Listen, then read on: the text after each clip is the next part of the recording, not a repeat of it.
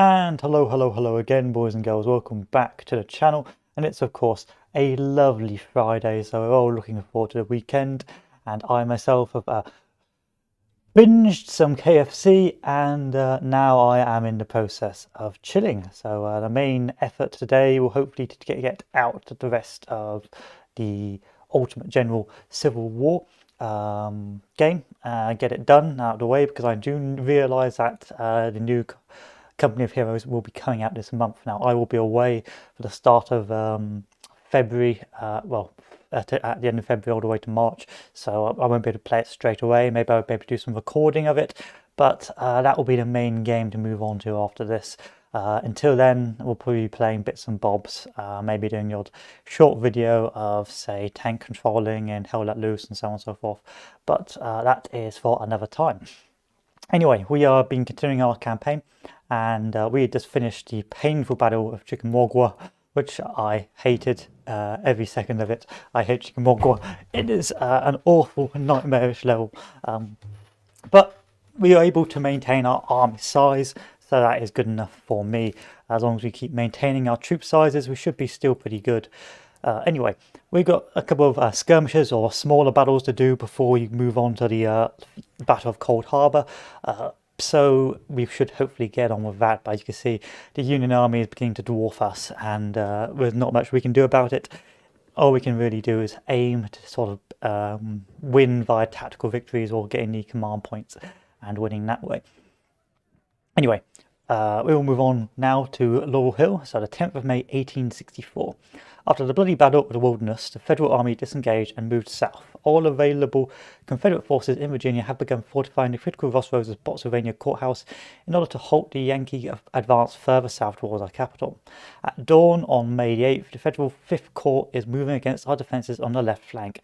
It seems that the Federals have planned to break through our line at Laurel Hill, which is guarded only by General Anderson's regiment. So if we win, we get 12,700 troops, and of course, if we lose, we pretty much lose the war, and if we get a draw, we're pretty much dangerously close to losing as well. Now, I think we'll be fine. My army's still in pretty good shape. It's going to be a mostly a defensive level. So with my defensive corps, my best corps, we'll send them in to protect our lines and prevent the advance. So it seems the Federal attack has started. The artillery is trying to soften our trenches, and the infantry is expected to come in sight at any moment. General Anderson's men are dug into strongly fortified positions, but they're heavily outnumbered. Oh, don't worry about it, Tom. I think Hoi 4 is not too demanding on the systems. I think you should be alright on Hoi 4, but you'd have to check on the specs for on the Steam. But I'd recommend it, even if you have to run it slowly, if you can get it. If you can't, it's not the end of the world. But the good thing about Steam is that you can always wait until you get a better machine before you, and the game will still be there. But I'd recommend it. I just haven't been playing Hoi 4 for a while because there's been no new DLCs, and I'm getting pretty bored of playing the same nations over and over. Oh, in which case, if you have an Intel core, there's no hope for you. There's literally no hope, so don't get it. If you've got an integrated graphics card, you are doomed. I cannot let the enemy break through our defensive lines.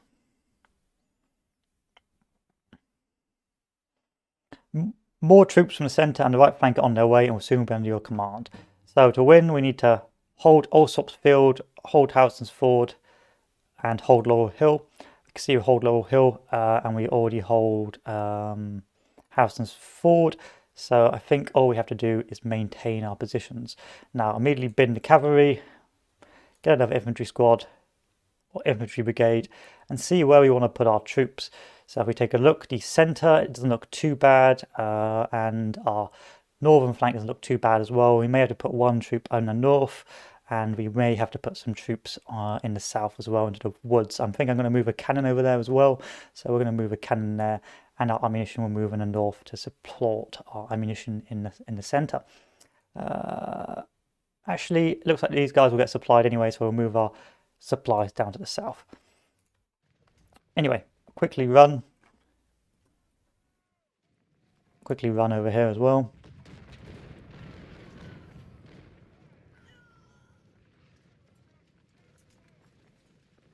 Move the cannons down here.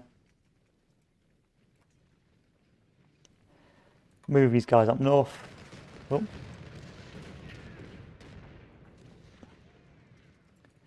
and move our 2nd Reserve Corps over here as well. Our supply lines will move to the south.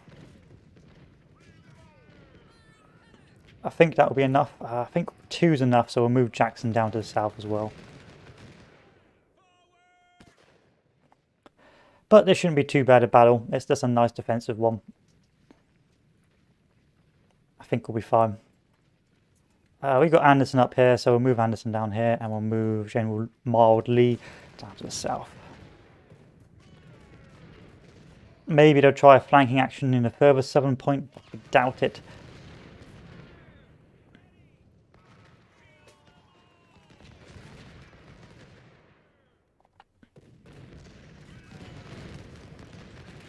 Put our troops behind the hill cover. 2nd Fort will send our troops over here, because already they're sending hordes of troops to stop us, and they are already attempting to charge the positions.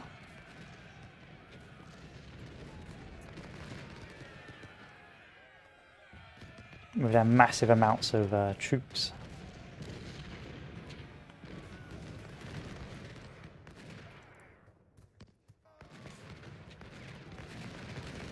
Oh, you get a new machine in March? That'll be cool. That'll work probably. That'll probably work, Tom.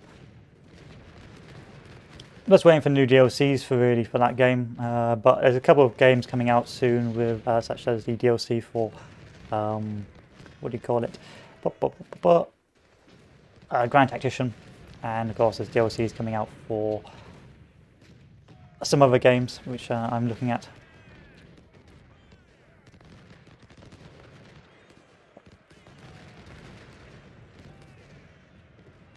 But I think Company Heroes 3 will be the next thing on the agenda.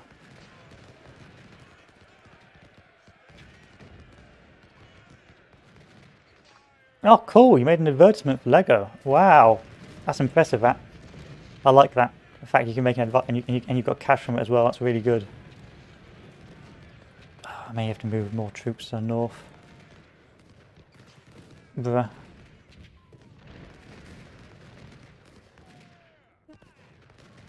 Depending on how that works. See, I bought myself that quest, but I haven't really played it for anything because I don't think my machine's really worth it, and it just gives you a bit of a headache in that. I think VR is a bit of a meme unless you're playing sort of piloting games and stuff like that.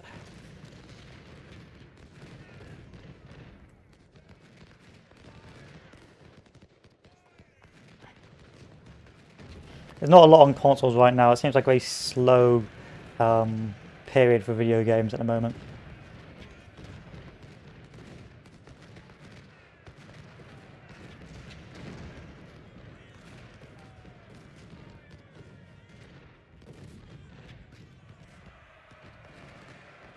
I'm just glad they're not charging the positions, apart from over here.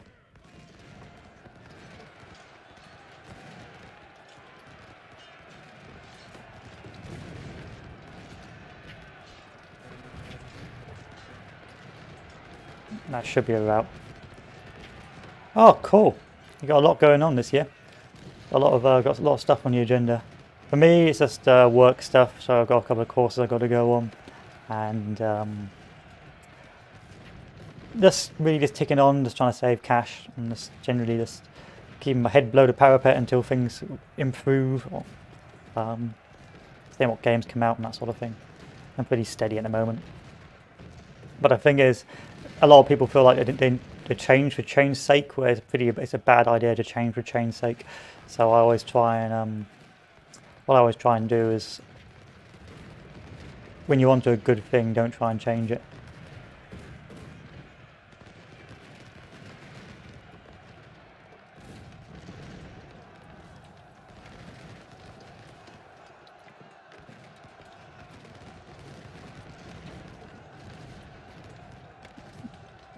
The Union Army is pushing heavily in the south.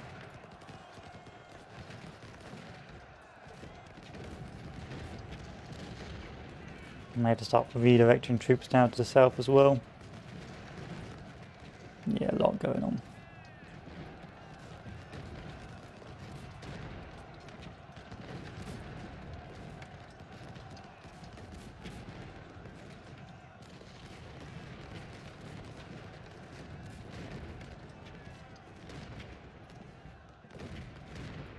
Yeah, yeah. Until I say something naughty on YouTube and get me banned or what do you call it, shadowed bound by the algorithm. Yeah, probably. That's probably the main. That's the plan. The plan is to sell out. Operation sell out. That's a go. Make really low quality bait videos. This is how to win every multiplayer game in Hoi 4, and it's just a really garbage meme. Oh, I got more reinforcements.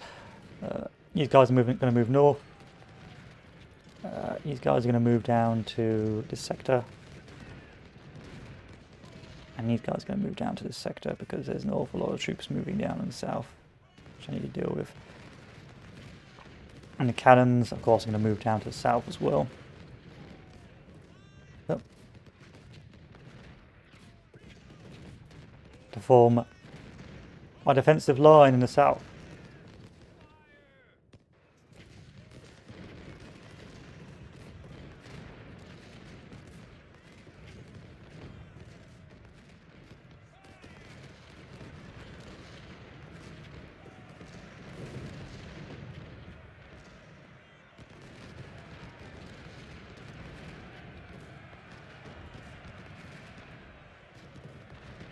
Now I can put troops back onto this line.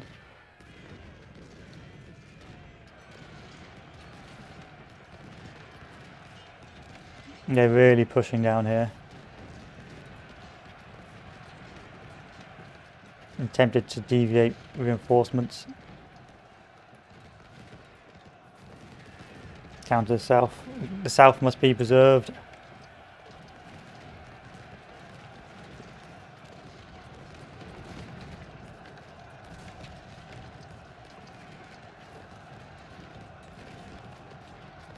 Wow, a lot of troops need to go down to the south. The hordes of Union troops are excessive.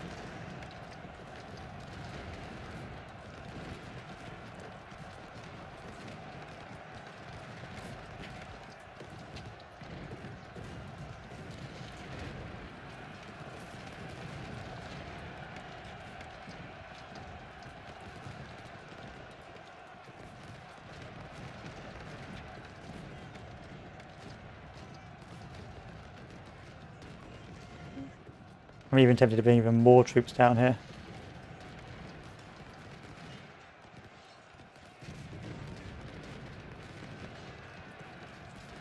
Hold!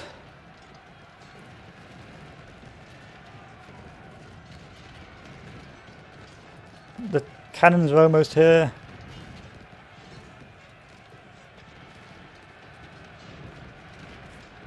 And the cavalry decided to literally run into... Wow.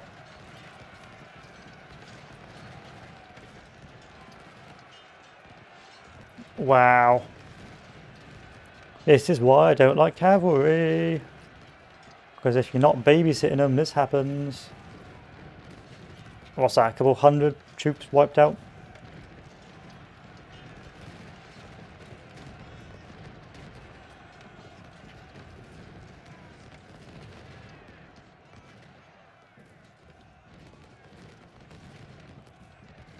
The cavalry's pretty much useless to me now.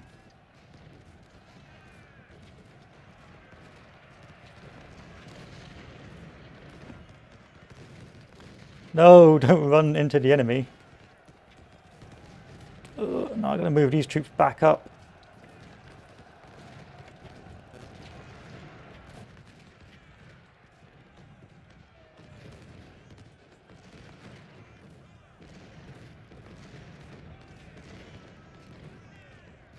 Let's move these guys here, move these guys here.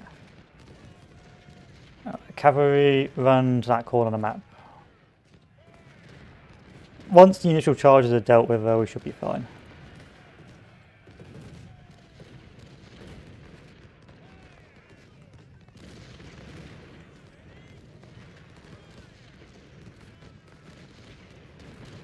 I mean, our cannons are now in a good spot. They'll be able to just bring volley upon the enemy.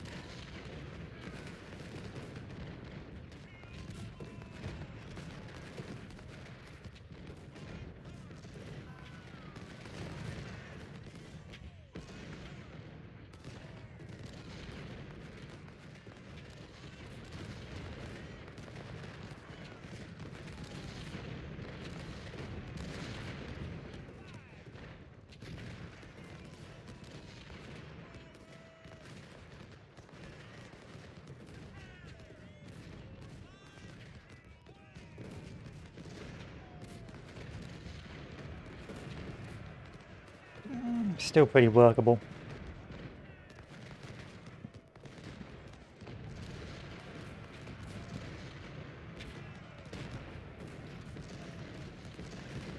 This is just a slaughter now.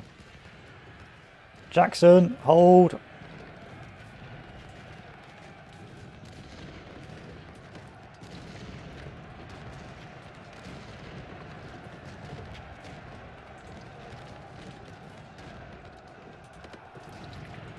See, I only played Minecraft back when I was like 12, and so I can't. So when I played it, they still had the free browser version where you had like zombie hunt and all that sort of stuff. So it's probably just gone leaps and bounds since last time I played it. I suspect there's loads of new content. But I think the guy who made that like he's a billionaire now. You know, not a billionaire, but he's very wealthy because he sold it, didn't he? Don't know who he sold it to, but he made a ton of money.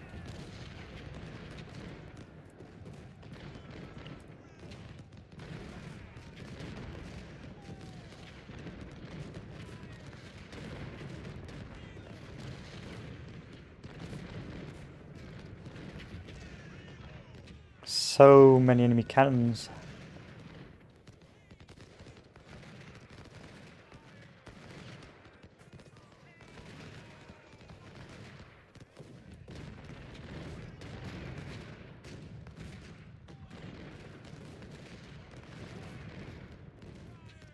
Need to move ammo down here now. Just hell.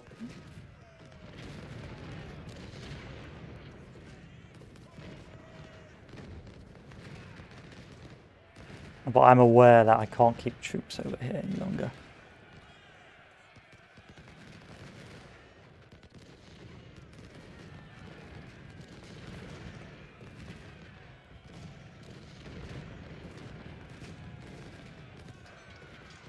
Keep trying to break holes in my line. Reinforcements, reinforcements. Run these bad boys, actually run these bad boys here. And then run these bad boys here. And run this bad boy up here. And that should solidify the front.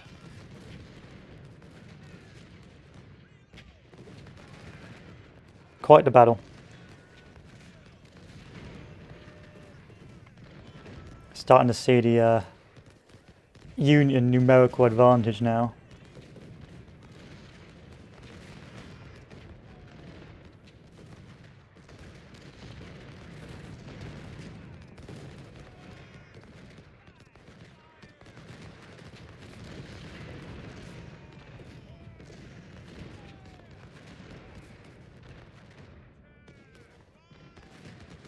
The Union slaughter.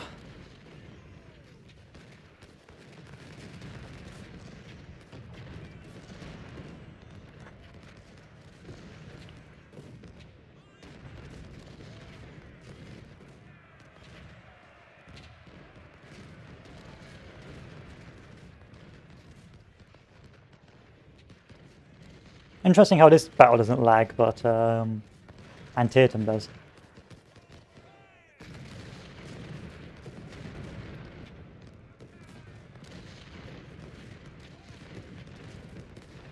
I mean, the amount of losses. It's pretty insane.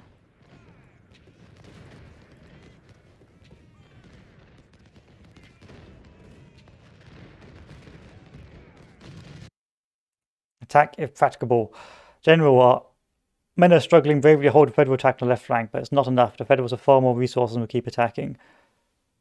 We are to counterattack the Federals in the entrenched line. And capture Union HQ at Allsops Field. Do I have to take Allsops Field? No. So at least hold Laurel Hill and at least hold Harrison's Woods. Both of which are held, so I have no interest in pushing that.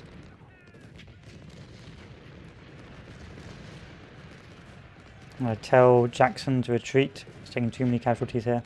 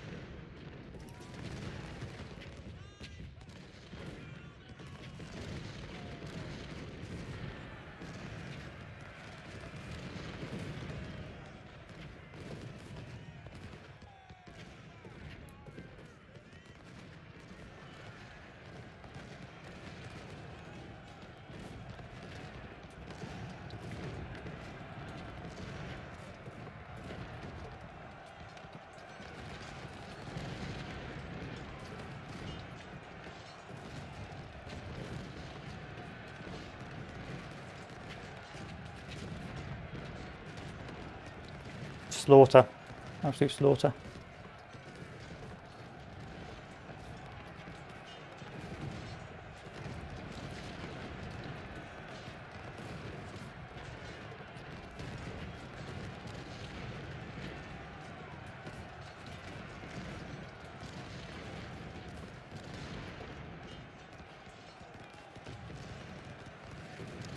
See, I know back when I knew about sort of Minecraft, the last enemy I knew about was like the Enderman, and they were doing those villages. So like years ago, that's how old I am now. That's the latest news I knew about, and the fact they added a campaign towards the end. But and I liked the novelty, but the only thing I did in Minecraft was mine. All I did was mine in Minecraft. And once they added food mechanics in that, I just got fed up because I just wanted to mine. I didn't want to do food mechanics.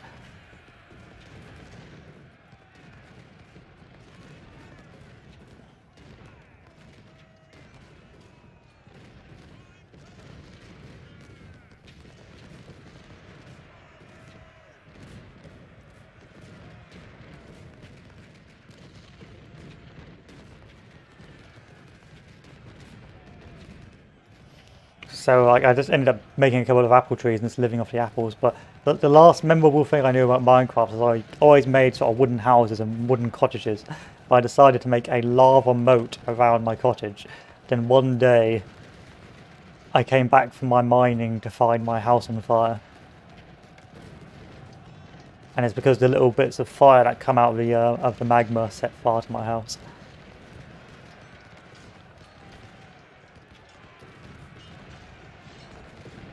I also did open top quarries, so I just dug massive 16 by 16 holes in the ground. That's another thing I like to do.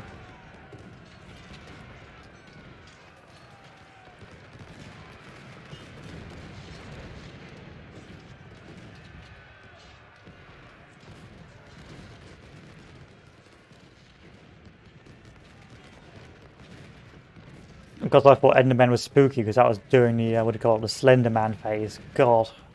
I feel old now. The internet just feels so different from what it used to be. I remember the big craze. You'd have like, what do you call it, PewDiePie out doing the Slender Man, pick up the 8 pages. Oh no. Slendy's getting too close. Those are simpler, more low effort times. Of course, people look back and say the recording and old YouTube videos are very low effort, but you got to remember the old YouTube videos, the amount of effort that required to put videos up onto YouTube and to record it. They didn't have really decent capture cards back then. I didn't really have decent recording software back then. And so it's only been recently that the average pleb, i.e. me, could first afford a device that could stream games on, and second, actually upload videos because it wasn't too difficult to do. Now, times have definitely changed, but people always tend to look on the bad things that have changed. So people look at, what do you call it? Look at like the algorithms and so on and so forth. They don't look at the things that are good, like OBS or the ease of making YouTube channels or Twitch and things like that, where the average guy can in fact do streams. Yes, there are some bad things about the industry, like, of course, algorithms and people chasing subscriber counts and chasing the algorithm as making us trying to fill in as many buzzwords as possible, and the nature of content now being disingenuous and long-winded. Like, oh, this one simple trick will make you win every Hoi 4 game, and then the video is like 2 hours and they tell you something you know already, and is in fact is not particularly helpful in the slightest for most games. But that's the nature of the beast, really. I'm glad I don't just make videos. Otherwise, it would be a whole different beast. I'd have to be very... I can see why people end up having this sort of false excitedness to them and that false tone, because they need to be engaging because that's where the views are and so on and so forth. And I guess if that's literally your income, your bread and butter, you've really got to do as much as you can to to keep the good times going. But of course, the sort of, what do you call it, the catch-22 to that is, of course, you become less genuine, and then in consequence you also begin to lose, you sort of get death spirals on YouTube personalities. So I've been watching people like Turkey Tom and so on and so forth, and they've been like, and they cover the old YouTubers who you know, had their moment in the sun and then it all went horribly wrong, either because scandals came out or they started doing silly things. And it appears that after you get to a certain death spiral of these sort of places or these sort of things, where initially there's a big old hype, and then after that hype you slowly get scandal, and in the constant quest to remain relevant, you start doing more and more stupid things to just keep the scandal going. Yeah, tricked in Hoi that will not make you want to die. Germany planes and motorized only. I mean, Germany's not too difficult a nation to play, especially if you know the basics for Hoi. And against the AI, it's not bad. It's against multiplayer, where in multiplayer games, Germany can be quite a hard nation to play, and that's why you see such ridiculous levels of optimization and how do you put it, very unfun multiplayer lobbies, because it's very stressful. And Hoi communities, although it looks big with so many players, the people who will play dedicated multiplayer and are generally fun to play with they're quite niche communities. So if you play Germany and do really badly, word spreads, and then they won't let you play Germany again in a Discord, and then you're just relegated to minors. So there's a lot of pressure for players in Hoi, especially streamers and YouTubers and so on, to perform, and then it leads that sort of competitive, toxic environment, because unless you're playing with friends and you don't really care about how well you do, the big problem is you end up in situations where you end up getting a reputation of being not a good USA player or not a good Germany player, and then you get sort of pushed out. But doing online multiplayer, especially Twitch streams and that, must be very, very stressful. And that's probably why you start seeing the same usual faces in Hoi 4 multiplayer games, the same characters playing with the same people, because those people are deemed as reliable and won't damage the image or won't throw the game, and so it ends up becoming quite a niche community, especially along YouTube and so on and so forth, because of the nature of the gameplay. Because no one wants to watch someone get clapped. They want to watch, you know, the best solo Russia multiplayer gamer, 420 blaze it, and if people get a reputation off that, then of course there's a necessity to keep that going. You've got to keep on being at that level. It must be very stressful. That's why you want to do variety. Variety has its pros and its cons. If you were a YouTuber, variety's got its pros because you've got a wide market. Like, I can play this game today, and then tomorrow I can play a different game and get a different audience. And the pros is that I can constantly play the new game, and my base is not based on one single game. Of course, the cons is that you attract more tourist views, and you don't attract a strong base quickly.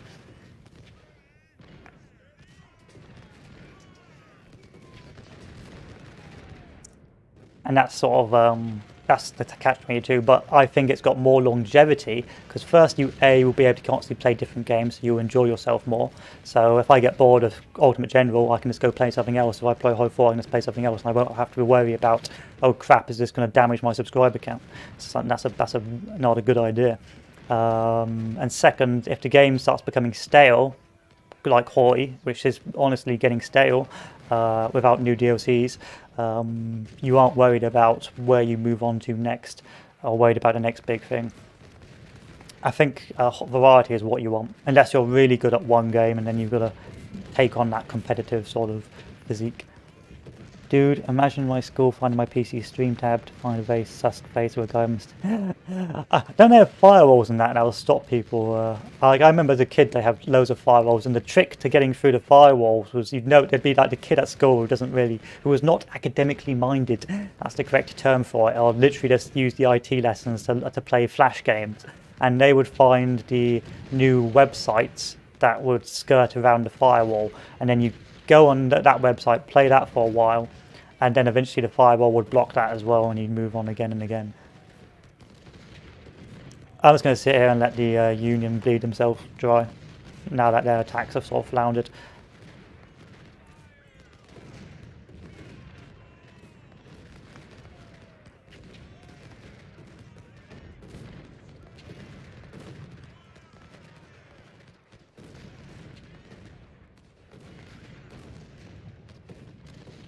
But there is something a bit depressing when you go onto YouTube and you see these colourful characters when they're very false personalities. I know it's for kids, they're like, you know, the sus among us sort of meme and that, but it must be awful if you're a grown guy and you've got to put on that sort of facade. Unless you enjoy doing that sort of thing, but I think you'd either have to really love that sort of, it wouldn't have to be a facade, you'd have to enjoy doing that and being like that sort of big kid, because it'd just wear you out too quickly. You'd just be like, oh god, I've got to put on the pink beanie and the soy boy face.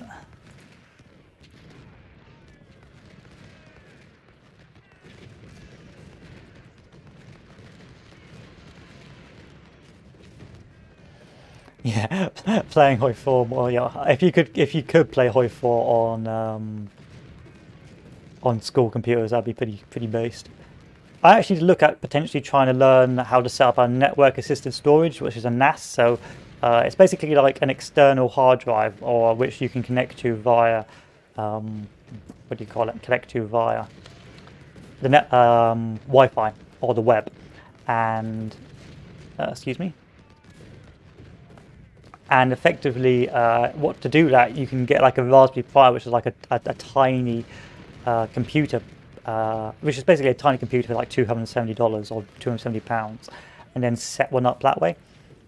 And I thought that'd be a very cool project to set up. I mean, it wouldn't be as good as an actual NAS, but the idea of making your own NAS would be cool.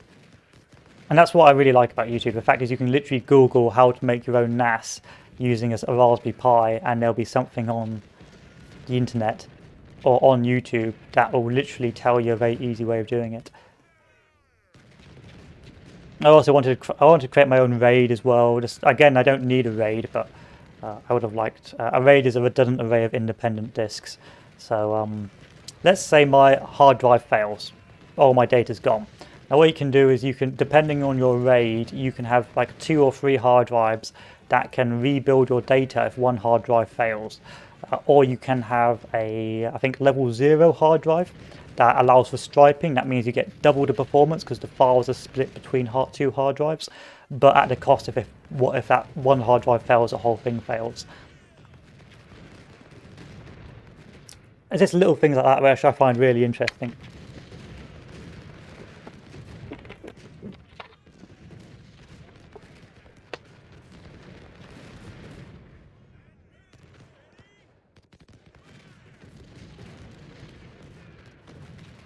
So that Union Army is more or less collapsed. Just don't have to worry about this now.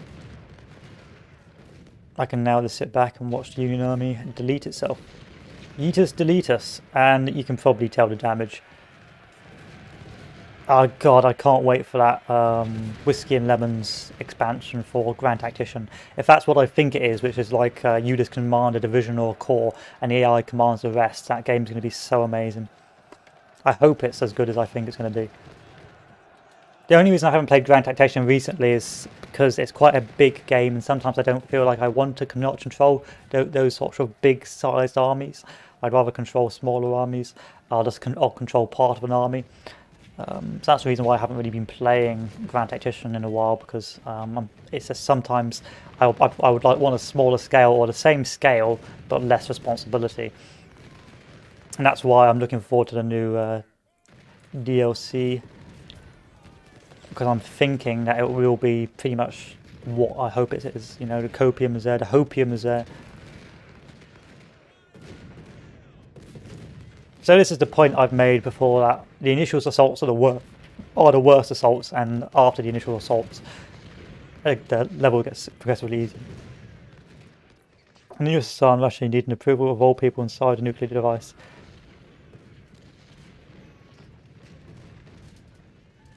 AKA submarine or ship. One submarine during the crisis of '62 thought the war had started to. Oh, cool. So you need a complete consensus on nuclear war. I watched an interesting video on Amazon about a nuclear sub-captain. It was the guy. It was the captain was starred as you know, the guy from The Rock.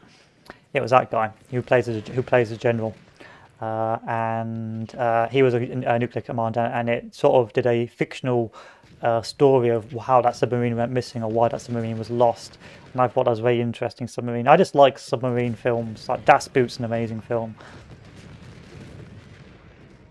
but it's once you research submarines and sub warfare, you just realise how awful being a sub commander or being a submariner was, because the casualty rates for submariners was insane. Like the odds are you weren't going to see through the end of the war.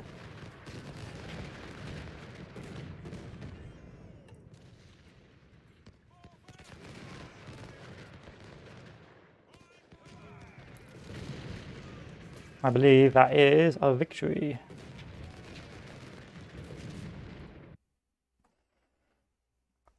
So there's 65 versus my 31. They lost half their army.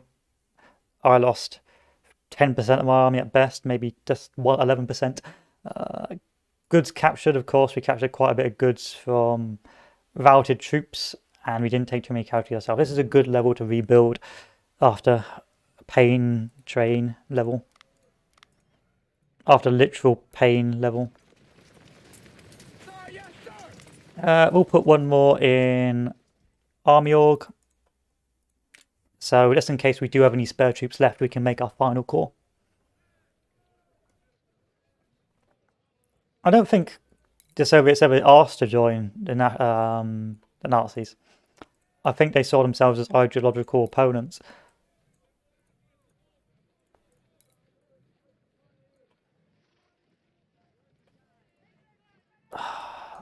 I'm sick of you, Cav.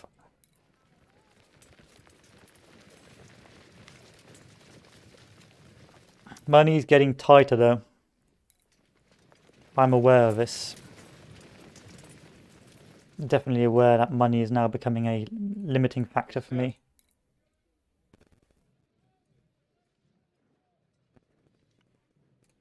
Nah, sure. I know they had a trade agreement to trade resources, but I don't think I think that's all that was. So the Germans had a trade agreement with the Soviets to trade resources, so like fuel and that. Then afterwards, yes, sir.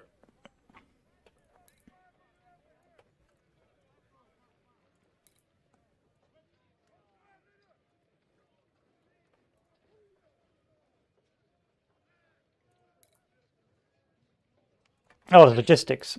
You got to think like the Germans did so well on Barbarossa, but logistics-wise, they were just pushed to their hilt. You couldn't keep pushing. Just couldn't keep pushing. Just ran out of. Either the rains came. I mean, there's only so far you can push, and Russia's such a big country.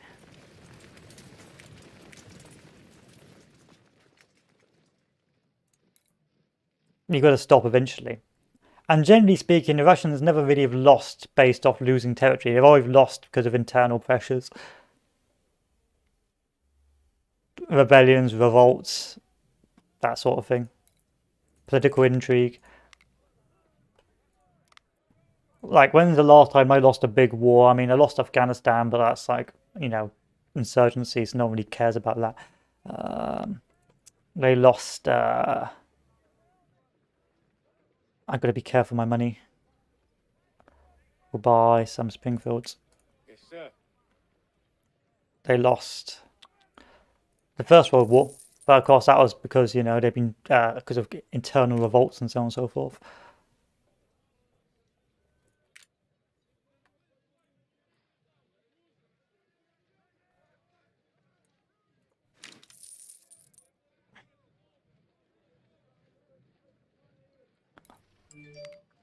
I do have a what do you call it, a guilty pleasure of the Soviet tactics of the steamroll, artillery and striking across the entire front. Because the Germans had a pretty good idea early on in 1941, 1942. They had what do you call it, fire brigades, or they'd have like tanks in reserve. So if the Russians tried to counterattack or encircle, the Germans would send their tanks in reserve to break through the encirclements and encircle the Soviets. But then, of course, the amazing idea was that if you just attack across the entire front, then the fire brigades can only do so much before they get worn down, and they can only hold or put out the fire in one place. And then eventually other parts of the ground gets given up, and they're slowly but surely just driven back and worn down. I do have a guilty spot or a soft spot for the Soviet style of warfare, because it's very difficult to contend with. It's a very, it's not, I wouldn't call it a unique, but it's a very challenging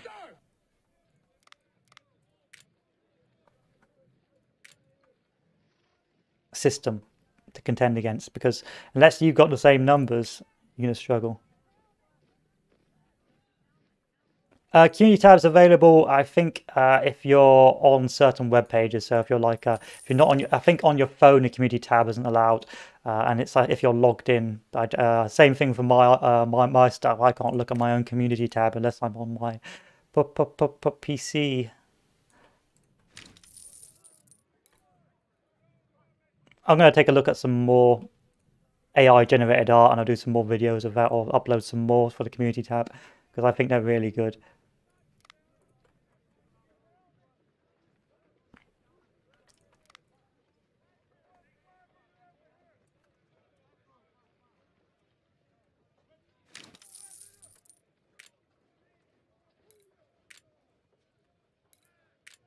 Nice. Now our next batch of troops. Ooh, let's go with this bad boy.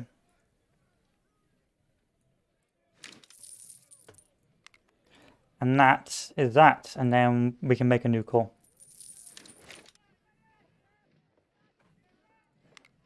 Oh, I may have to check it. I may have to go online and check it. Let's see. Let's go and see. I can't check it right now. Here we are. Let's take a look. I may have to vet it first. No, I can't. Let's go to community, content, posts. It may take a while to come up. It may take a while to appear. All right. So we got a new call. Let's go for speed. Everyone's happy here. Yep.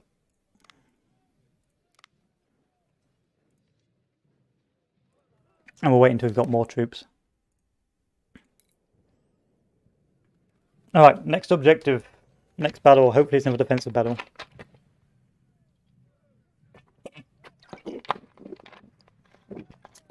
Yeah, can't be monetized. You need to monetize. You need over 4,000 public view hours, and you need over 1,000 subscribers. And then of course they need to vet you, so you're not some dodgy site. But I have no intention of chasing it. It'll either happen organically or it won't happen, and I won't care. I'm not going to chase that sort of thing. 5th of May, 1864, Saunders Farm. Yeah. Oh, so community tab happens after you get to a certain size or a certain amount of subscribers, and then you unlock that feature. Same with same with I think analytics as well. Then you unlock that features and so on and so forth.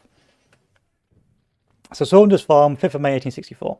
On May 4th, 1864, the Army of the Potomac crossed the Rapidan River to the north at 37 points. It seems that Grant is planning to converge his army at the Wilderness Tavern. Confederate troops are advancing in 2 parallel rows to intercept the enemy. You've been assigned to lead the left flank moving on the Orange Turnpike. On May the 5th, the Union V Corps has spotted your presence and is coming along the Orange Turnpike to attack you. Advance your forces and repel the Federal attack.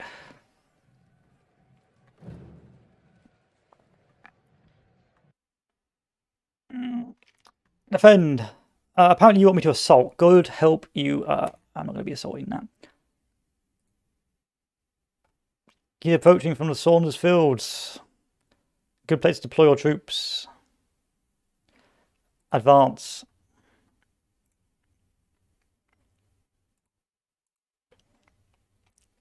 So to win this, I need to hold Saunders Field and hold Saunders Farm. So there's Saunders Field. I assume Saunders Farm is probably up here. And to draw, I need to hold Saunders Farm. So let's take a look at the terrain. That's a kill ground, so we're not going to hold directly on this. We're going to hold slightly behind it and use this terrain to our advantage. And I think what I tend to do is I set up another line here, but we'll see. We'll see.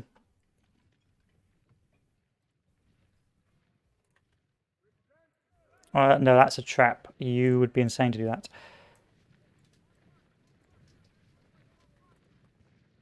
That's a trap. You would be insane to do that.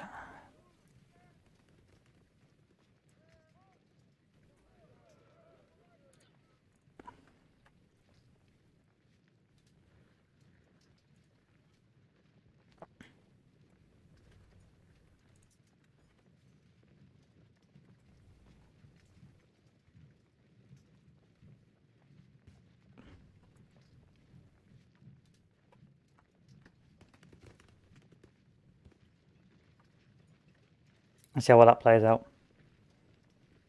The trick is not to watch subscriber counts as well. Just let it happen. If it happens, it happens. Don't chase it. It'll break you, and it'll end up making you paranoid.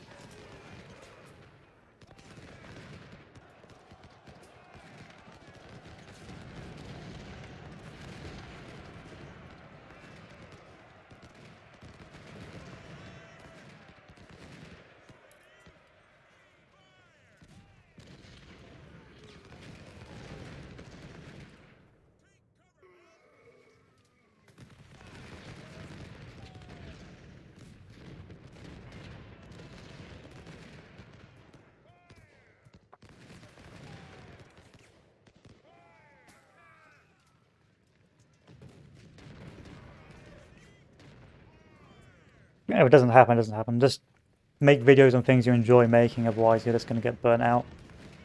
Don't chase the numbers. I'll put it this way, if I chased the numbers, I'd be doing Sniper Elite videos. And don't get me wrong, Sniper Elite's pretty fun, but by God, it gets repetitive.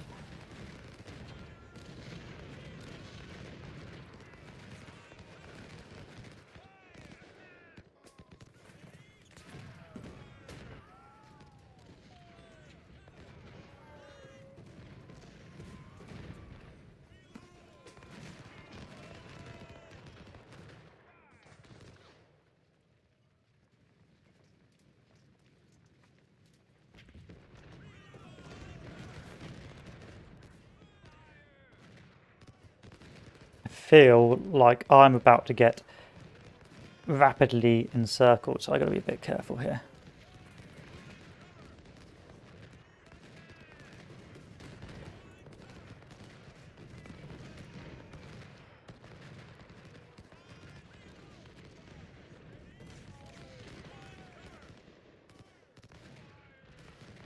A big thing I would point out is that actually there's a lot of people always focus on the English-speaking YouTube community and don't really focus on other languages.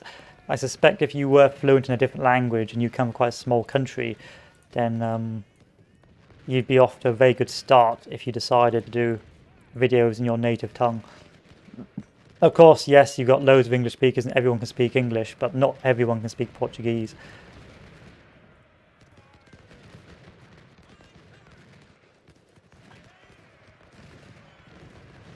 And so that is where you can really do some fun stuff. I mean, that's a niche market.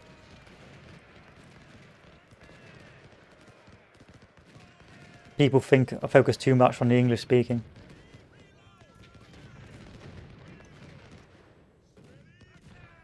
Yeah, exactly.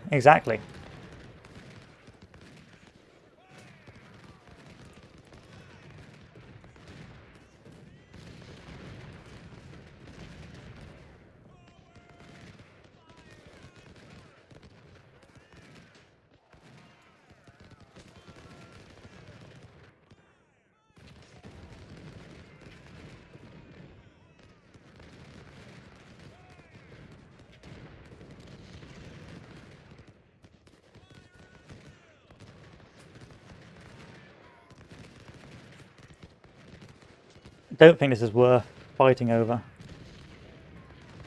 if I'm honest with you.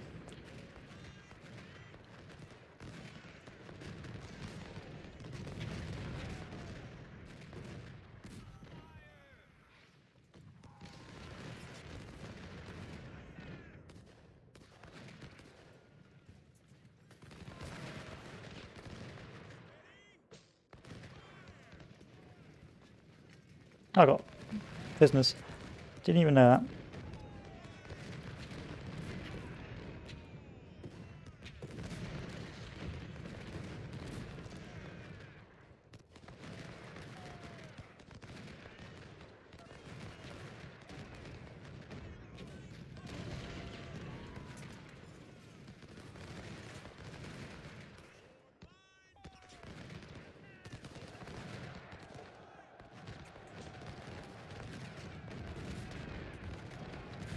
Mr. Beast.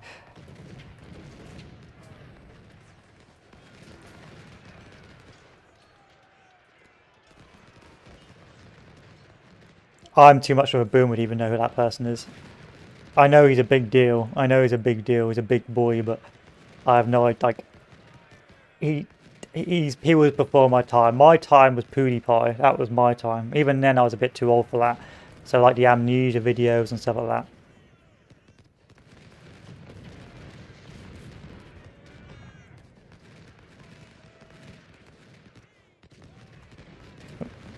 Of course, that was before the Gamer Bridge moment. But there's a little bit of hypocrisy there. Like, if you were growing up in my day, time for the boomer, you know, drinks can of Stella or whatever, drinks can of Red Bull. Back in my day, everyone was toxic as hell on the in video games. Like, you could not go on a Call of Duty lobby without someone insulting your mother or much worse. So I think there's a little bit of hypocrisy there. People saying, "Oh, this is toxic." Like, that's how gamers always were. Yes, it's not particularly approachable, and yes, it's not right. But it's the nature. It was the nature of the community. And of course, if you do want games to be, what do you call it, more inclusive, that's understandable. But you're gonna need different games for different communities, and so depending on what your game is, it's more than fine to make a game that's more approachable / more tolerant / that's generally nicer to play as. But you also are going to need those containment games to keep the old guard happy. Otherwise, all what happens is the old guard just comes and starts sabotaging your games.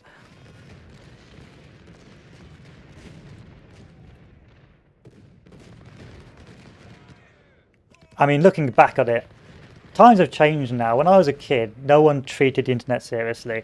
Like, you said whatever you wanted on the internet, and no one cared. Because the people who played video games were nerds who had the same sort of mindset. Of course, as games become more mainstream, the mindset has changed, and it's no longer that sort of place for the memers, the unironic shit posters.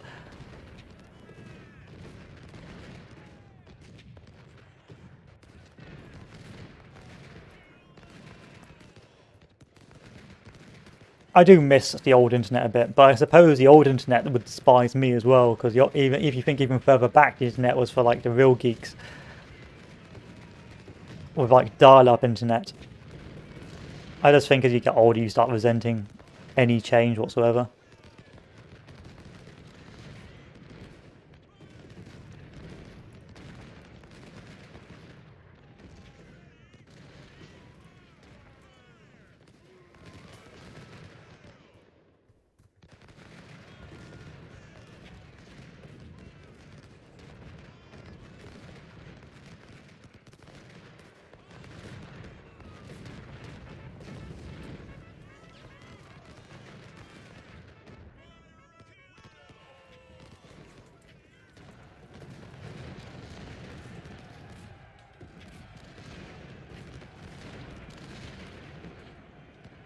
This is when the cavalry's actually being somewhat useful.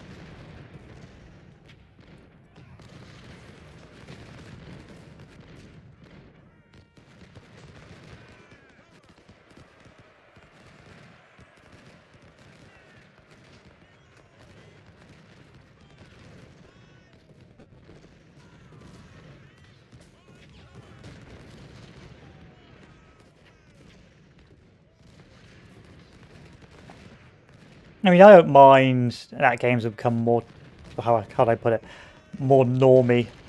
But I do miss the lunatics and the memers. I do miss the crazy people, because they made the internet funny.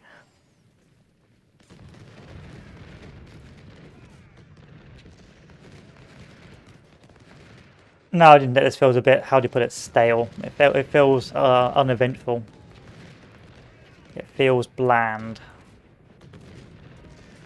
corporate, empty, soulless, bland.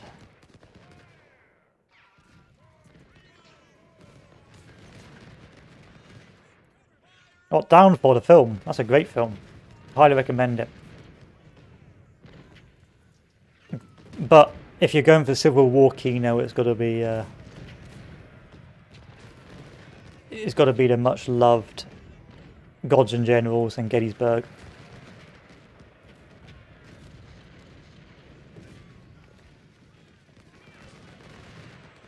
Yeah, 999. Vega line. Vega line.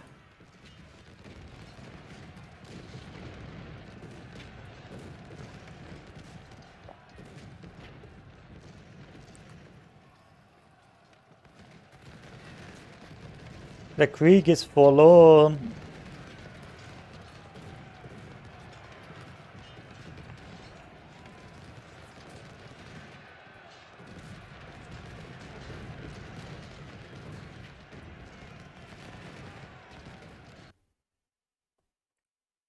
Okay.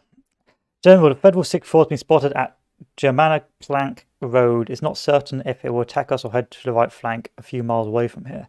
So it's going to attack us, obviously. In case, you must attack with the 5th Corps.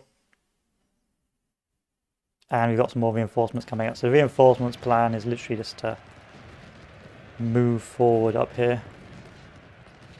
Because we're pretty much at the objective, so we can just chill.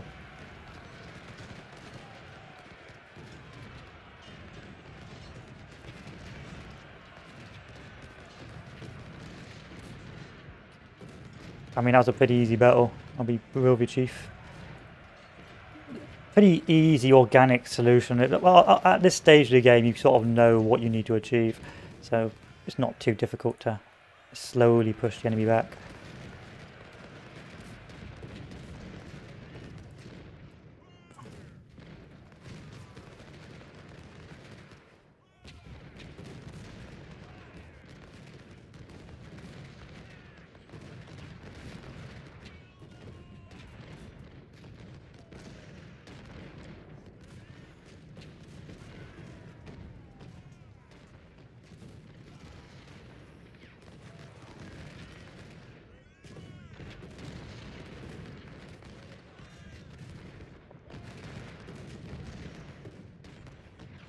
I don't even know who Steiner was. I'm so much a history normie, I don't even know who Steiner was.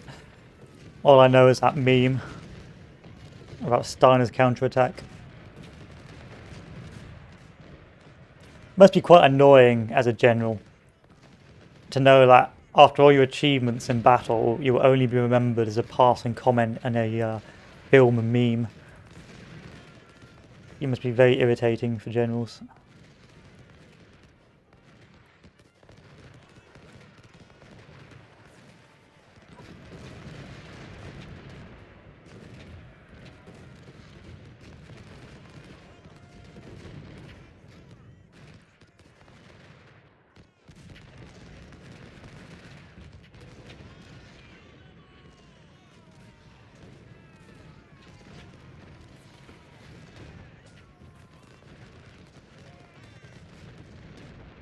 I may want to push this guy off his position.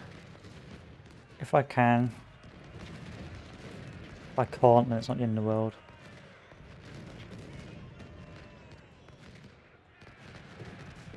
Where's my reinforcements? Oh, I've got more artillery pieces. Also got some cav lurking over here. That's not a good vibe. That's pretty cringe. Quite a few cav, actually.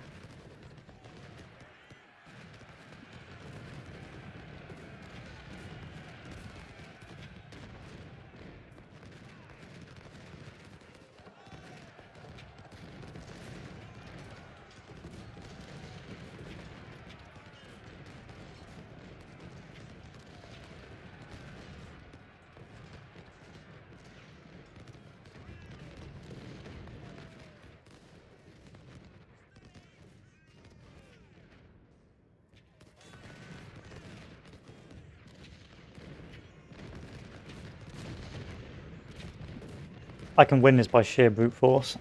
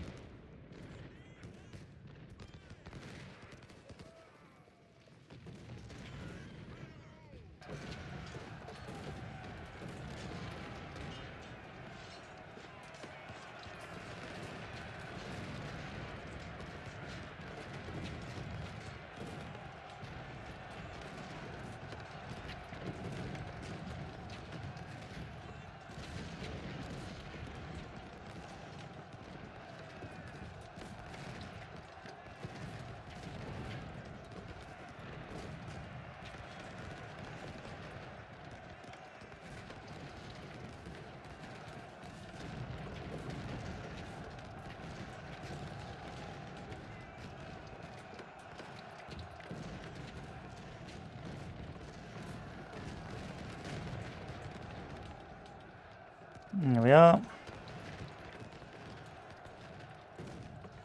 And all we have to do is move these guys up here next. Move these guys up here next.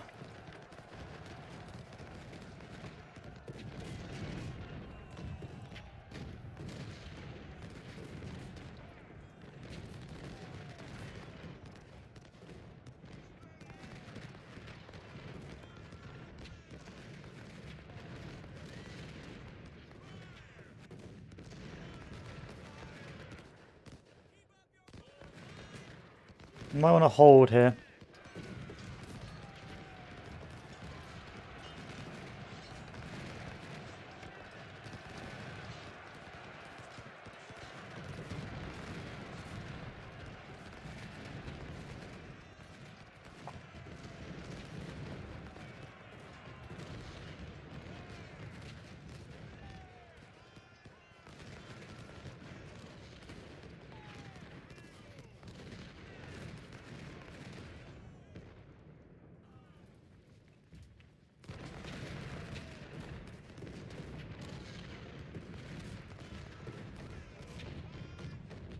Push.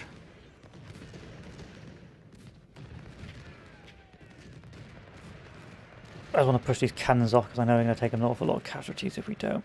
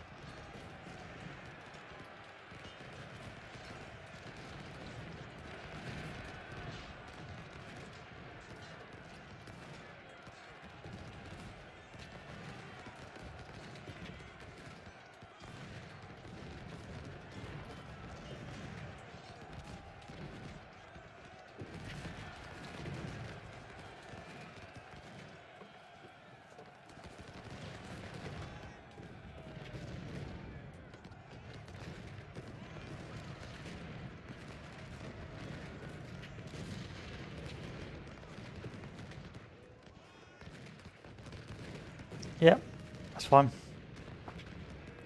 That is fine. We planned this.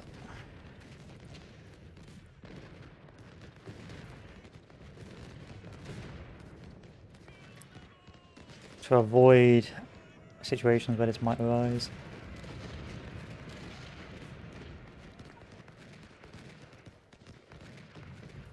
I'm in a good spot. Bit irritating that they're still alive.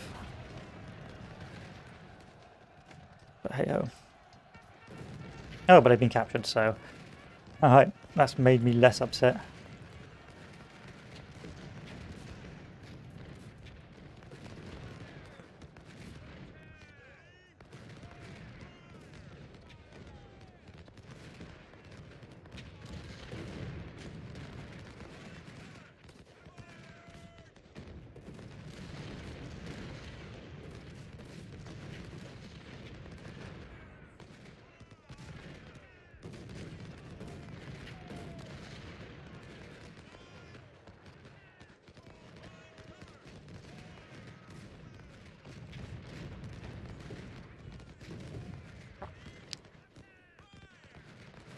More cannons.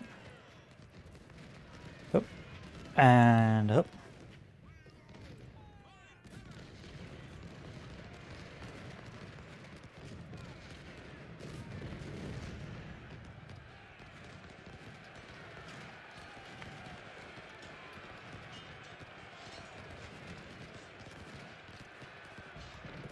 And take one of these units back over here.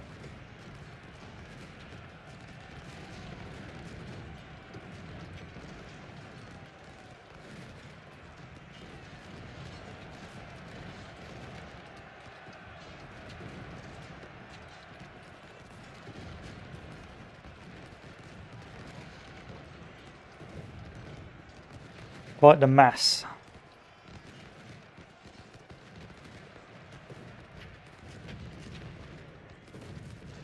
Retreat this unit, bring this unit back up.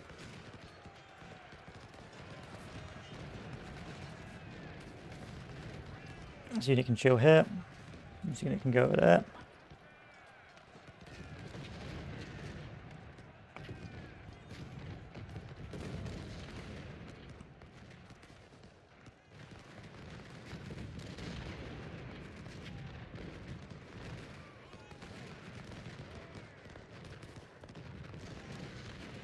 I'm going to move back into this position, aren't I?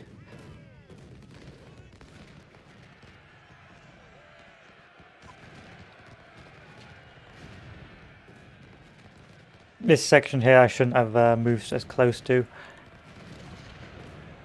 I should have withdrawn from that. It's not the end of the world, but it has proven a bit of a problem.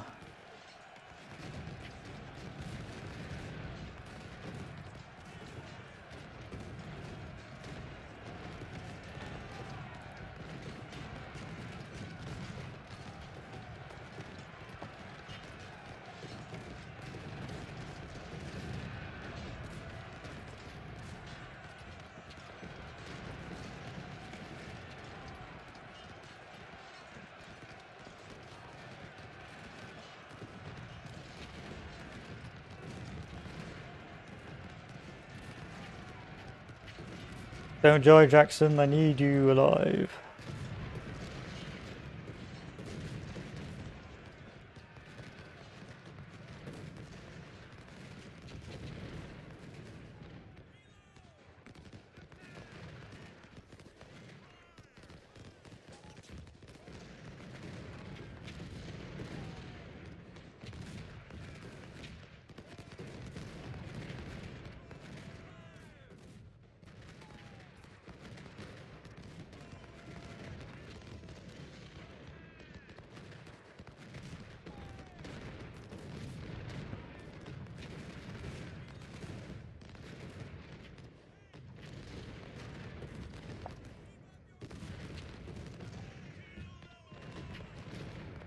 So I pushed the cannons back, so that's fine.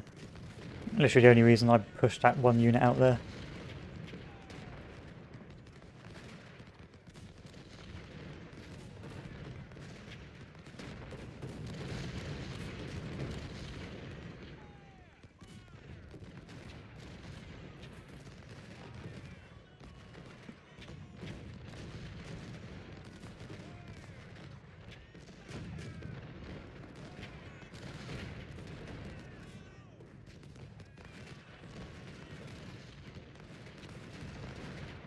Blocked.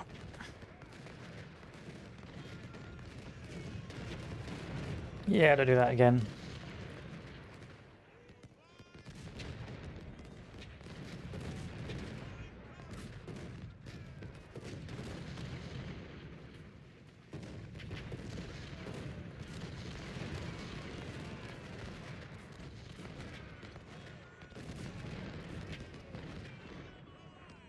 Yeah, I won't be able to touch that. Might be able to get these cannons.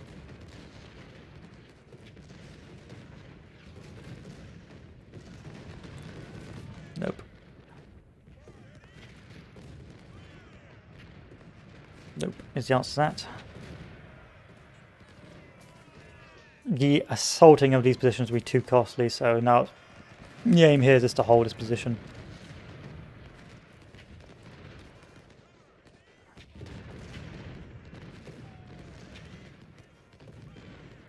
And just let them fight it out. We got so many cannons, they don't stand a chance.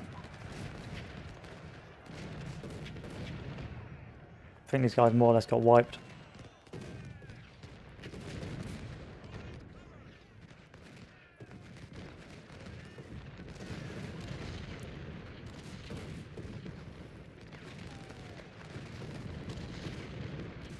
I think it's going to be our last hurrah.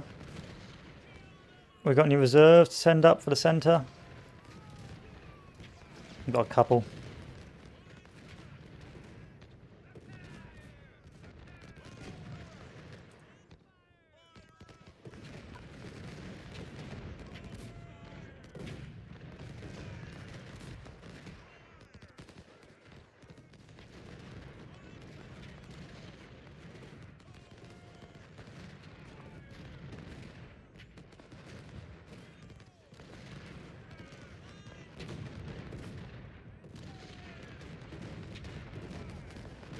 But at this stage, I think they're more or less being hammered into submission.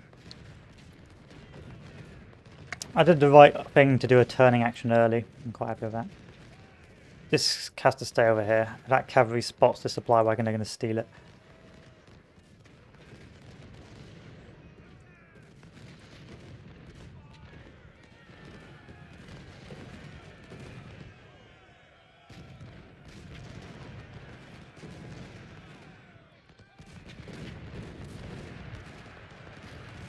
Not a chance. They lost a couple hundred in that volley.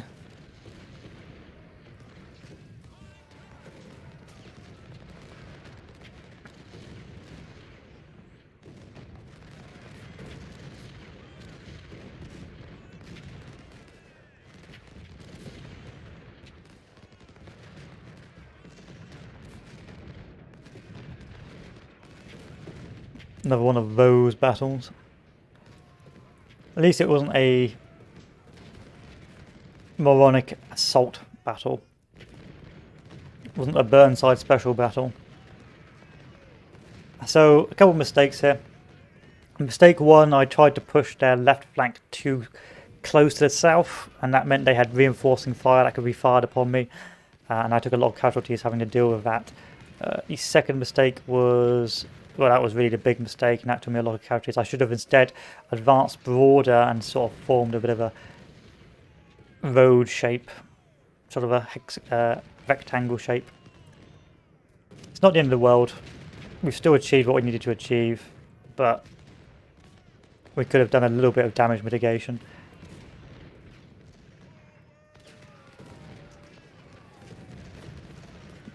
Where things are getting expensive, so it would have been a good idea to do a bit of damage mitigation.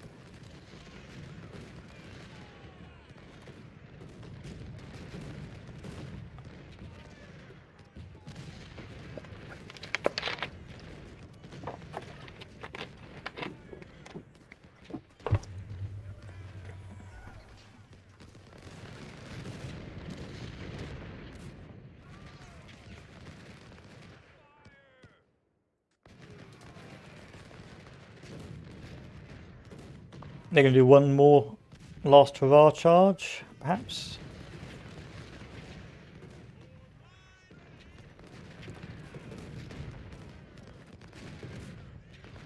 Potentially, they're getting in position for it.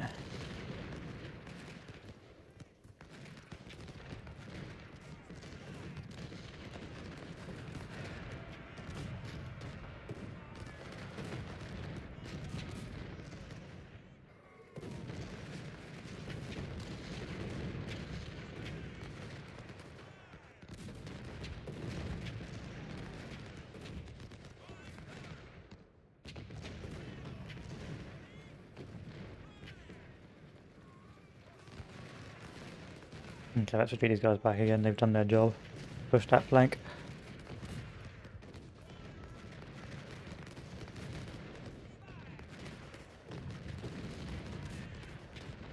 No, stop doing that.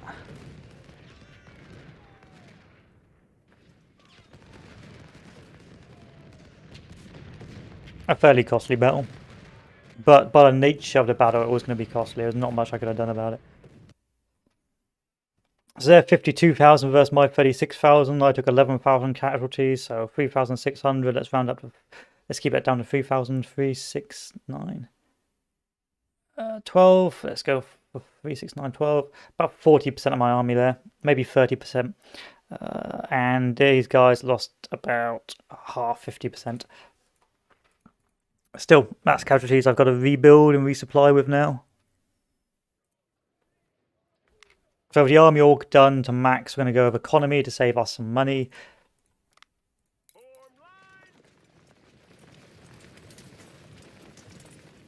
And try and rebuild our armies. Yes, sir. First things first, these guys are going to be upgraded to recruit level again. You can see now how much longer it's taking me to upgrade my armies or reform them because of the costiness of the battles. Yeah, have a good look.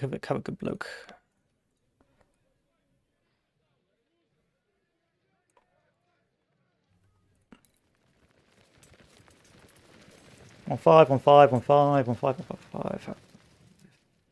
That wasn't too bad. This army wasn't too badly mauled. This army was the army that got the pounding.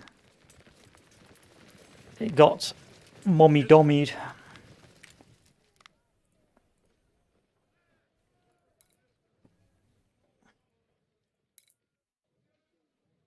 $11,000, not the end of the world. These guys, was fine. Cavalry are useless to me, so do what you like.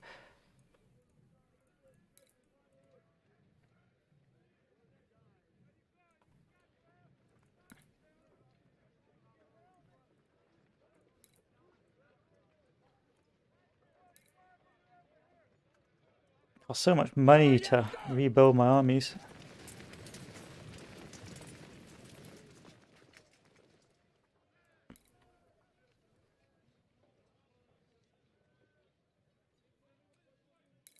$22. Yeah, I can't do that. We'll have to go down a stock.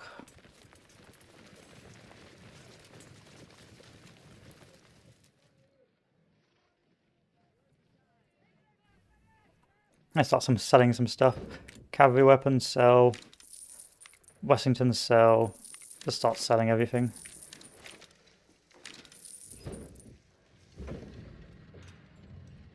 And hopefully that will give me some more money to rebuild. Any captured equipment, I can get 7 of these. It's not worth it. It's not worth it either. The Confederate war effort is now beginning to decline rapidly.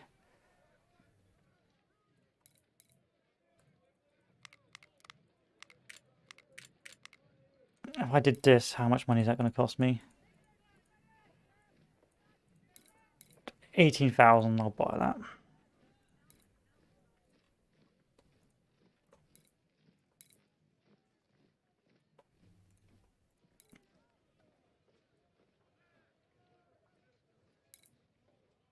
So expensive, I literally cannot afford to maintain my veterancy now, which is going to be a bit of a problem. But hey, we can build a couple more corps of infantry now. Alright, garbage equipment, what reserves do I have? Harper's Ferries, we'll take a couple of those.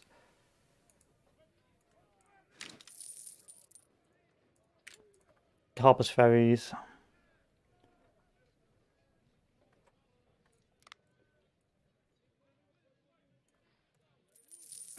Harper's Ferries.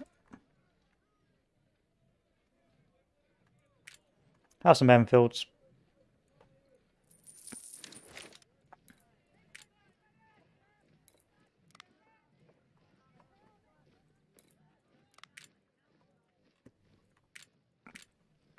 We sure that's fully full? Yeah, that's fine. Fine. And then our final battle, the Battle of Mansfield, not to be confused with the Battle of Mansplain, which is still ongoing today. Hurt me all year. So, Mansfield, 8th of April 1864. A federal force is moving northwest across the state of Louisiana, accompanied by a flotilla of the Red River. It seems that their destination is Shreveport, which they would use as a base for invading Confederate Texas. The Union Army opted to take a shorter road via the town of Mansfield. That's far away from the flotilla's gun range. As Yankees move out of Mansfield and continue their march, you have a good chance of stopping them, defeating them, and cancelling their plans, or at least buying time. You're not really stopping them at this stage, you're just delaying the inevitable. Which means that it ain't looking good. Okay. So you want 25 troops to frontally charge that position. The Federal Vanguard has been formed of our stand and is taking defensive positions in these woods near Chapman's farm. They'll suddenly try to hold until the rest of our army arrives. We expected the brigade to arrive, but if we wait too long, the Yankees will have time to deploy their whole army. If you crush the Vanguard and occupy the woods, it'll be easier to fight the Federal army. So this mission is a bit like a sickle shape initially. You sickle shape and then push them out of the woods, and if you push them out of the woods, then you're good to go. But if you take too long, then the bad men will come and it will be ogre for you. So bear that in mind. So immediately from the first line here, then the second line here. I've been here for a while.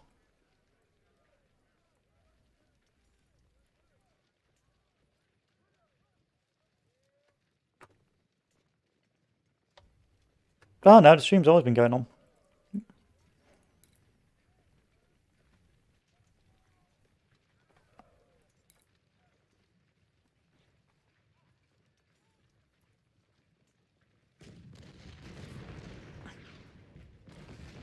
No, I don't think it crashed.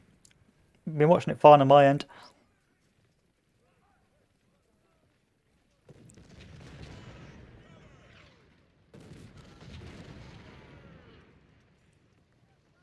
Watching it back.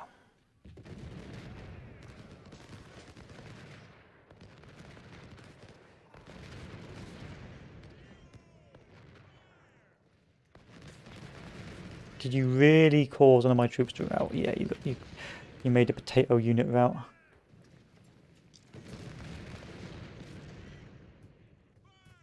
Bruh.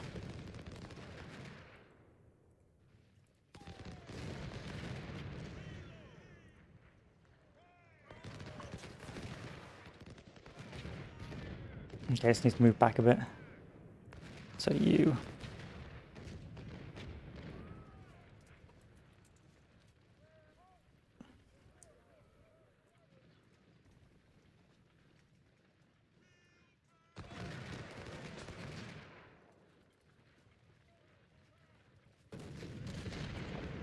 Alright, knowing the drill.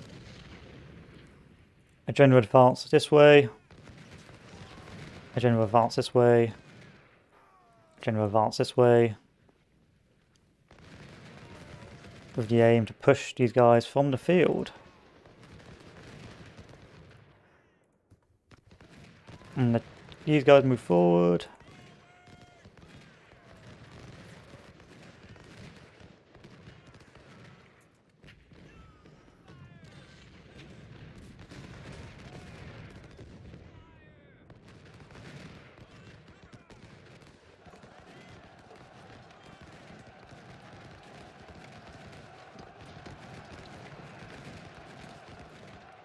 This was a mistake. I regret this.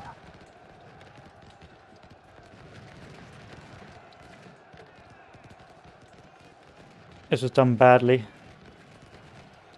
Really badly.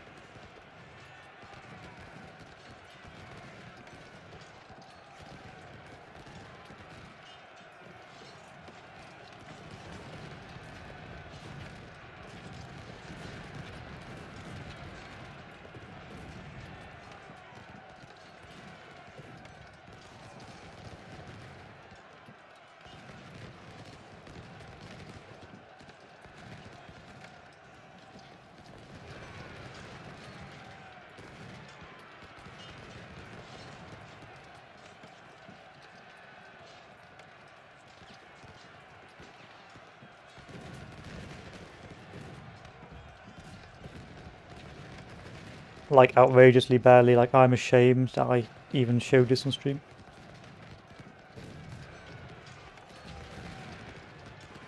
That assault in the north should not have been done. That was silly of me to do.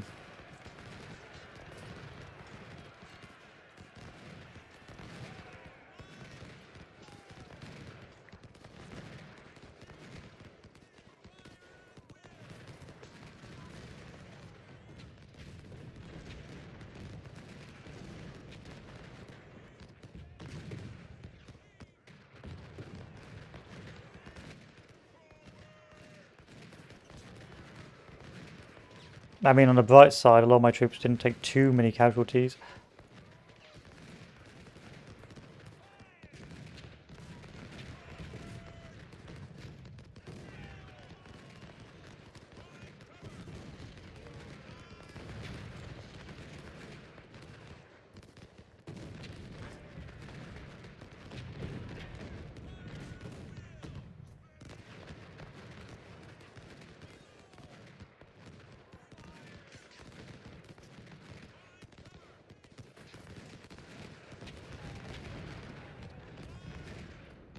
Like, yeah, it's almost double casualty figures. It was a bad strategic move. I mean, Jackson just died, so I think that pretty much sums up the extent of that strategic maneuvering.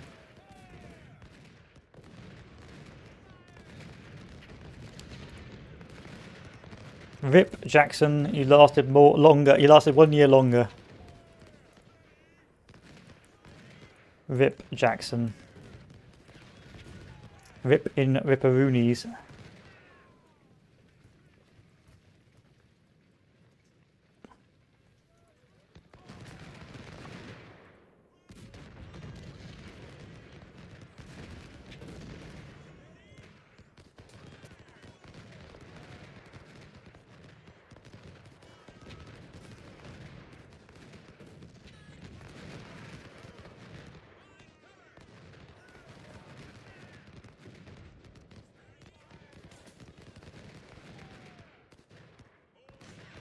Did you win? Did you survive? Well, it's still open to debate whether or not that's surviving.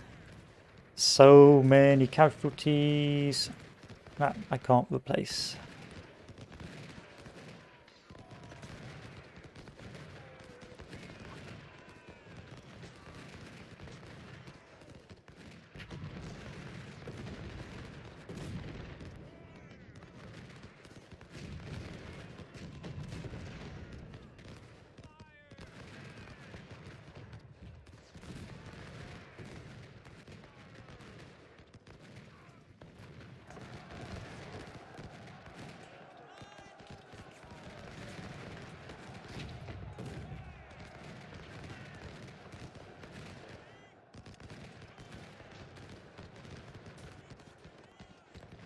It's like 2-1 on their side. They have demolished me. I mean, it's working, but the reason why it's working is I'm sacrificing experience for territory, and I can't really afford to do that.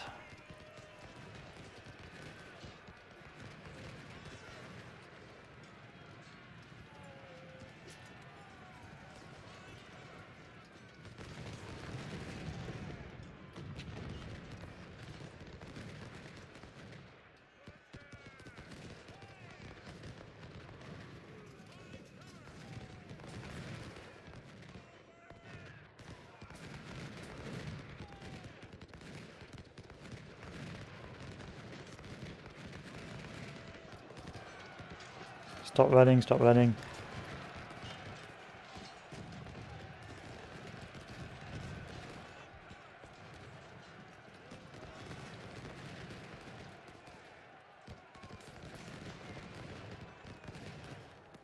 But hopefully this means in the long term we'll have the ground and they won't be able to counterattack us off it.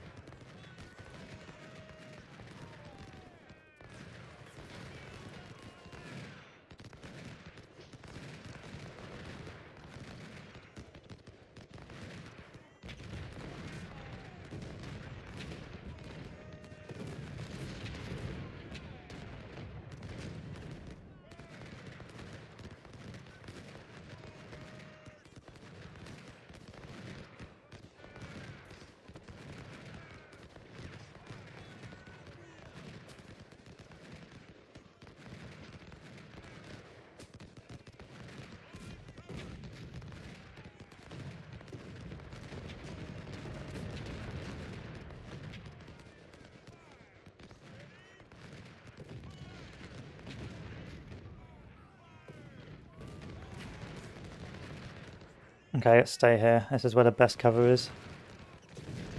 No more moving forward. Set up here, set up here, set up down here, set up here. Cannons, cannons, cannons, cannons, and cannons.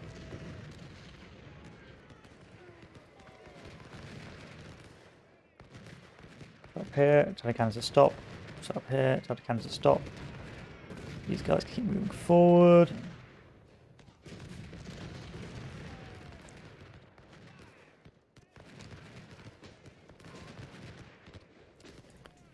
The constant shuffling. No, stop shuffling. Every day he's shuffling. Stop. Your job, your function is to literally hold this position. No more, no less.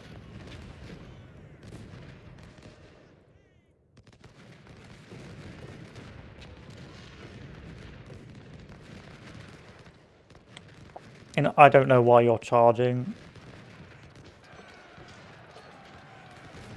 So I can only assume it's because you hate me.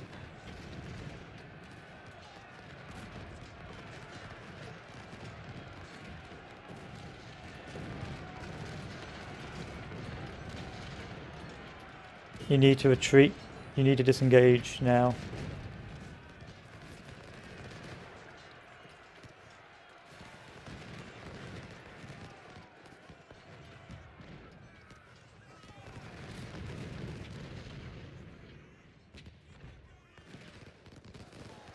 Hold, hold, hold. Move that cannon back up here, move this cannon over here. Set up a position over there.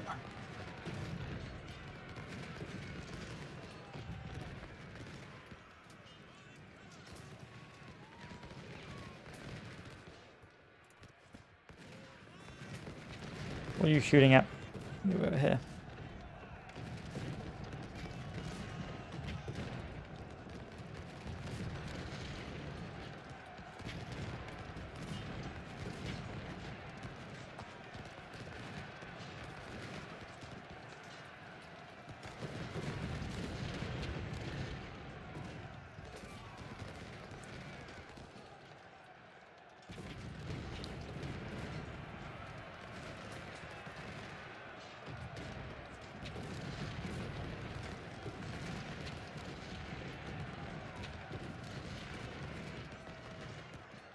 Yep, we're going to charge this position. That's not in the world. Because we can counter.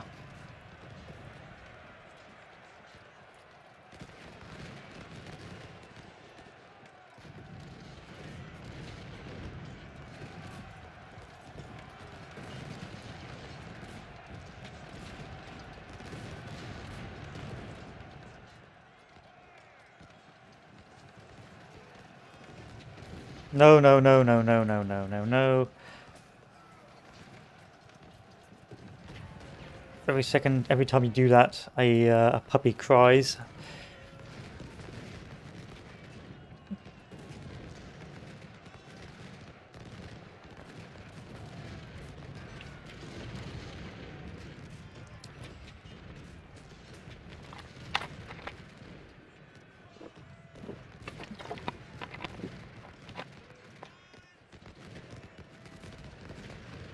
I could aim to try and decisively destroy this, but the damage is so bad now. I'd rather not. I'd rather just preserve my army. But saying that, it does look a bit vulnerable, doesn't it?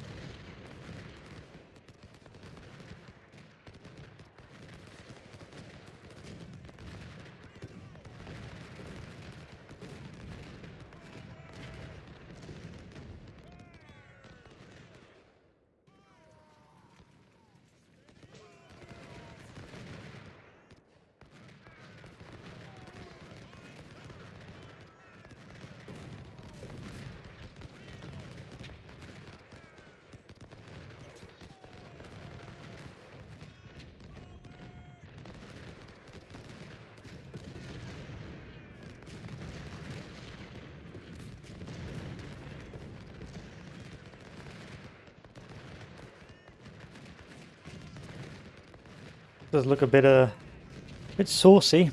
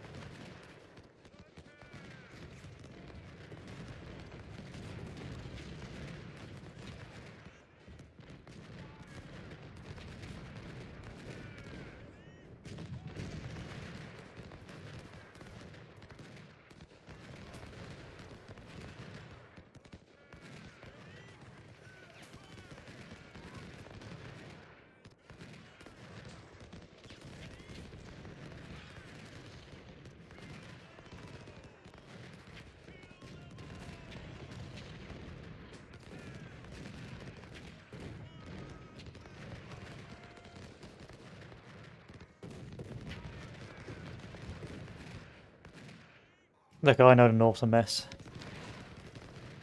but we can make it back.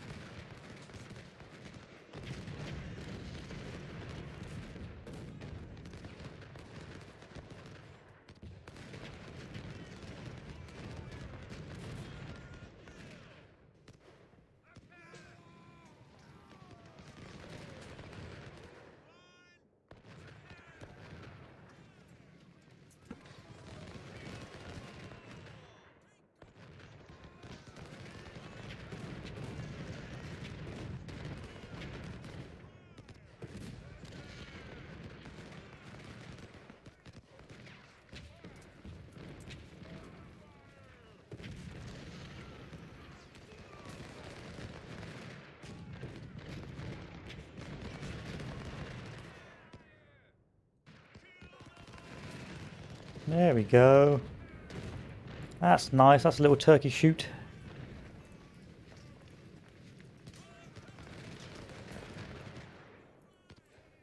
Let's keep running up this way.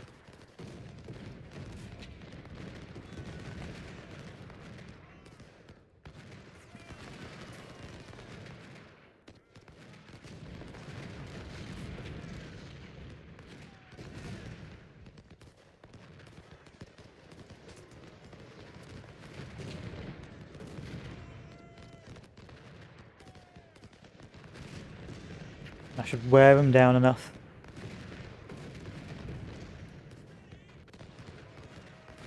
No, we're in a good spot now. There's no need for me to end this battle. I mean, as casualties go, it wasn't as bad as I thought it was. Those pushes actually were pretty efficient.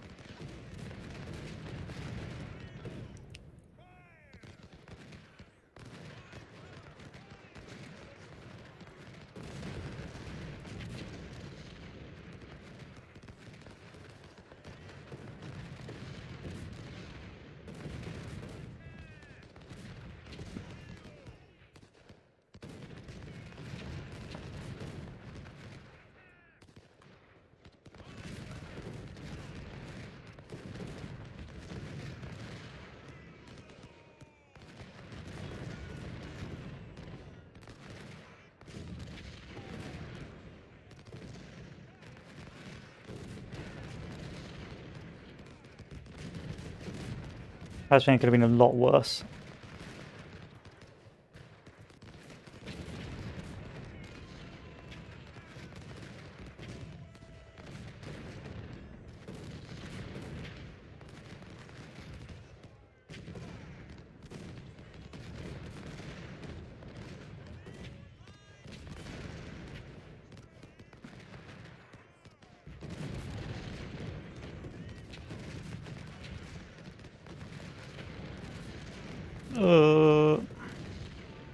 Concentrated artillery is a hell of a thing, hell of a drug.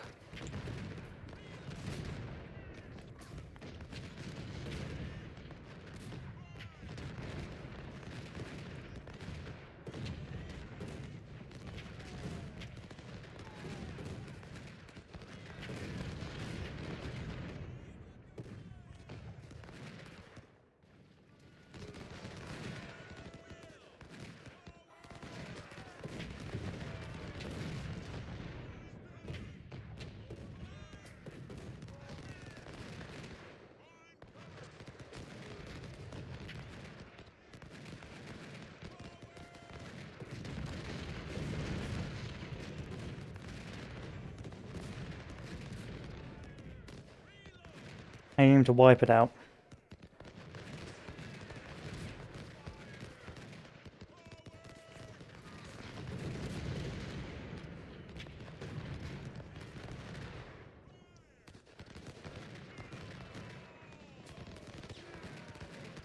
That'll give me the guns I need to continue on the offensive.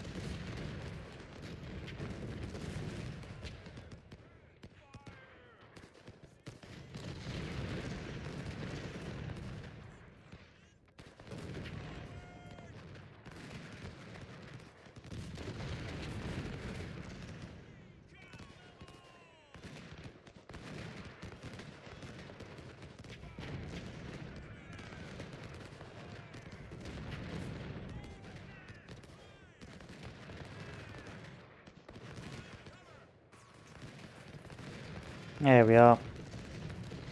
Job done. A 5-speed job, but a job nonetheless.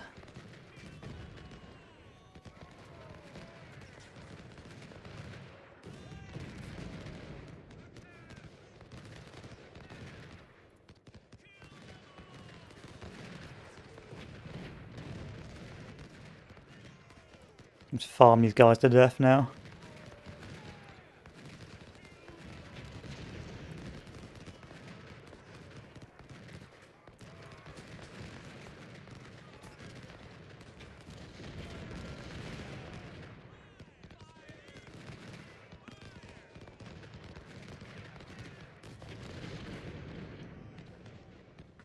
Don't vibrate, it screws me up.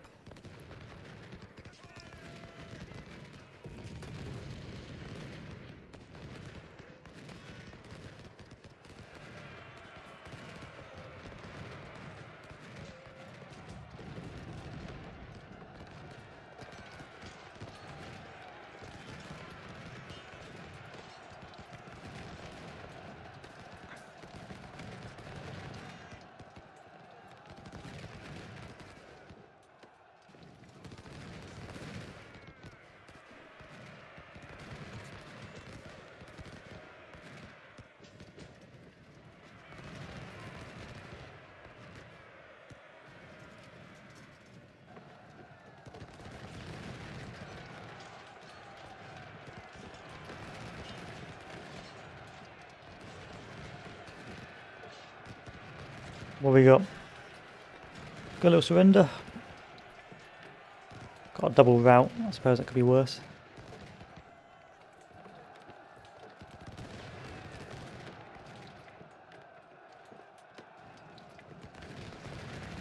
There we are.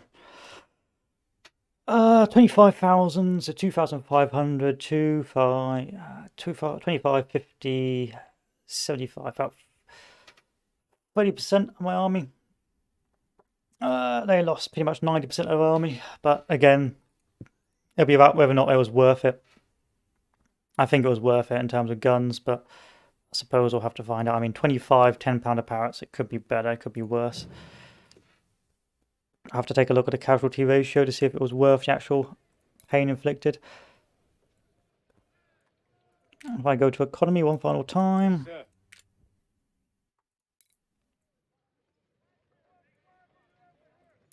Oh, Jackson finally bit the bullet. That's a bit of a shame. Sir, yes, sir. And the Cav dude got it as well.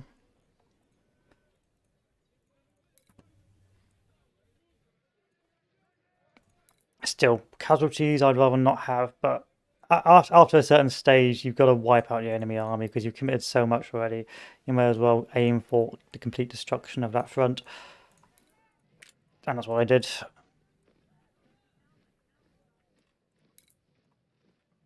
$18,000 I can afford.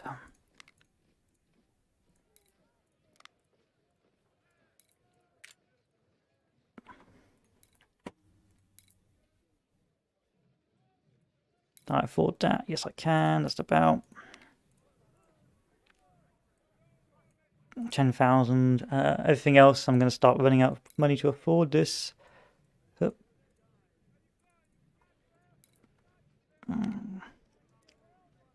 Change these to my £25 parrots? Yeah. And I can finally upgrade this to max and rebuild my artillery pieces.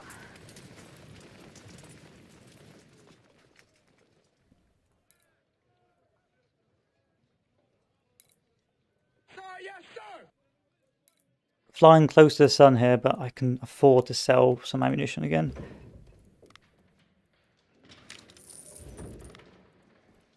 Sell the cav garbage.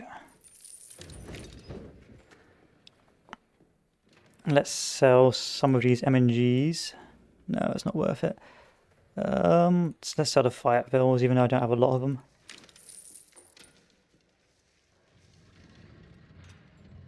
Springfield 1861. Oh, that's probably why they're so much better than me, because they've got better weapons. Let's sell a couple of thousand of these in. Sell half of these, and that should get me back on track. I mean, manpower's not too much of an issue at the moment. It's actually money, which is my limiting factor.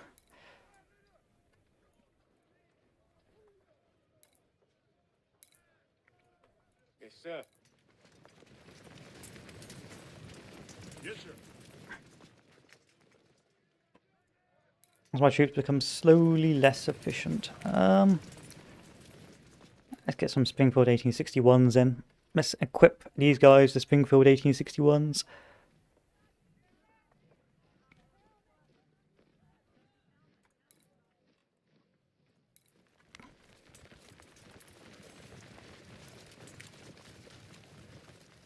Damn it.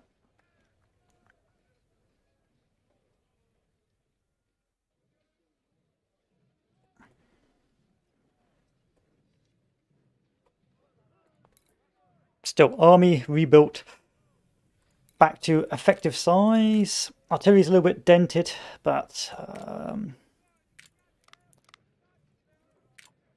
we are still in the fight. There's still a very good chance of winning the next couple of engagements.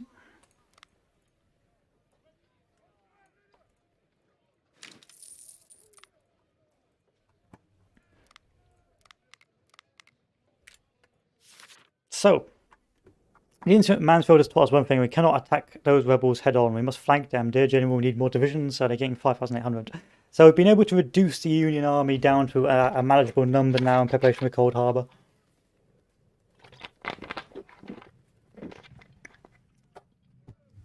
Meaning that hopefully we'll be able to do a bit better.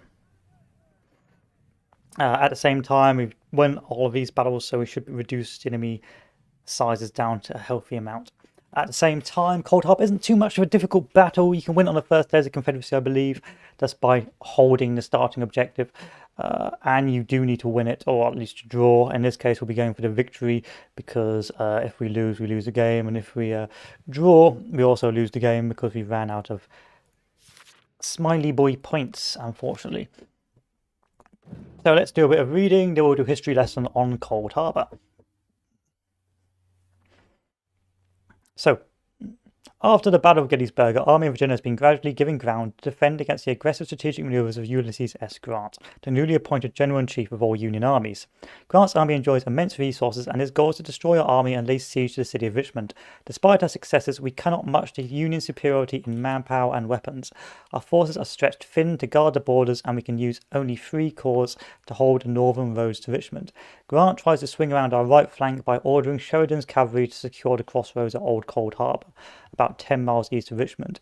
Union cavalry has built breastworks, and now both armies begin to shift their formations towards these roads. We are digging in, preparing to defend from fortified positions. Should we fail, the Union army will break through and march to Richmond. So this is the really the end of the line for the Confederacy at this stage. The Union had been slowly battering the Confederate army in the Battle of the Wilderness, and throughout, leading up to this point, as the Confederacy withdraws from Gettysburg and slowly its army begins to wither.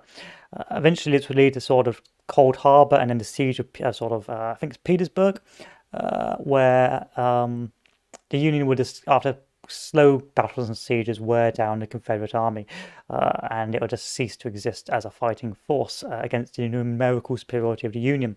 The Confederacy had pretty much ran out of its war economy at this stage. It had really lost its heartlands in the west to the ever-increasing march to the sea under General Sherman, and general successes in the west also meant that the whole western theatre was collapsing, and the eastern theatre was not going any better.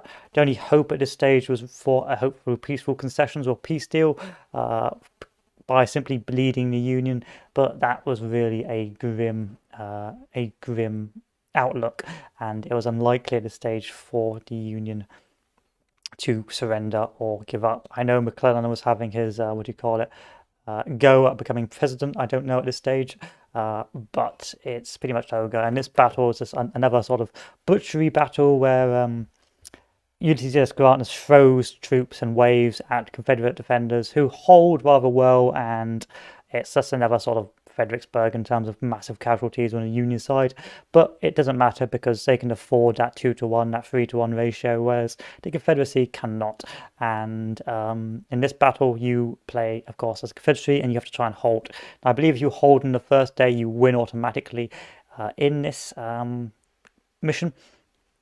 But we shall see. Now, I don't know where we start, so we'll put our best troops on the right flank. No, we'll put our best troops on the left, put our second best on the right, and then tomorrow reinforcements. But all we really have to do is hold. Union army is shifting to our right while we defend the roads to our capital. The enemy army is building trenches near Bethesda Church and up to this section. Sheridan's cavalry has captured Old Cold Harbor crossroads, and now from this position the Yankees are threatening to advance to Richmond. They are currently building breastworks to secure their new attack base. We have responded by maneuvering our forces to defend New Cold Harbor crossroads, and we have entrenched further to the north. You can see it's just become trench warfare at this stage of the war. Our new breastworks extend to Walnut Grove Road and up to Church Road. Sheridan's cavalry controlled Old Cold Harbor Road Junction and has prepared the breastworks to defend it. We have a chance to attack and capture it before the infantry corps begin to arrive. We could claim a victory early on. So if you just take the objective, you win early on. We are entrenching, and we must protect our defences or all will be lost. So depending how well you do in this battle, you could literally win the battle on the first day just by mass rushing this objective, I believe. But I'd have to check. So if we just move our troops out into a broad stroke of defensive lines. Oh, it is General Lee, so it's our second best corps. Probably would have preferred our best corps over here, but it's not the end of the world. And then move our troops to defend. 1, 2, 3, 4.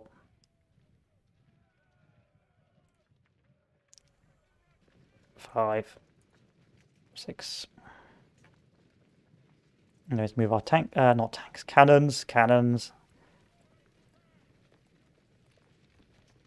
So we just chill here now.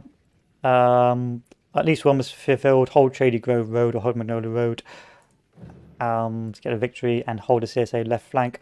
Or we can just YOLO our way up this line and win that way. I don't believe they've got a particularly strong defensive line.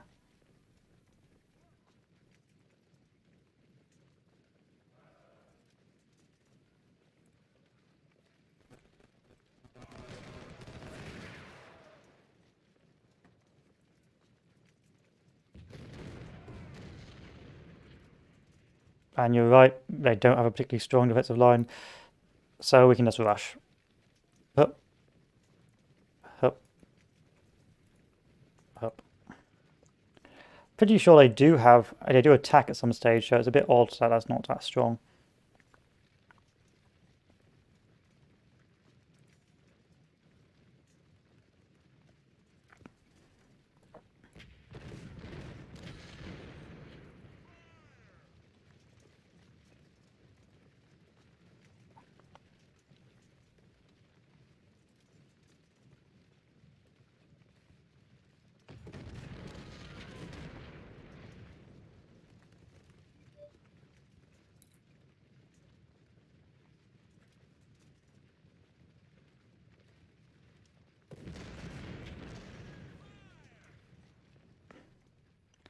Okay, the cannons are here. You know our process. Charge, charge, charge. Cannons get in close as possible. And we shotgun our way to victory.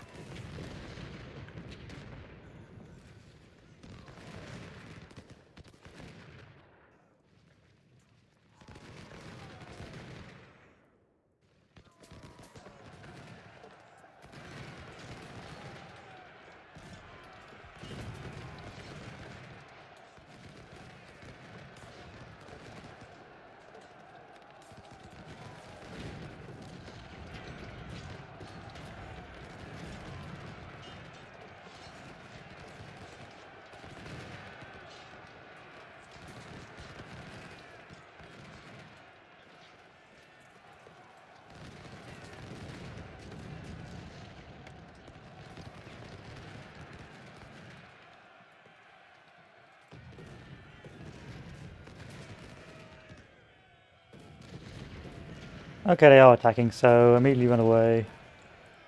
Hup. Hup. Hup. Hup. Hup.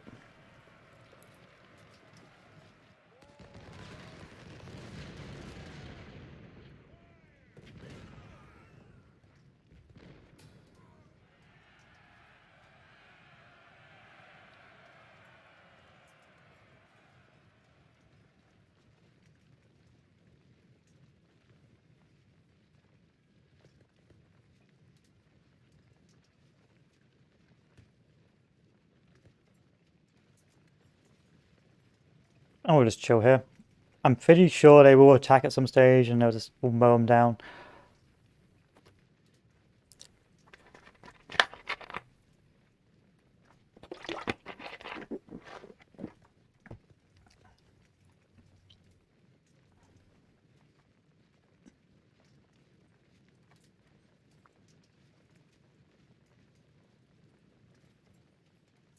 So I'm just going to plant myself here and wait.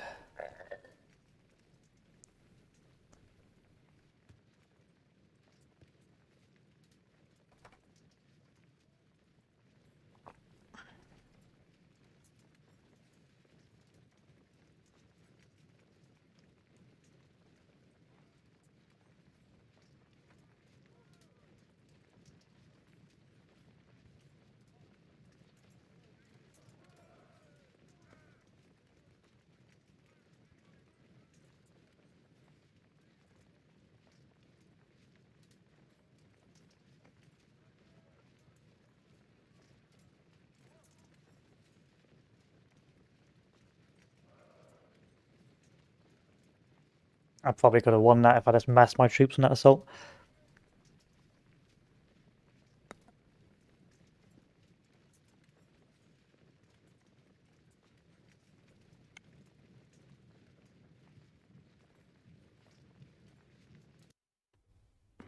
Let's secure our left flank.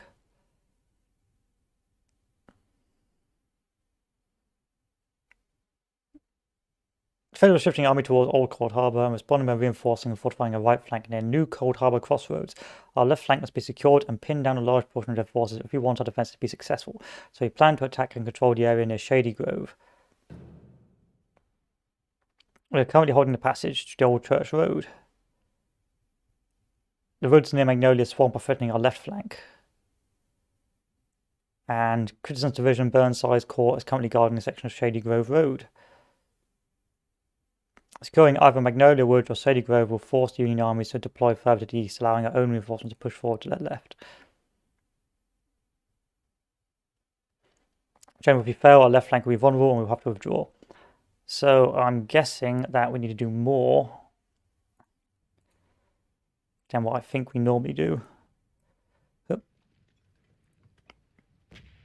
So I need Shady Grove or Magnolia Woods, and so I got to just take one of these ones. Oh, that's easy then. It's pretty easy. 1, 2, and then we just send these boys up.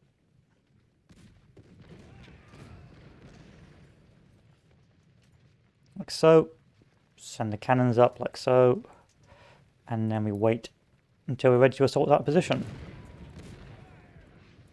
I'm just going to take Shady Grove and push up north this way.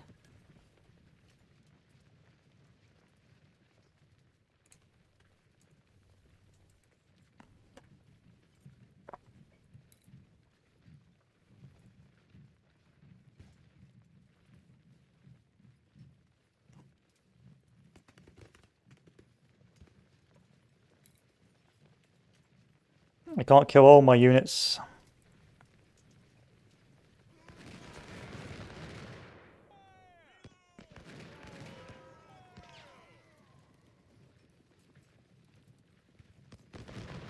Oh wow, you guys are garbage. You guys got mowed down. Bit embarrassing for you boys.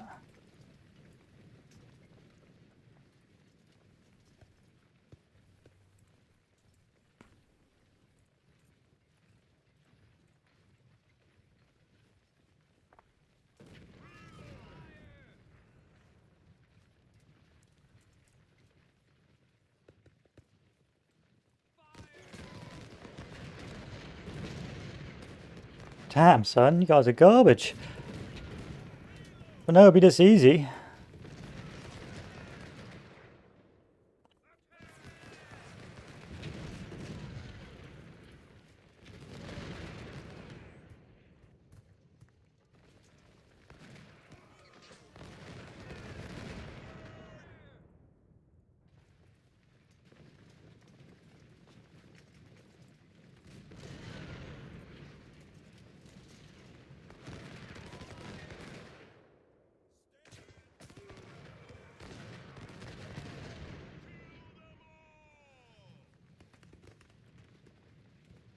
That's all I got to hold. On the CSA left flank, which doesn't exist on this part, so easy.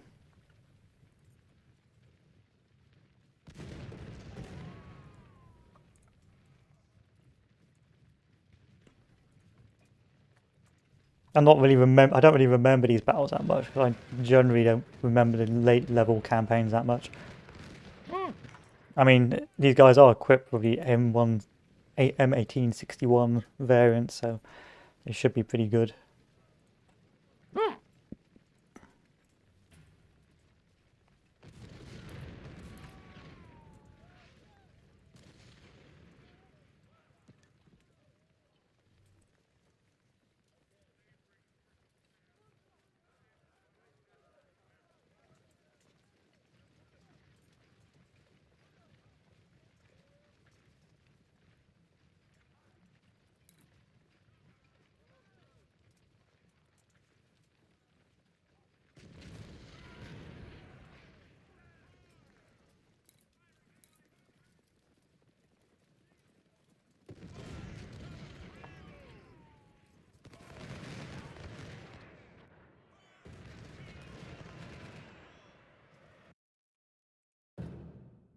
Okay, left flank is under attack.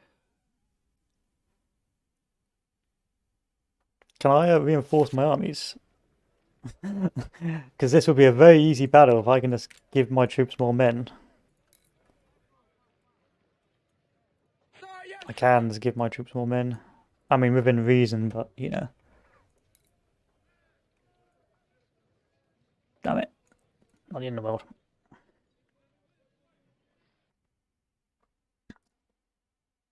So, our left flank is secure for now, but Wright's 6th Corps and Smith's, oh, what's that? 15th, 16th, 17th, 18th Corps are mobilizing to attack our right. We had time to build strong breastworks to let them come and be butchered.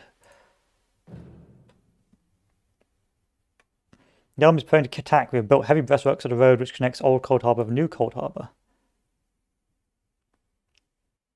The old road which leads to Richmond Walnut Grove is defended by these woods. And here.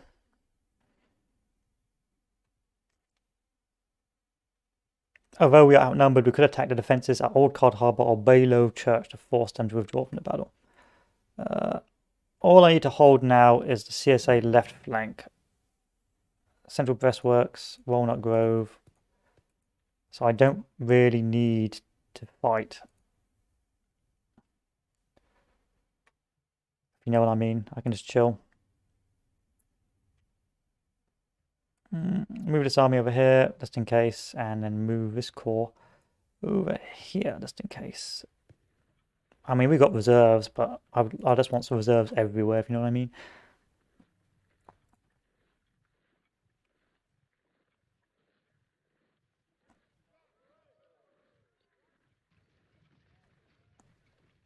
I'm going to save the game just in case I do end up getting soft locked. Because the other victory condition is hold Bethesda Church. And hold Old Cold Harbour.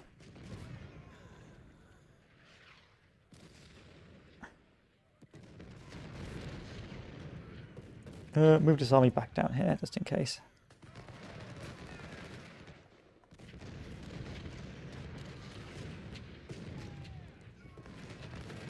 Well, I'm not too worried. I'm pretty confident in this battle. And the ability to win this.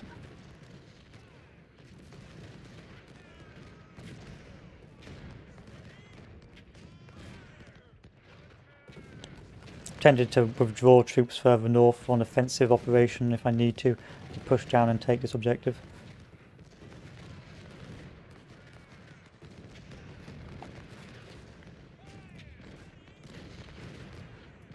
Is this a good level to grind XP? Let's grind XP on it.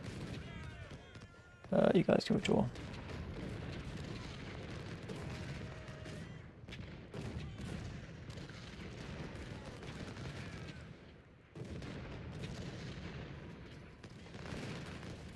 So I'll just sit here till about 1:30 and see if I can make moves, make money moves. Do I have any cav? No, I don't. With the intent just to do a wide flank, but I just don't remember these battles, so I can't remember which is the most optimum route to victory.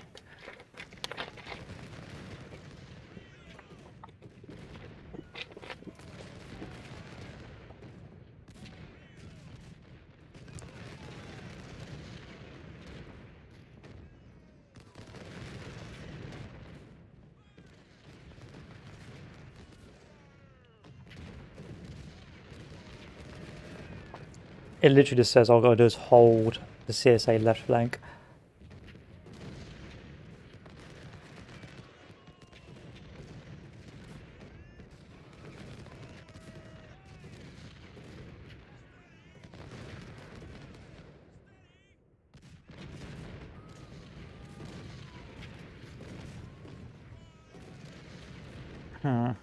Supply wagons ran out of supplies.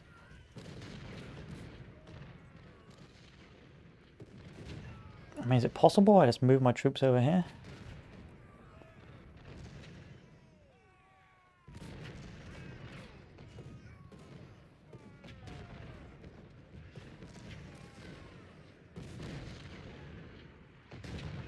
And try a flanking action?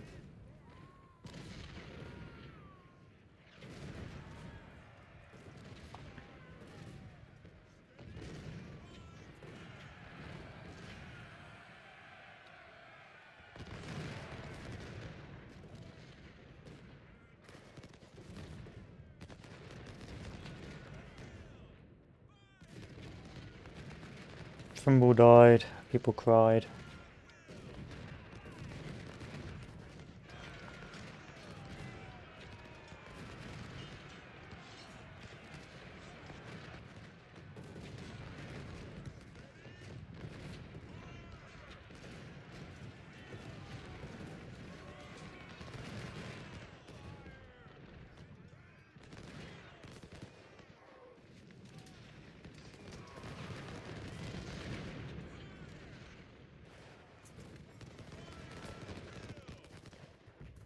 It's a lot of troops, but they're not doing anything, so I don't care too much. Unless they're going to do some silly offensive action, I don't really mind that much what they're doing.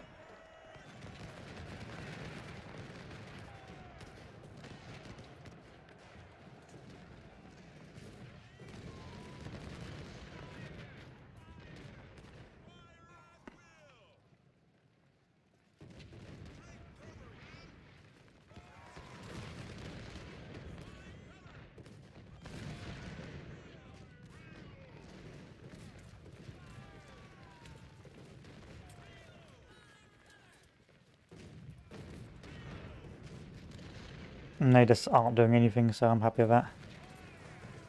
AI is just conserving its troop numbers. Which I don't mind it doing. It makes sense really if you think about it.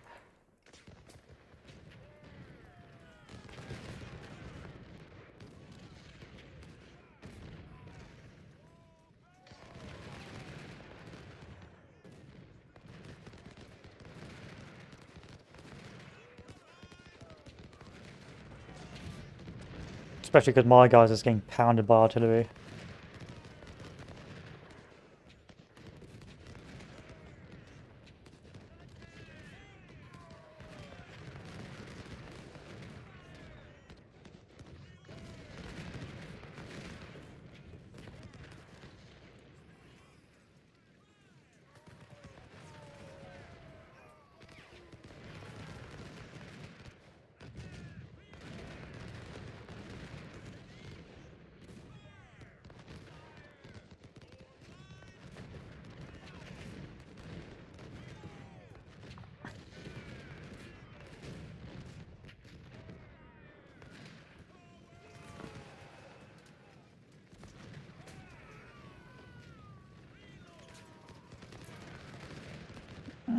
Who's winning that battle? I think you guys are.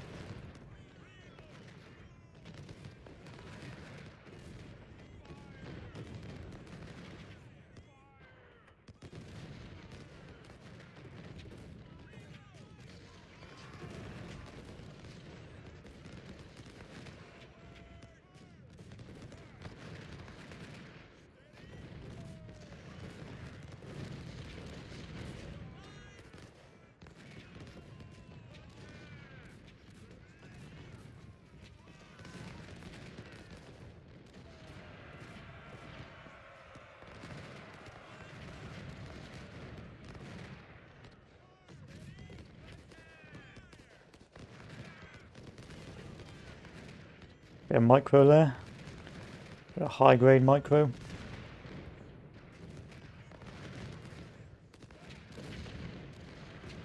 Oh, there's your offensive. Took your time. Bit of softening up first, I don't blame you.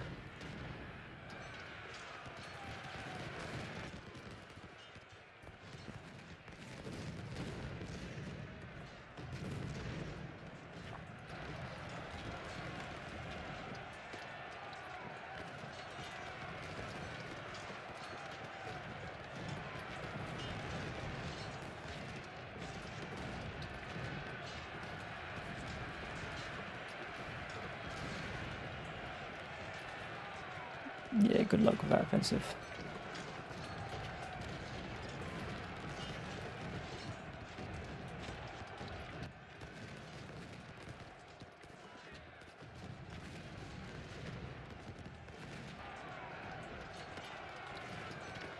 Don't think it's going to work for you.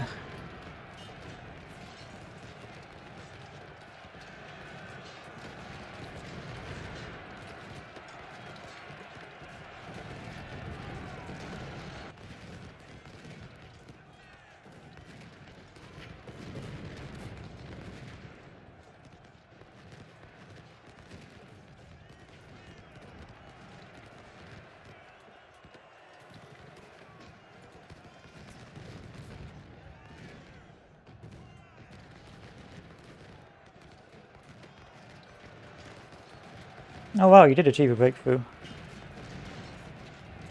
What a shame.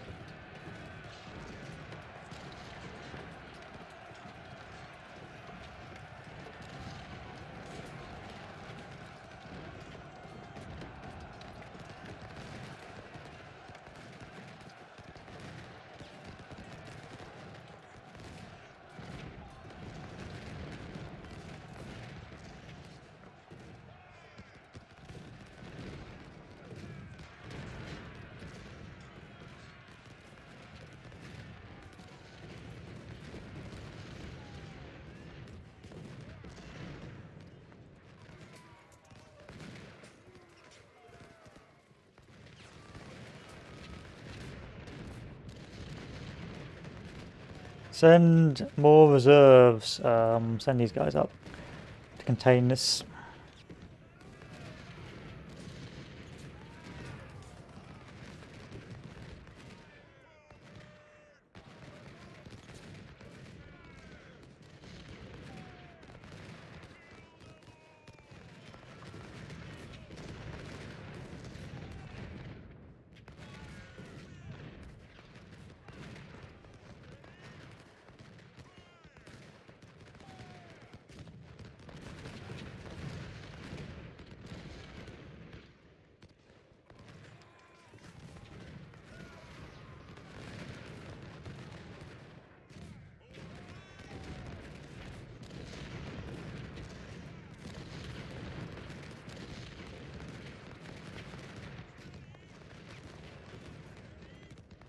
We're just trading shots, are we? Okay, that's fine. Whatever.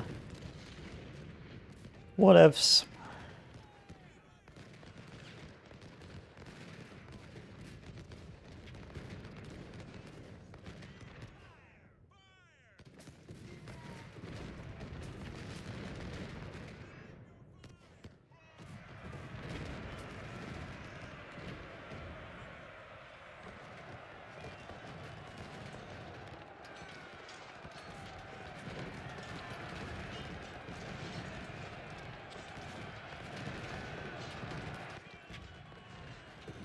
Just trying to get you down here, boys. Is that alright? Just trying to move you boys down here. Just trying to move you guys down to the objective. Come on down to the objective, guys. Let's move on down there.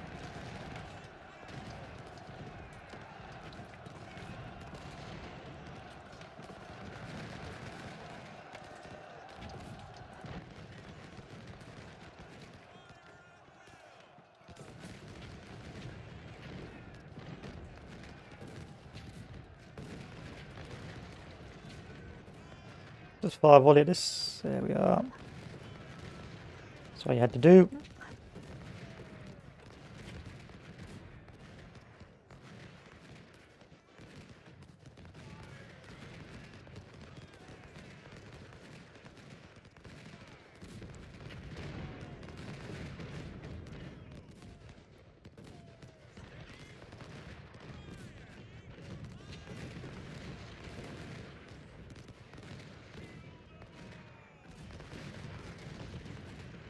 Don't think I'm gonna make it, but hey ho.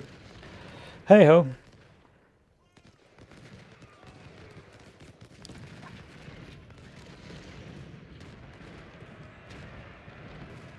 Not mad, not mad, not mad, not mad, no more than mad. Nice, nice routing tactic.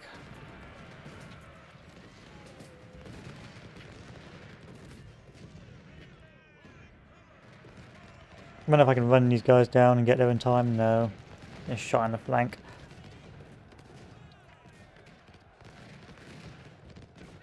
Shame.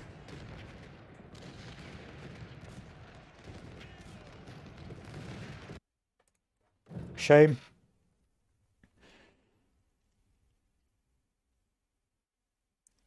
Okay. Yesterday we held our lines, but the enemy continues to become stronger. Hancock's second corps has been spotted moving to deploy against our right flank. They approach us slowly by digging trenches. Tired from fighting and constant work, they will probably not attack us today. If they don't, they will give us time to build even stronger defences. Maybe we can also find a good opportunity to counterattack. The enemy came nearer By building trenches, our defences, our general ridges are very close to their lines and are highly defended. Our second line of defence has been built around New Cold Harbour. The breastworks on the right is Turkey Hill.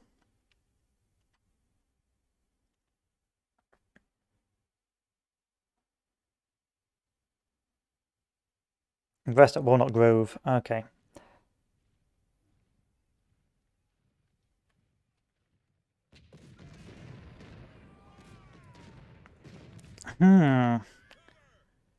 Still need to hold the Confederate left flank, but there's no Confederate left flank. I don't know what the game wants from me. Bloody hell, it's a big old map, this.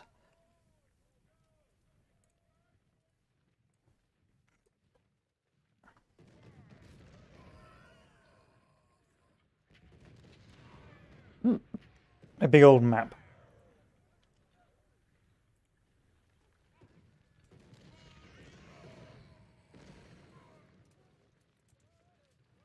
I'm gonna take these guys, move them up north.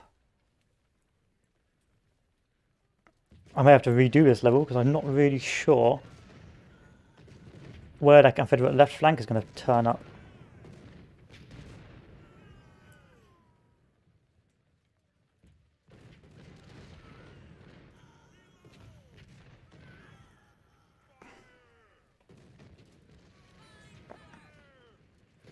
I mean, we could take this objective.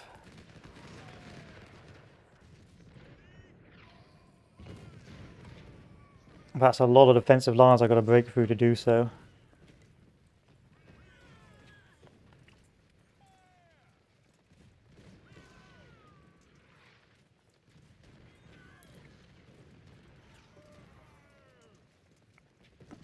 Okay, the game's getting a little laggy now.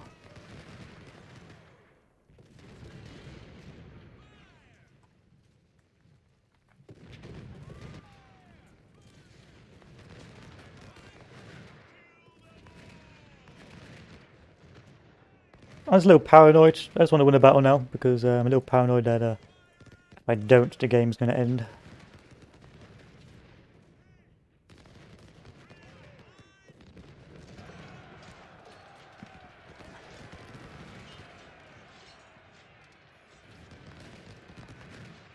Run away, Cav, run away.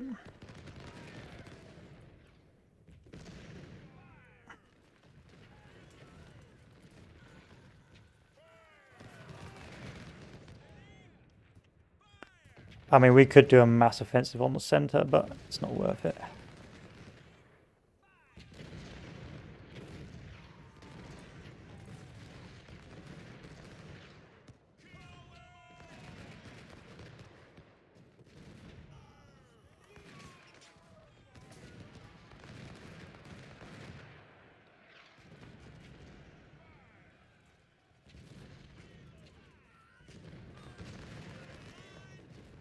Stop running, stop running. Bring up more reserves from this end. We're flanking round. Actually, leave this here. I'm a bit paranoid now. I'm not really sure what the game wants from me at this stage.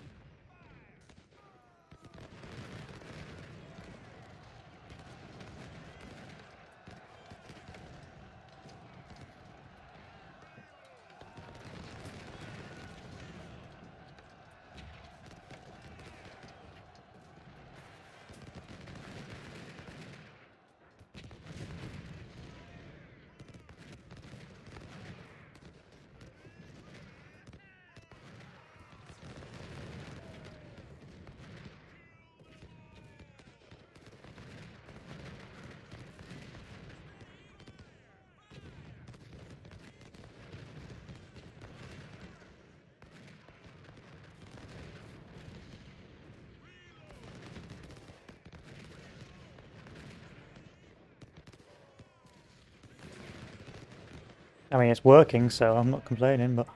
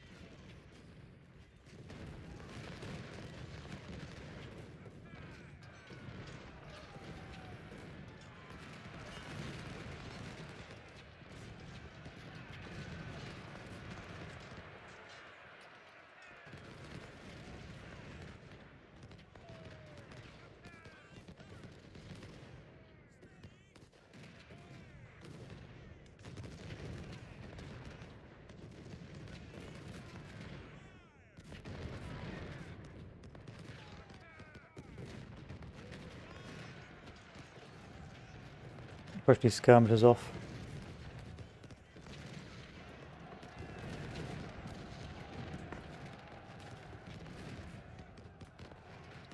It sort of worked, but didn't. Okay, let's retreat these guys back now. That was a bit of a failed offensive there.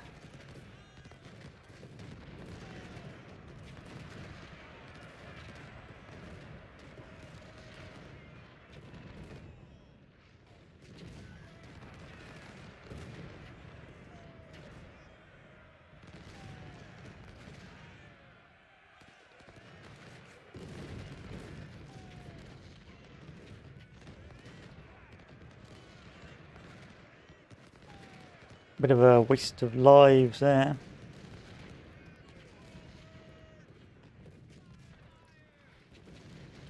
Reform a defensive line in this sector.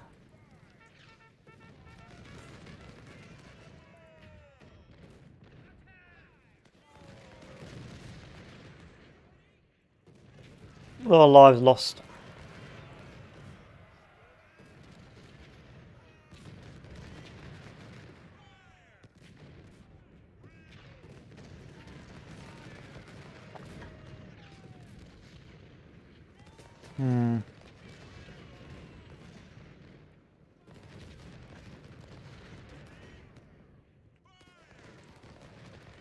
No more offensives for today. Gotta work it out. Gotta work this map out.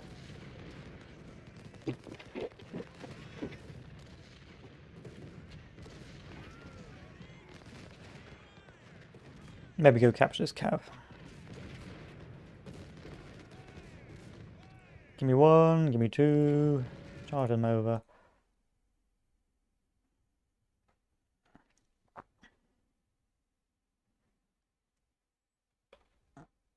Meanwhile, all seems quiet on the old church road. Because of our attack yesterday, the enemy is embarked in his trenches in the woods. Our left flank is situated on Shady Grove. Okay, I could have just literally just held that. Burnside and Warren's forces do not seem confident attacking our strong positions. Maybe we can storm their own defences. So all I got to do is hold there. So I immediately start moving troops over onto the left.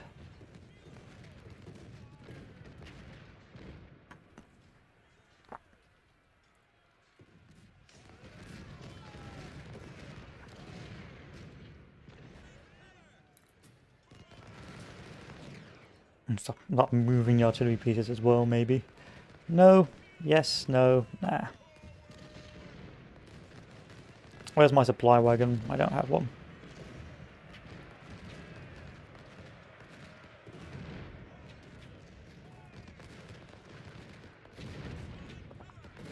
So that was a lot of weighted troops because I simply didn't know the map.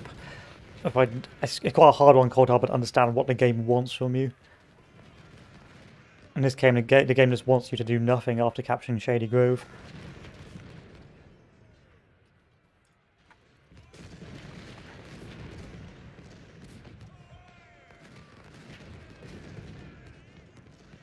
My troops are better than theirs. I can sit here all day.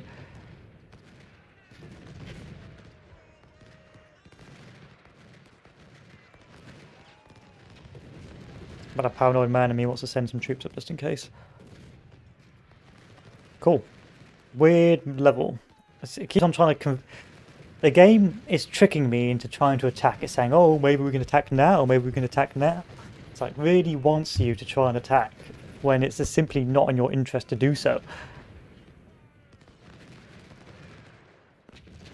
Maybe you want to throw away your troops on mindless assaults. You feel like throwing your troops away now? What about now? I've got to see, I've held all the objectives now, so I literally had to do nothing this entire level. After taking Shady Grove, I could have just done nothing the entire game.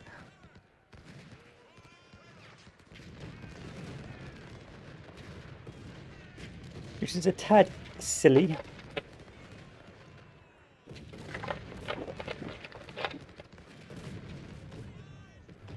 It's not like there's any logical reason for me to attack either.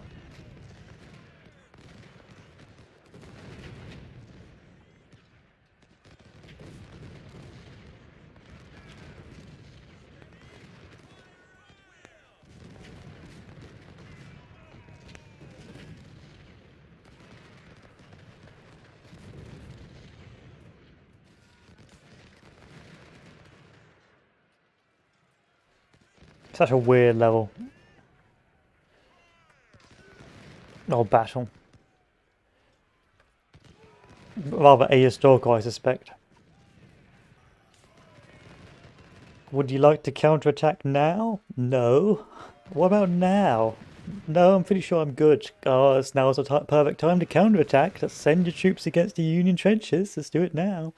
Are you sure? Yeah, let's counterattack. Now's a great time. I've lost half my army. Well, you didn't actually need to counterattack, but, you know. Just thought it would add to the ambiance. Teehee. Teehee, you fell for my jape. My trick, my ruse.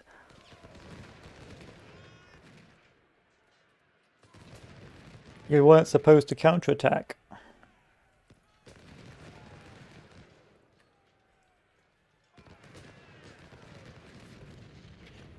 I mean, I just thought you'd assume that the Confederate left flank would be taken, you know what I mean? How was I supposed to know you didn't know the game inside and out? Units ain't assaulting, so it's fine. It's just not a challenge. Not a challenging level.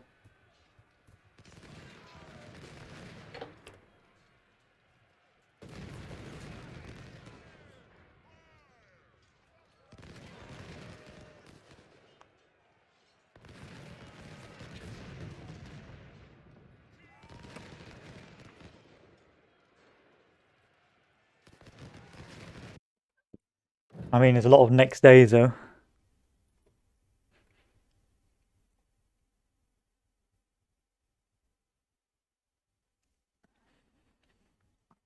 The Union Army was resting all day now at dawn, mobilised for a full attack. We must defend our lines at all fronts and not allow the enemy pass through. Hopefully our breastworks will be strong enough to repel them. Well, that'll depend really. Depend on whether or not your silly constant reminders to attack screwed me over. Brace yourselves, men. The Union Army is preparing an all-out offensive. Right. And this affects me how? All I'll do is move these troops around, like so.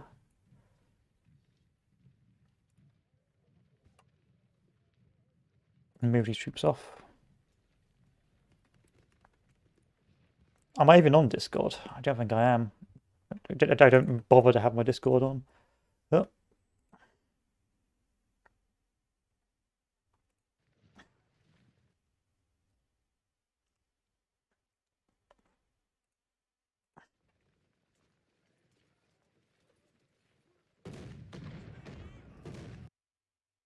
Okay.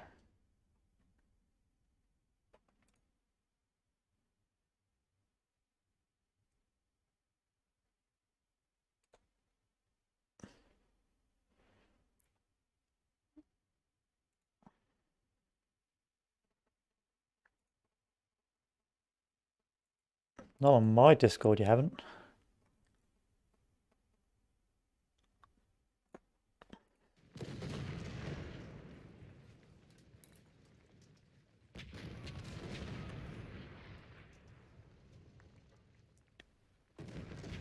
I don't have to do anything for the rest of the game, so I'll just sit here. Just sit here.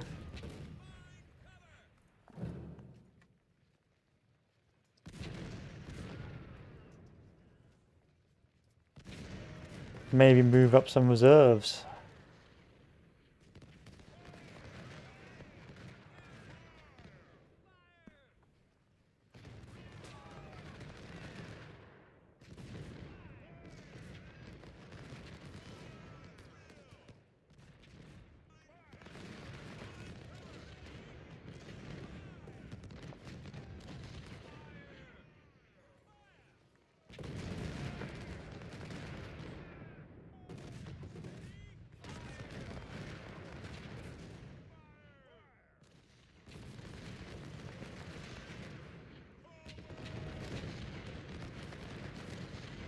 Quite the offensive, guys. Quite the challenge. Quite the challenge-a-rooney. Very scared, much concerned. Wow. Let me just shift my masses of cannons over there.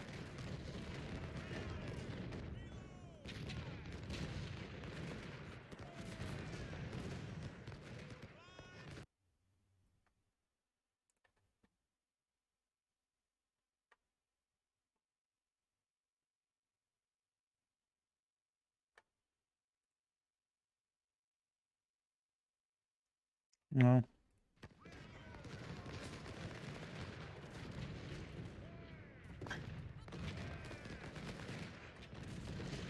For a battle that's supposed to be stupendous and over the top, it does feel a bit disappointing. Not feeling much of the wow factor. Let us sort of sit here and do nothing.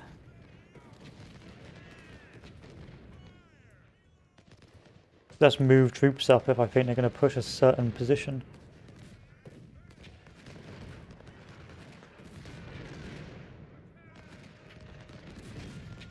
I should have just done this the entire time.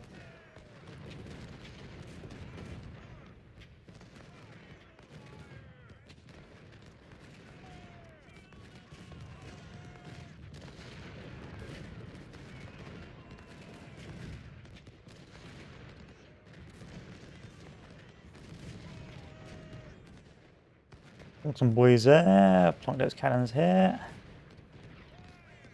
Plonk some more cannons here. Let's turn this into a cannon den.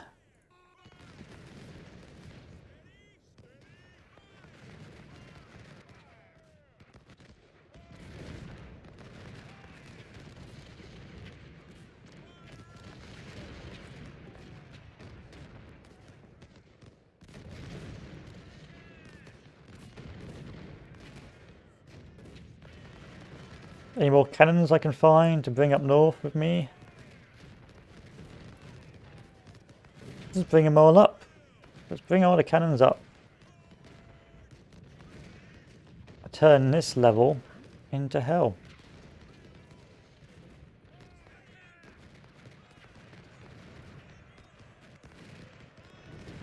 Oh, oh, oh. Wow. Where's my supply wagons? There you are. Come on down.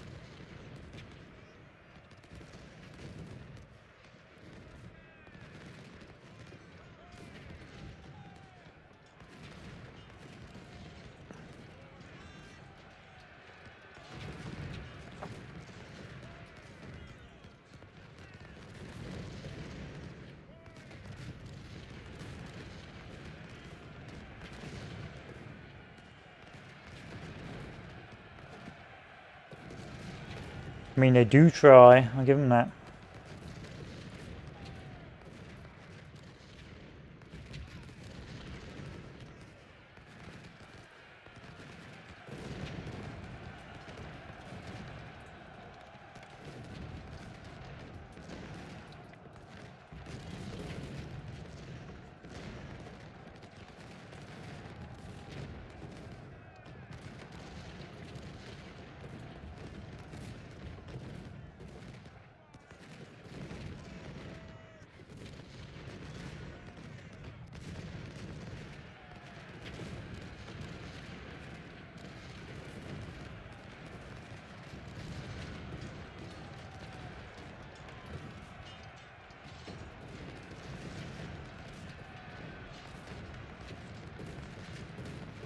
Yeah, to be expected. Left flank. What's going on my left? Burnside once calls mobilizing to assault our northern defences. Blah, blah, blah. Blah, blah, blah, blah, blah. Oh, it's night time.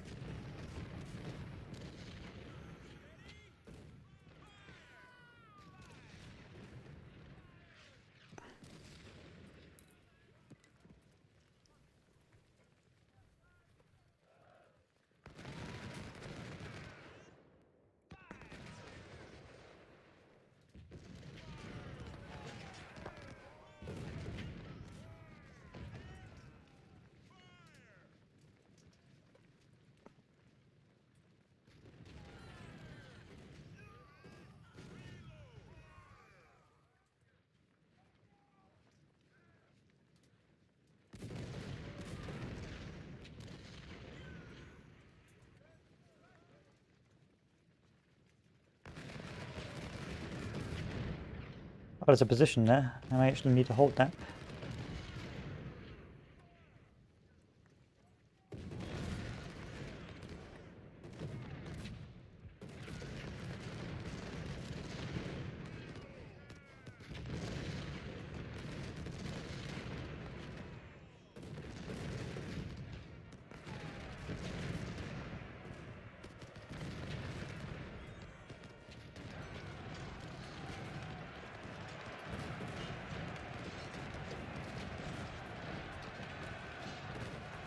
Any other troops I can smooth you on down here? I mean, not really, no.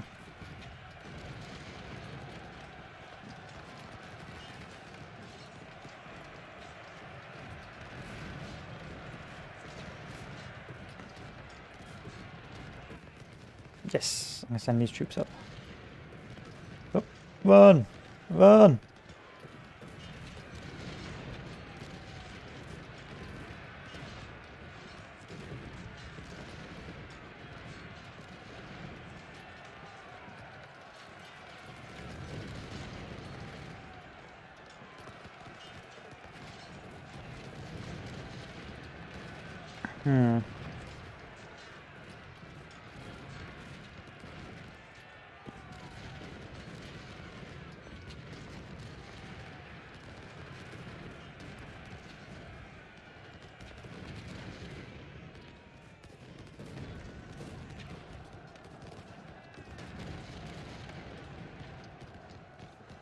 I suspect you can game this level rather badly if the AI is not going to push across the entire front. You can just chill.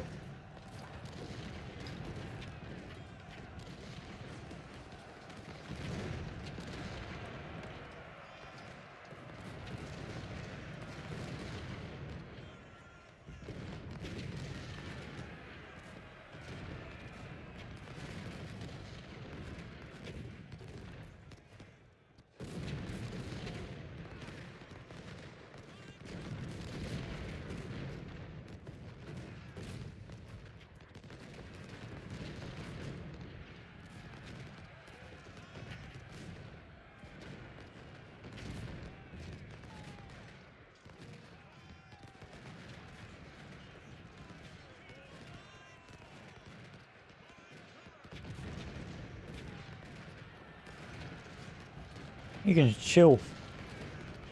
Relax. Put your feet up. These guys are getting killed even though they're not in the fight. That's a waste of resources. Come on, run back over here.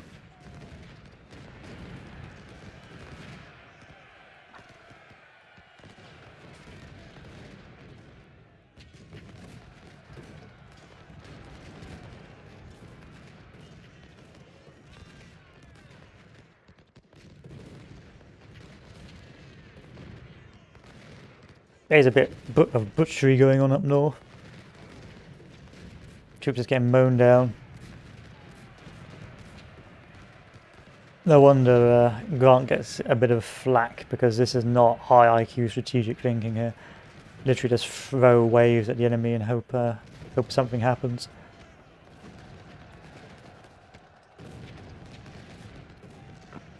This is not intelligent decision making.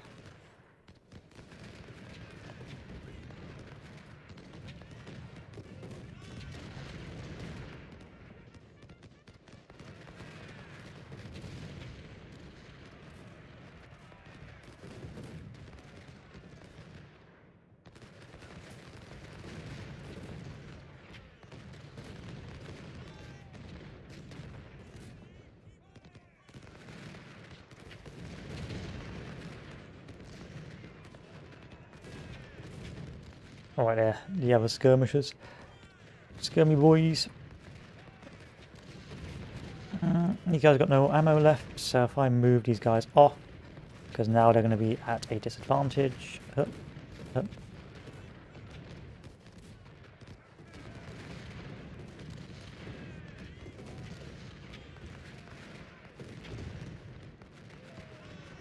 Same here, if I shoot these guys off.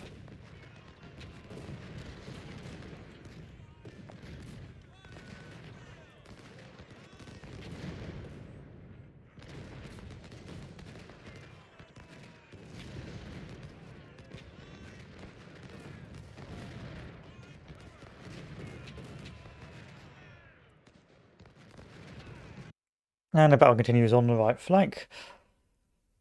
General, we inflict heavy casualty to the enemy, but they keep coming. They can afford more losses, and we cannot afford breaching the defences. Don't let them pass through. Don't think that's correct. I think I just have to sit here and wait. And they will literally just slowly erode.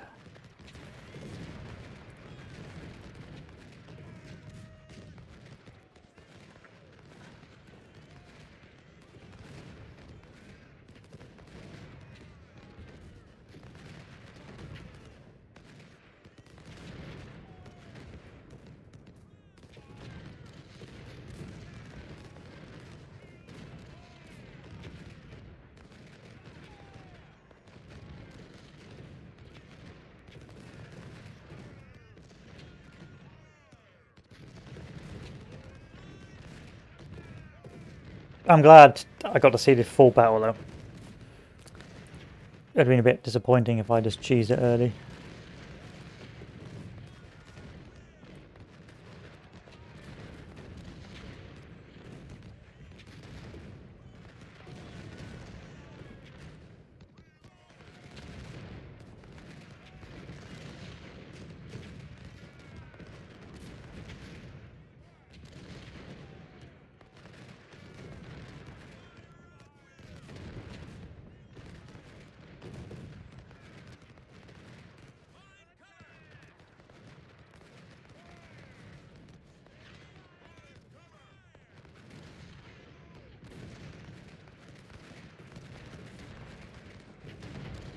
It's insane that they actually thought to charge a centre like this. This wasn't very clever.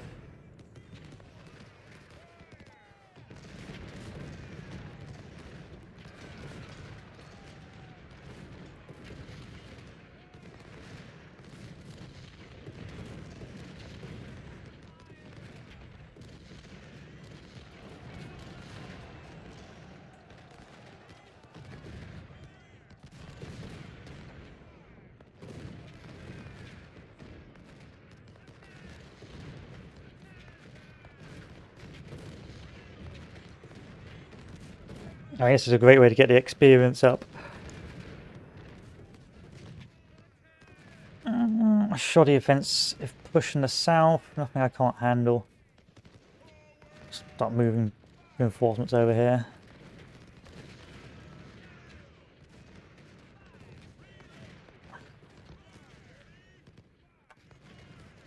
Is my supply wagon over here yet? No.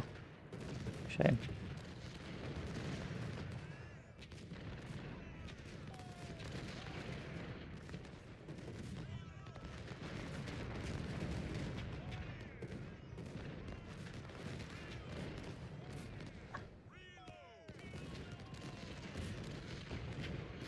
I need to move supplies over in this part of the front.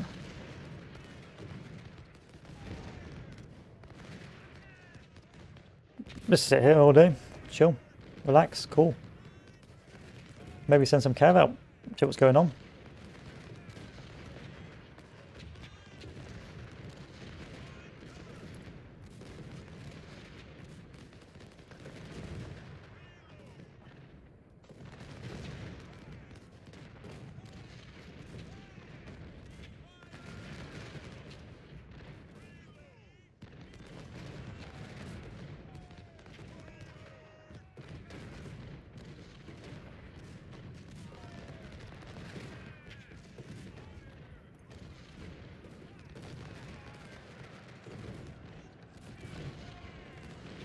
Get some free cannons, free real estate.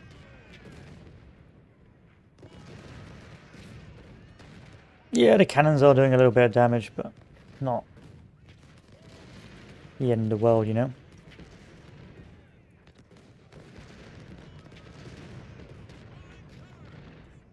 Like, I can afford this sort of ratio in terms of casualties. It's a pity because I'm going to take more casualties from this battle than I wanted to, just by attacking when I should have stayed put.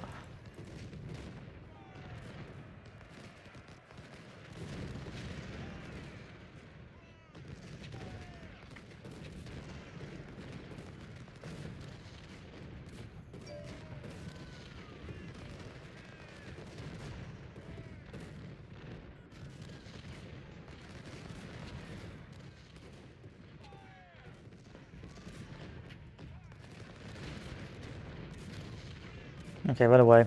Run away, Mystic Cavalry, run away. Well, that happens.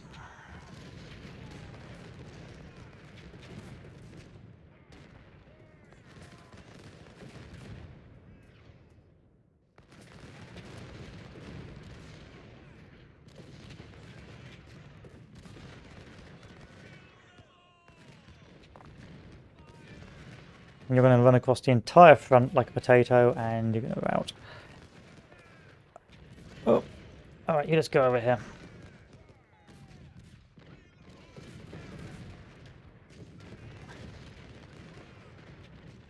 So this is when you're supposed to counterattack, not when the game tries to compel you to.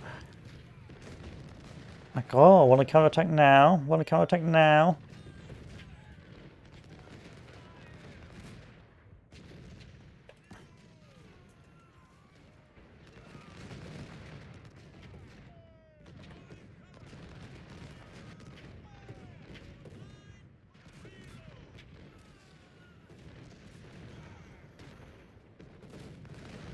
We could just do some devilish stuff here if we wanted to. Oop.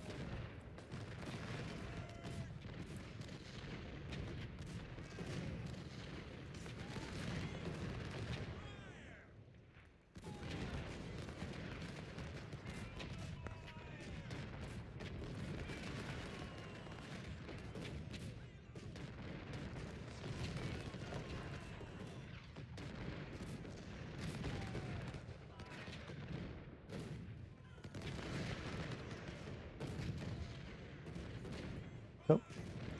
Oh.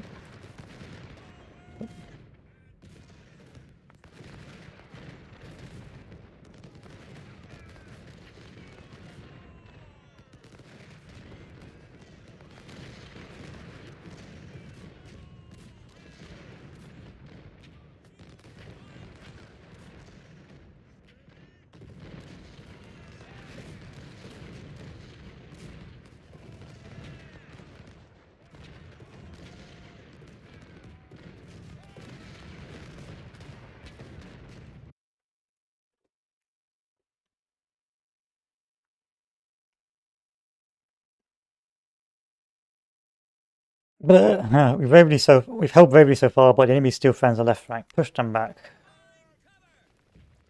Is that true? Are you actually problematic?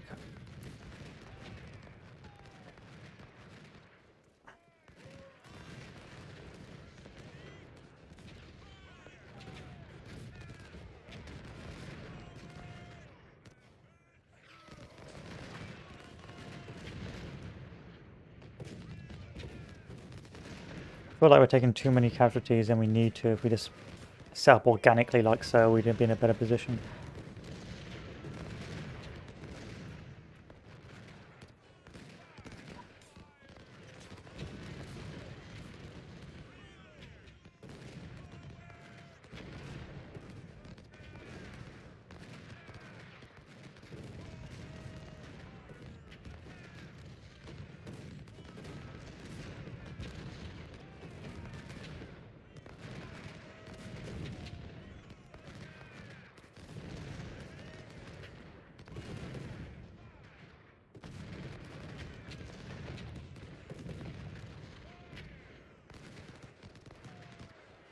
We've still got too many troops there.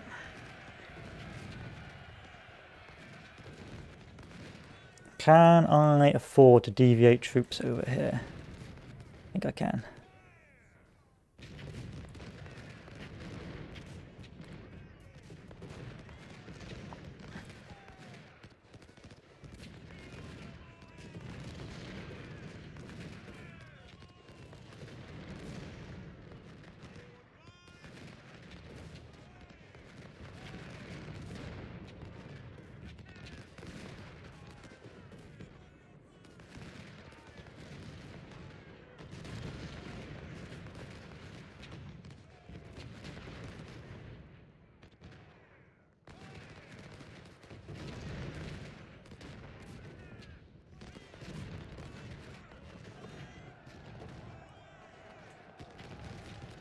And run away again. Nope, run away. We were tricked, we were rused, run away.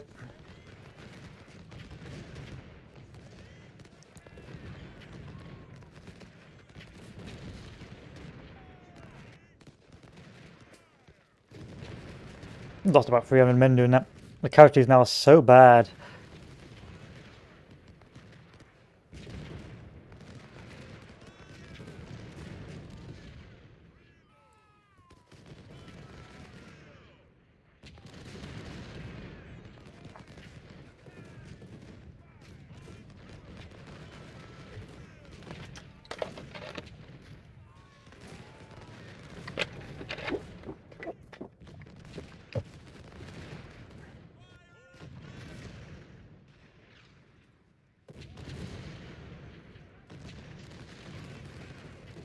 Painful. Still, at least we got a whole Cold Harbor experience. Which was getting mowed down repeatedly. I shouldn't have attacked on that second day, I should have just played it out.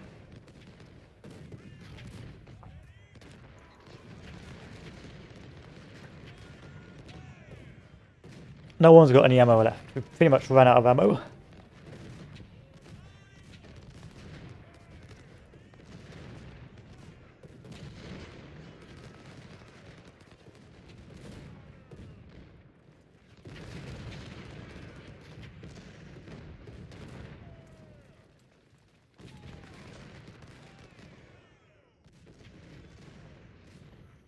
I'm gonna sit here, do nothing, wait for an old blow over.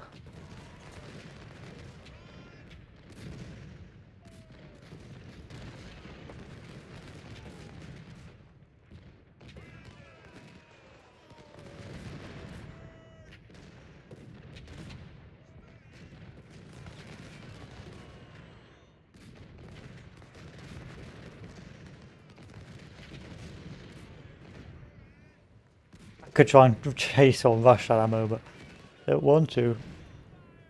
I've only got 18 minutes left, or 18 minutes for the bell, so there's no reason for me to do that.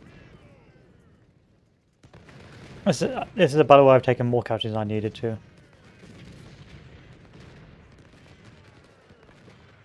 I could have conserved my manpower a lot better. That mad flanking action on the second day wasn't worth it.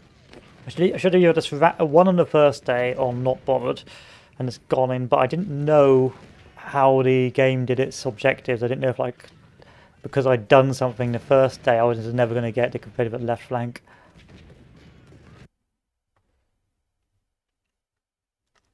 Still, there's 71,000 men, they've lost 46,000, and they're my 69 hot.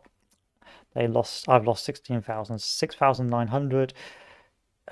20, so that's 714, about 22% of my army. 69 guns were apparently lost. Goods, officers. We captured some supplies and some guns, but nothing actually good enough to warrant this sort of expenditure. Yay, the 7 Cross Medal. We can now do logistics for our final 2 points. So we got the Civil War Campaign Medal, War Service Medal, Homeland Defense Medal, Confederate Officer Star Medal. He's got all the medals. And I should have enough to rebuild my army. Equally, all my guys should be pretty high veterancy now after literally mowing down troops like it was no tomorrow.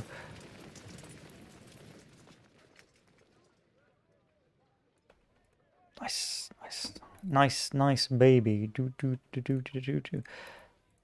This looks far too good to be true, so I'm gonna wait and I'm gonna hold my breath and see what happens on the next day when I move to the next tab, because I suspect this is one of the armies that didn't get a battering.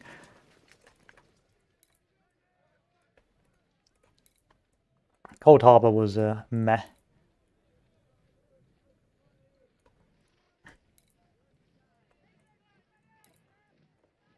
Yes, sir.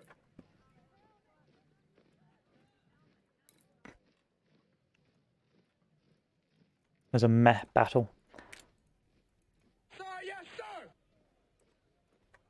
Still, it was a good battle to train up my troops, make them more experienced. Oof.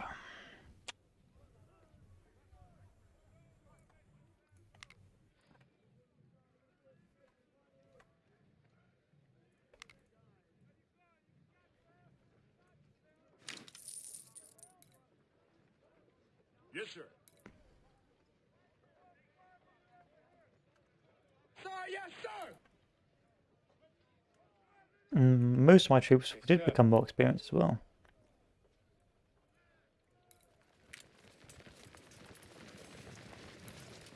I'm going to save my money for now. Save it for the final battle. Oh.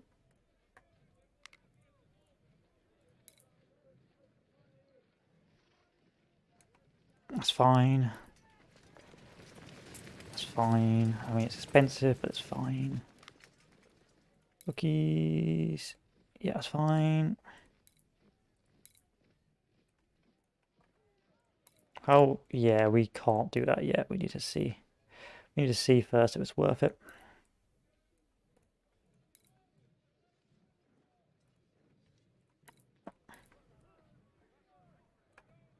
Yes, sir.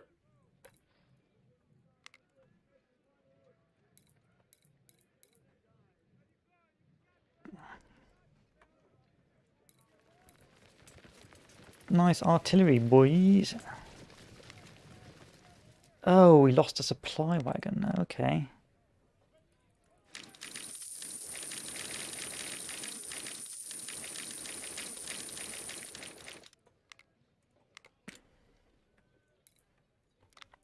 Probably why all my guys were running out all the time.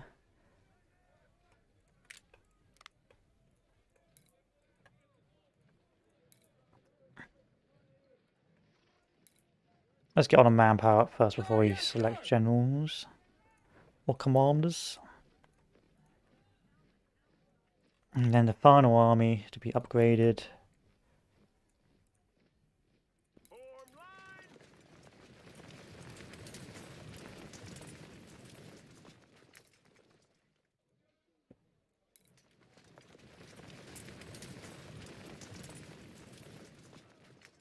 Almost there.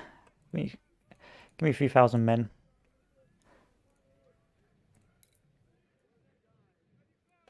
Yes, sir.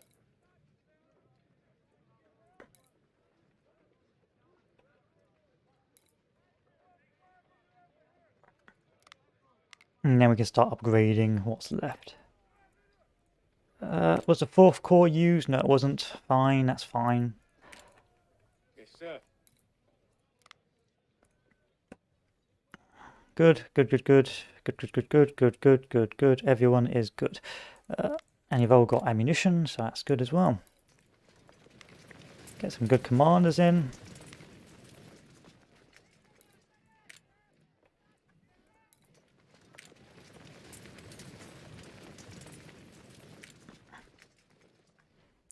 Good. So, we're still in a pretty healthy spot for Washington, I have to admit.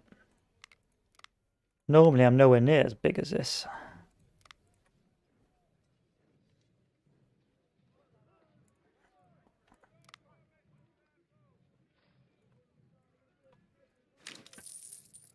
Minty, I hate you, Minty.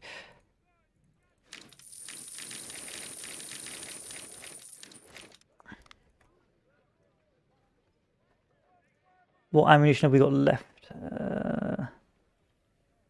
We don't have enough for that, so let's go use these bad boys. Never-ending cores, that's what we have. Never-ending cores.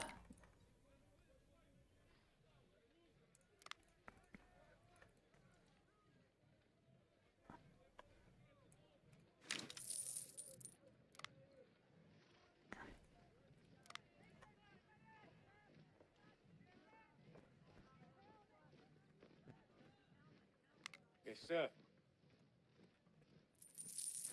And that is that. So right now we have an army of 226, so 30,000,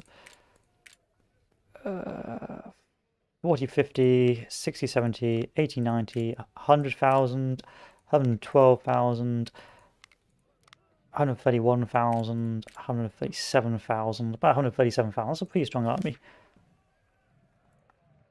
So we have 3 main battles left. So this is getting towards the end of the campaign. So you can see here, with winning Cold Harbor, we can reduce enemy size. And Washington is our alt history scenario. If we lose the game. If we lose the game. And if we win, we get plus 35. But we don't get any money now because it's the last battle. So we have 2 more objectives we need to fight first before we can finish this off.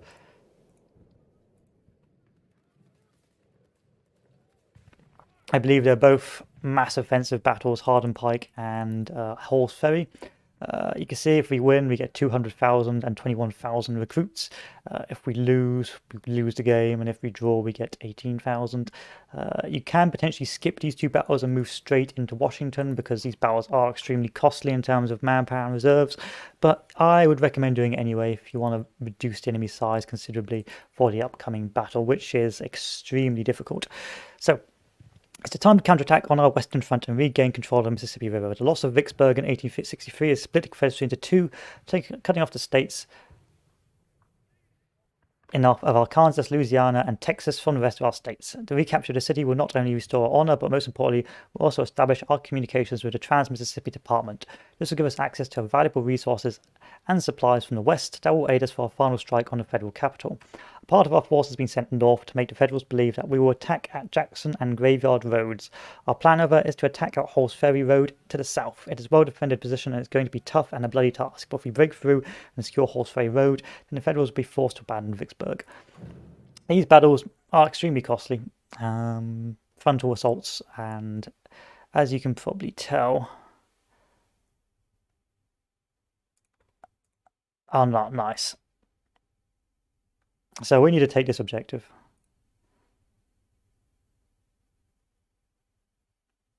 And the fortified hill to the left. We need to take all 3.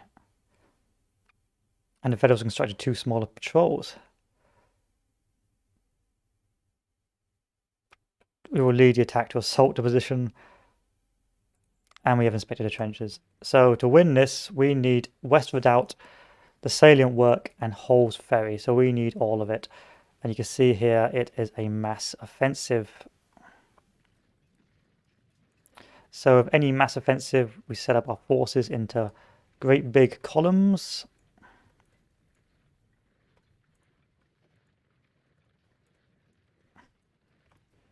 Which we use to punch holes in the enemy's line.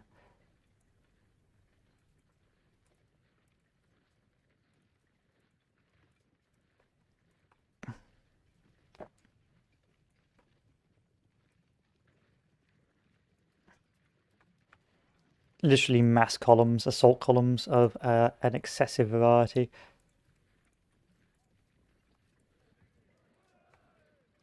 Designed for punch-throughs.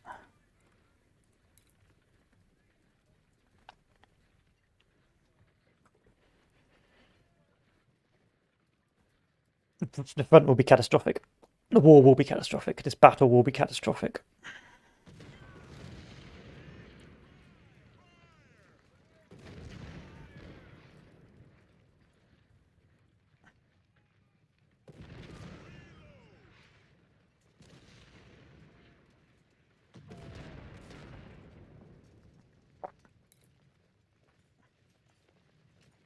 Once everyone's in position, we will have to punch through it.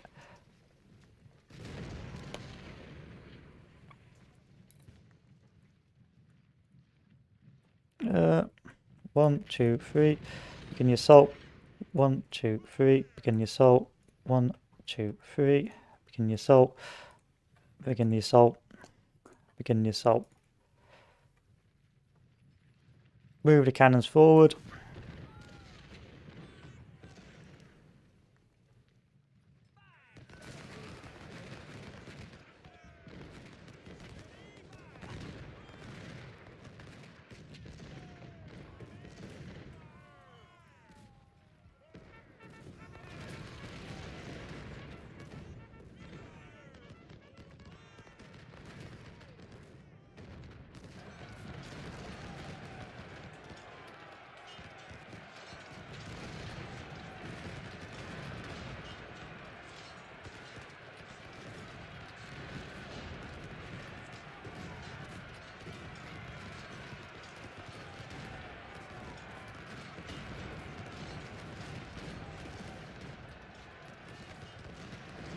And we don't stop.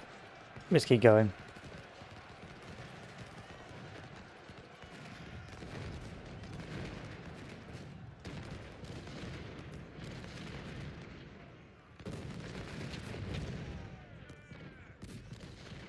And in this position here, we do the same.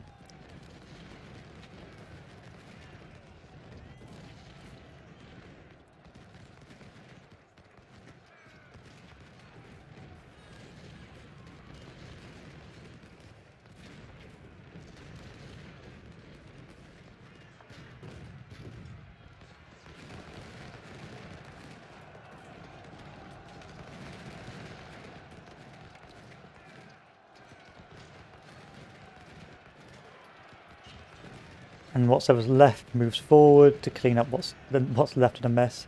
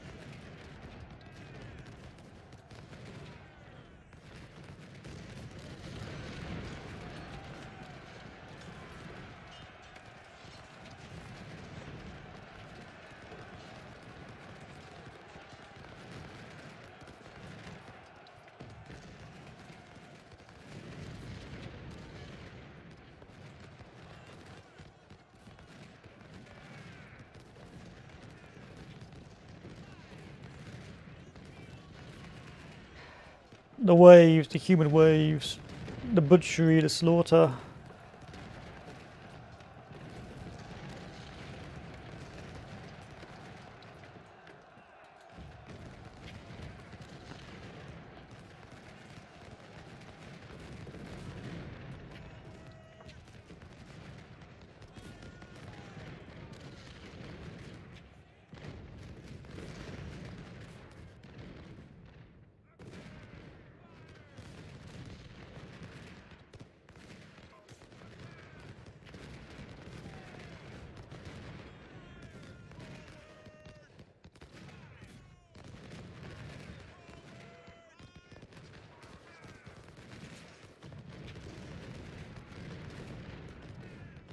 And then reformed the troops for another attack wave.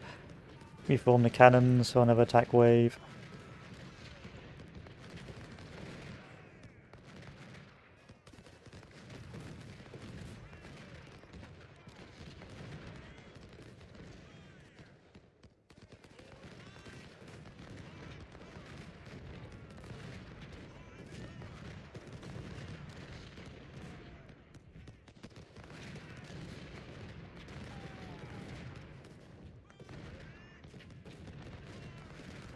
Whoa, I didn't like that. What the hell did I do? Oh, I did that, okay. I don't like that. Make it stop. Send the next wave.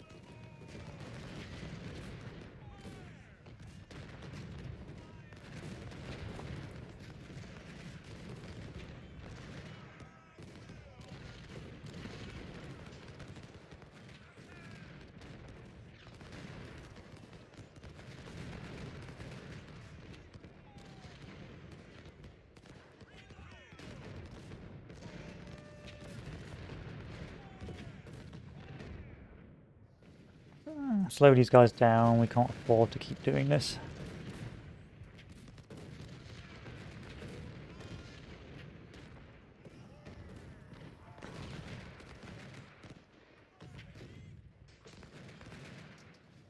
I'll send these troops up this way.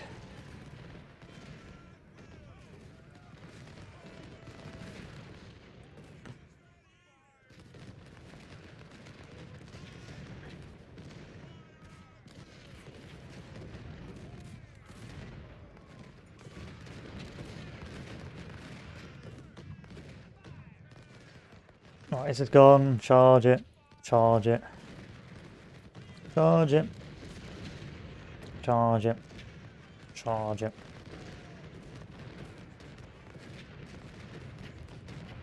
Push it. Hold it. Push it. Hold it. Cry.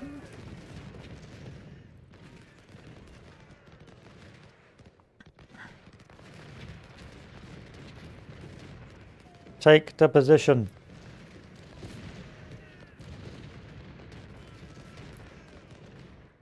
Right, move the rest of the troops forward. And these reserves can move forward.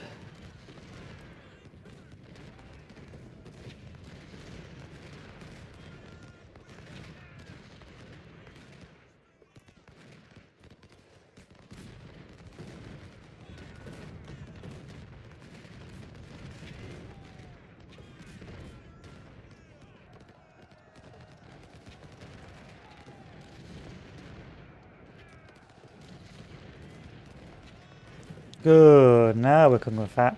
Now let's move this up, move these guys forward.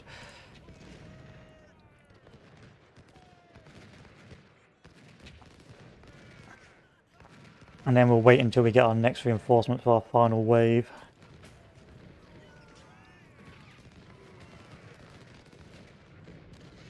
Our final wave of offensives.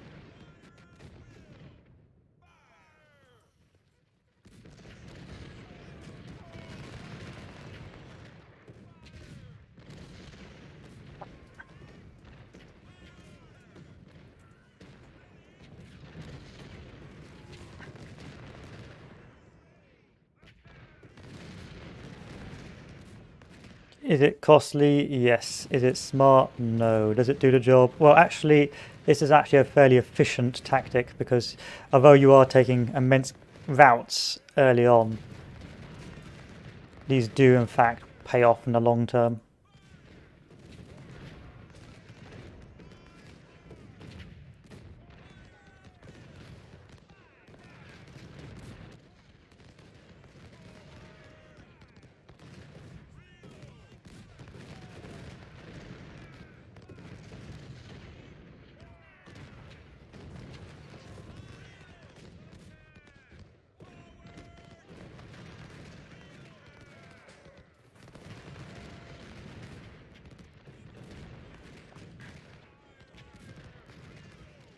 Right, next boys, you're coming in for the next offensive. Go up, go up, go up. Charge it, break it, smash it.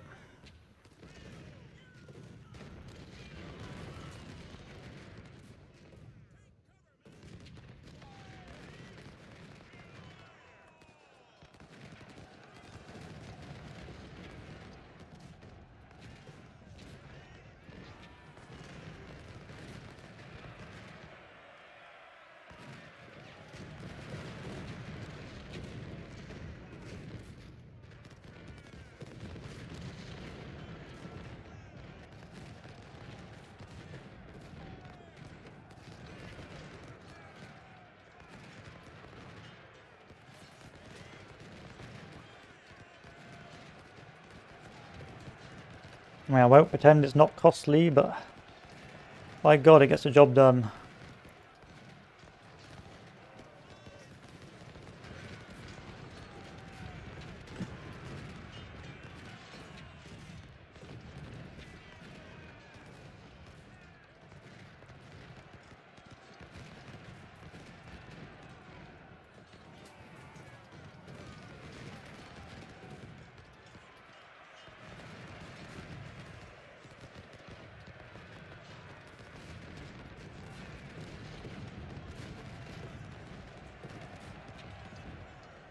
We have to retreat this back until we form another wave. Another assault wave, another assault column.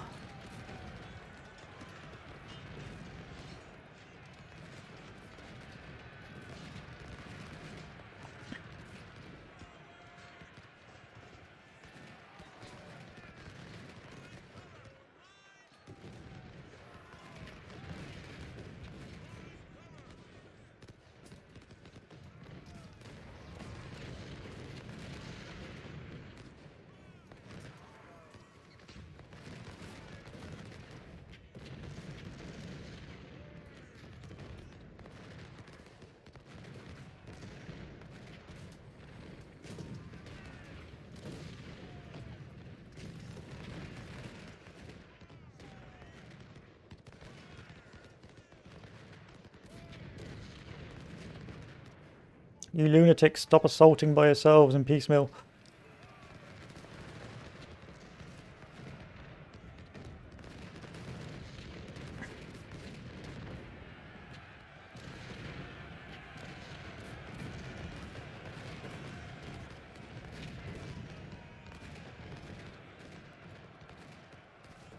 Alright. Time for the next charge.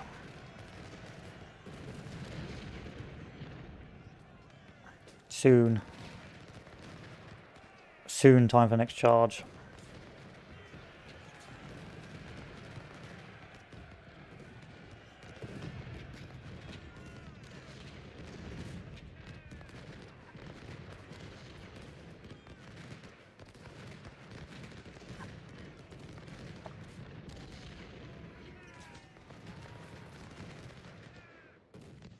Mow these guys down first.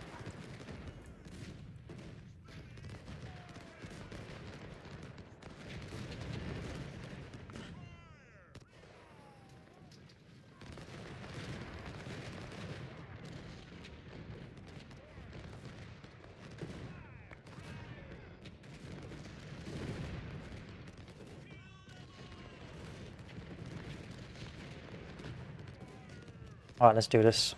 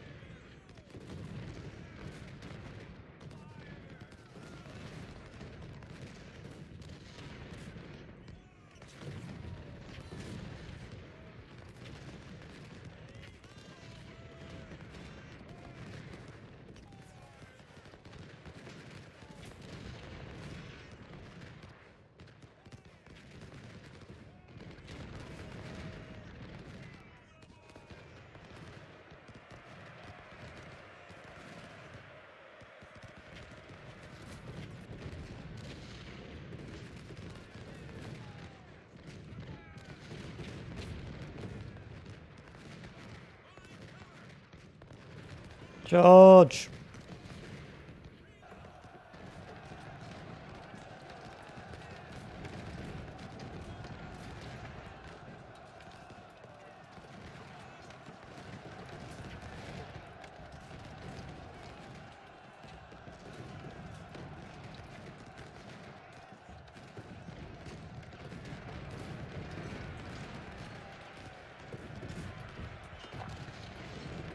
Charge!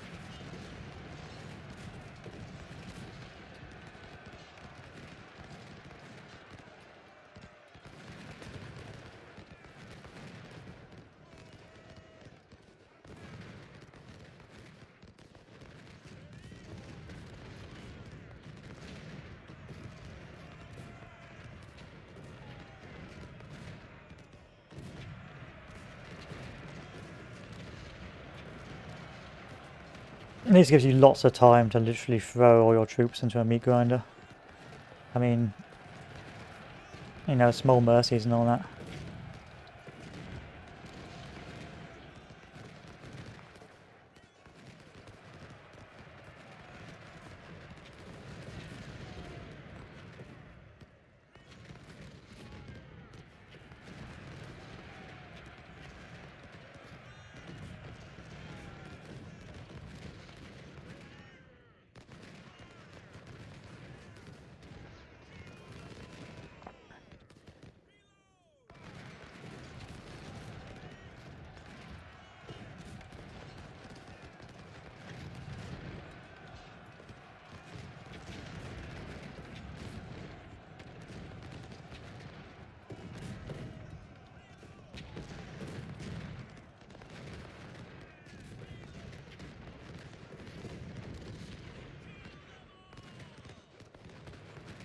Pretty much meat grinder tactics. Pretty much World War One human wave tactics.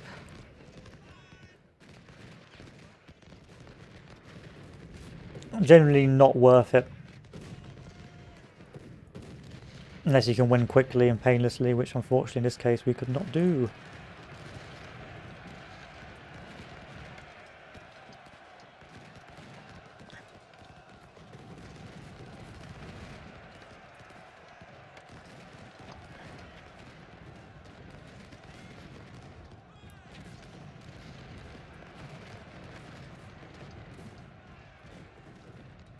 I'm getting sick and tired of these guys constantly fighting on this position.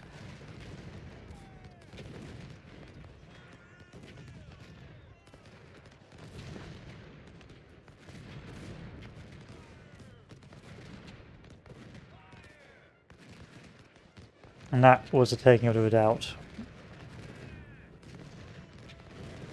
Pretty much a case of throwing everything you've got at it and hoping that the cost is worth it.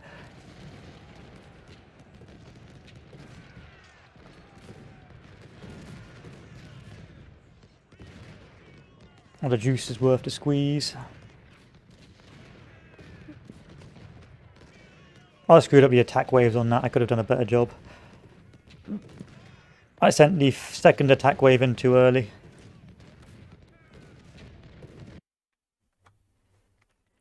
I bet you see here the casualties in terms of casualties. I mean, you get money from it, but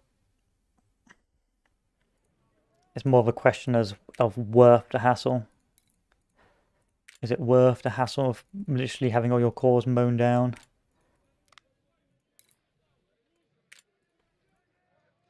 And the answer is generally no, it's not. I mean, I can preserve their quality a little bit. Yes, sir. A little bit of money spending. I can preserve the damage. I can staunch the bleeding.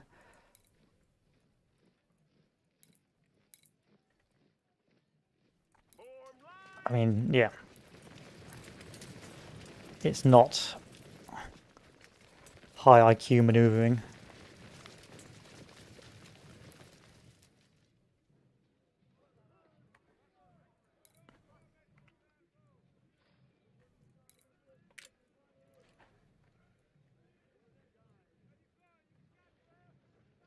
I'm gonna have to pay for normal recruits for the rest of this. It's a money problem again.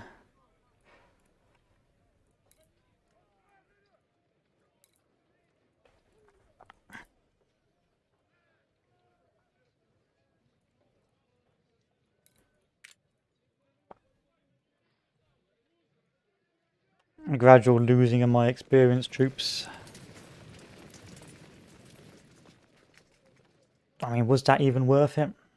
It's questionable. I mean, I got more manpower from it, but I got it. Don't think it was worth it.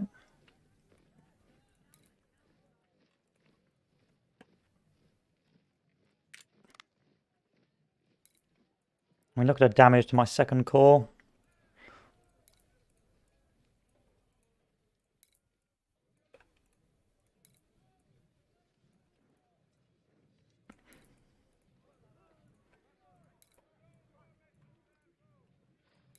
These guys got some experience though, so, you know, swings and roundabouts.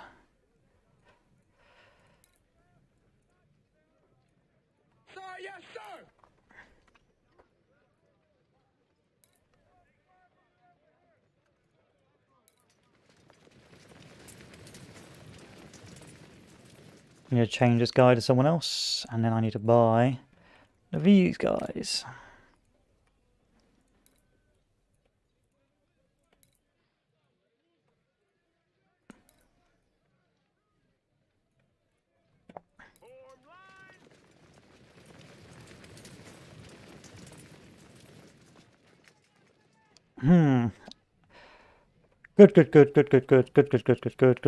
Good. 8,000 men to spare, and that's not bad for what it was.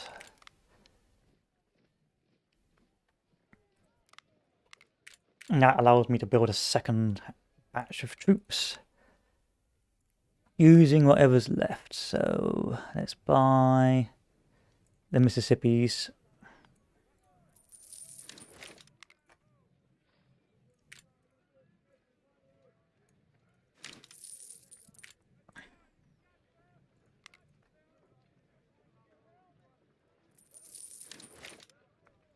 Let's turn this into a full-on infantry wave.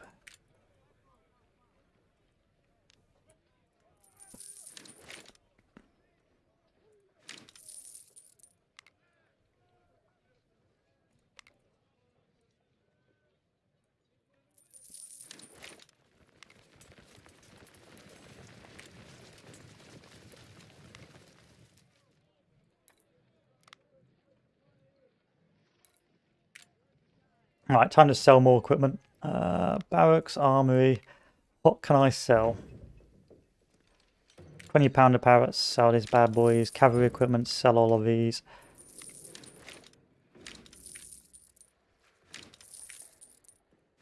Skirmisher equipment, of course there isn't any.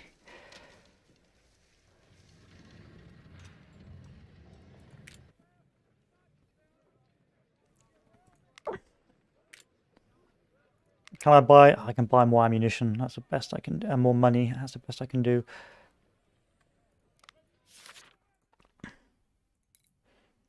Still, because we won that, minus 10% in morale, which is better than nothing. Hardened Pike, is this another one of these, really? You are literally just going to throw your troops in for the rest of the game. It's going to be butchery.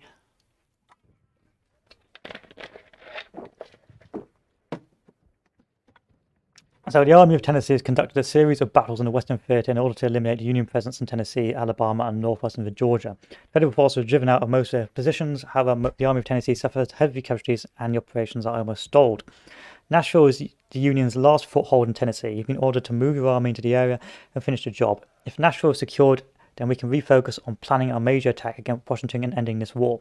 You will lead 2 of your best corps against the Federal fortifications. The rest of your army will seize the railroads and cut to Nashville from Murfreesboro, Franklin, and Johnsonville. Again, an alt history scenario. Hardened Pike.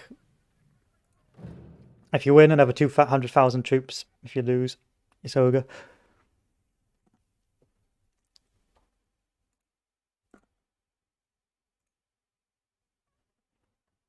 General, Nashville is surrounded by formidable fortifications, second only to Washington. We shall attack the northern part of the field defensive line at Turnpike. The Pike is defended by 2 strongholds, one in the north and one in the south. They are protected by a redoubt, and all of them are surrounded by a trench line. Nashville was the first Confederate state capital, captured by the Yankees. Now it's the last one needed to recapture before final march. So for this objective to win, we need to take both North Point and South Point. The general rule is a little bit easier this time. So you take your 4 troops and you form a defensive line here. And then you just keep on forming that block of troops just to mass in preparation for that battle. At the same time, your cannons get moved in preparation as well. These troops get moved into the south to do their same operation.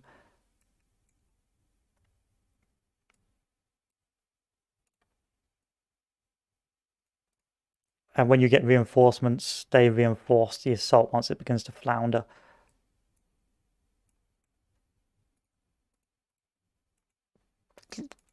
Just assault columns, that's what it is, just assault columns.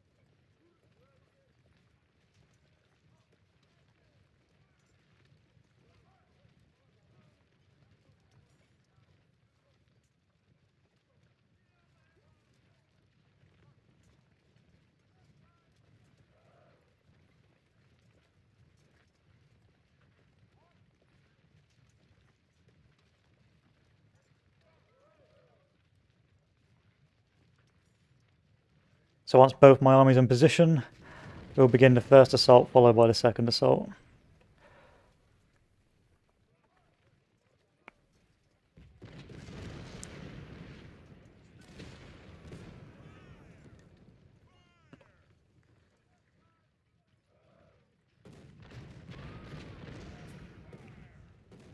Okay, let's do this. First assault wave, go. Second assault wave, push forward. Third assault wave, push forward. Cannons move up. Cannons move up. Cannons move up. First assault wave, move forward. Second assault wave, move forward. Third assault wave, move forward. Cavalry charge. Cannons move forward.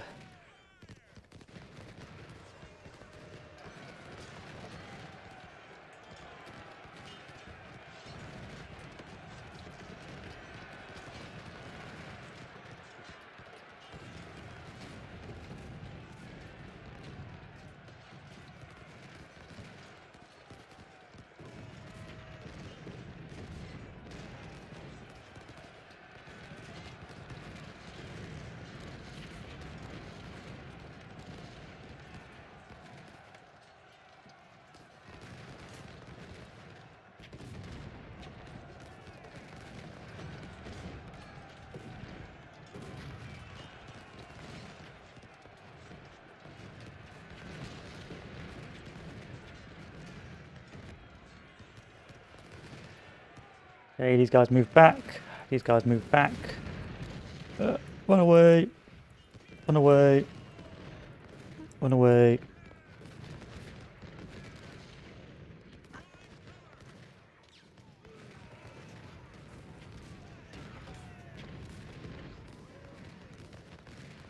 And the cannons move up.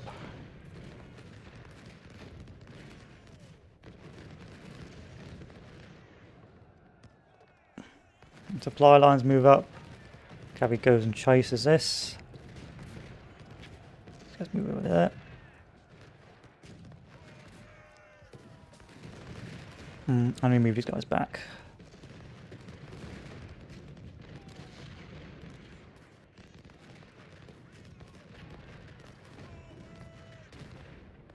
Now the second corps. Move these guys into position for the next wave.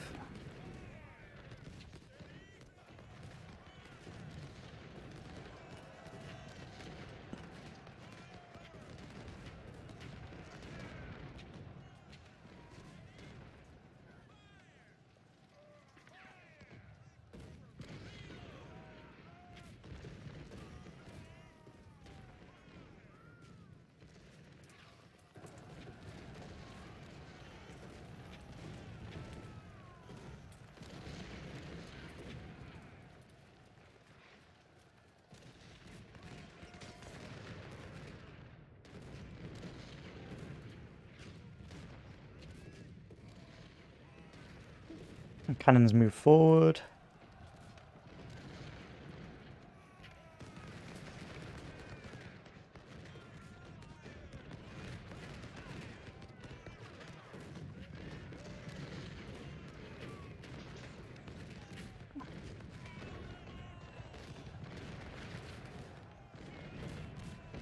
And we wait.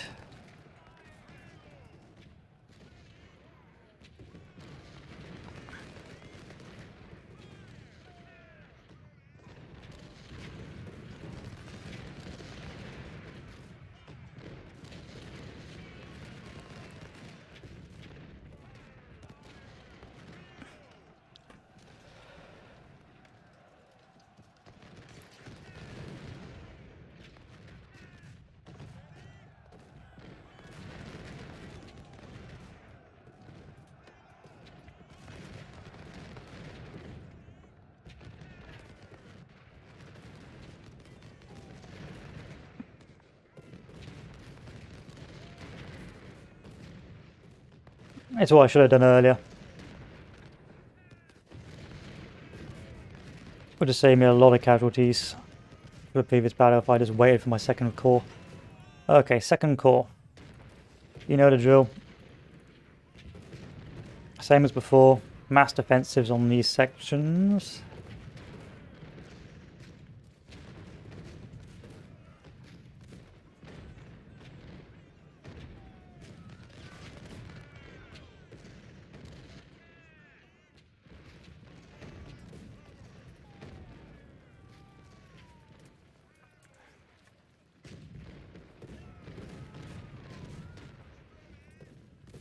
And same as before, these guys, mass defensives on these sections.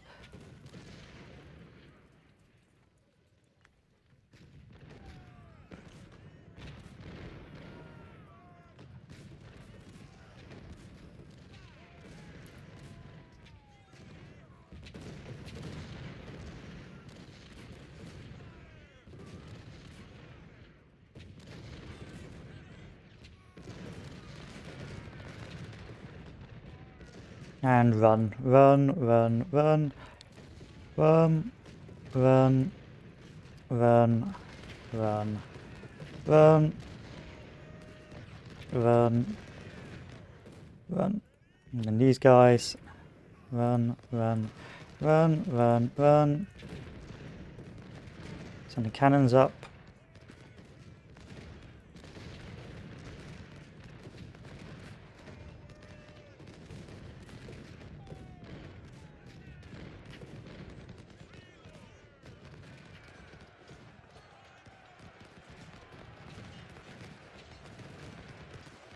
This pike can be a little harder. My troops have taken a greater pounding.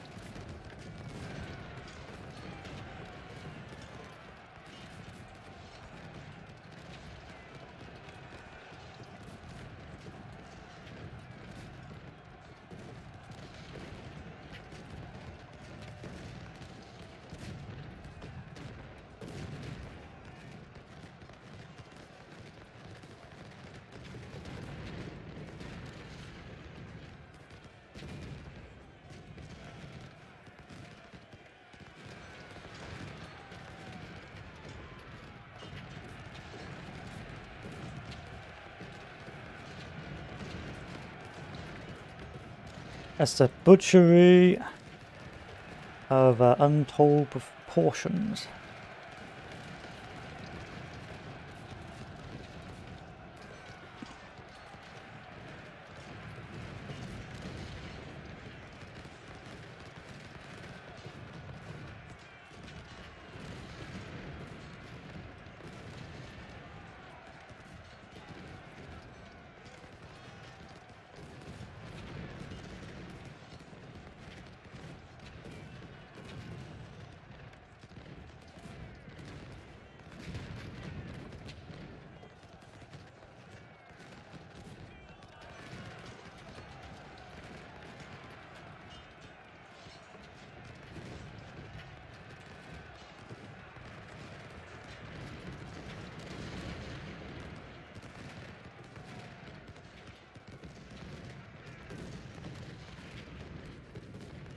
No idea why you guys keep running like that. You guys are insane. You guys are like insane.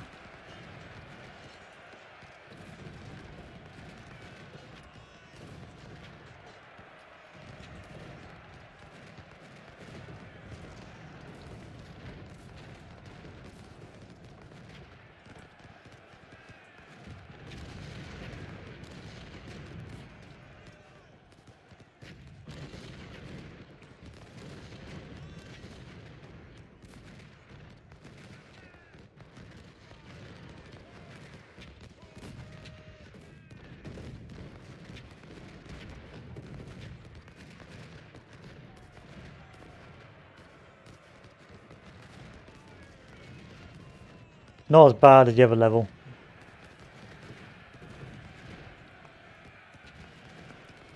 It's more of a slap in the face rather than a kick in the nuts.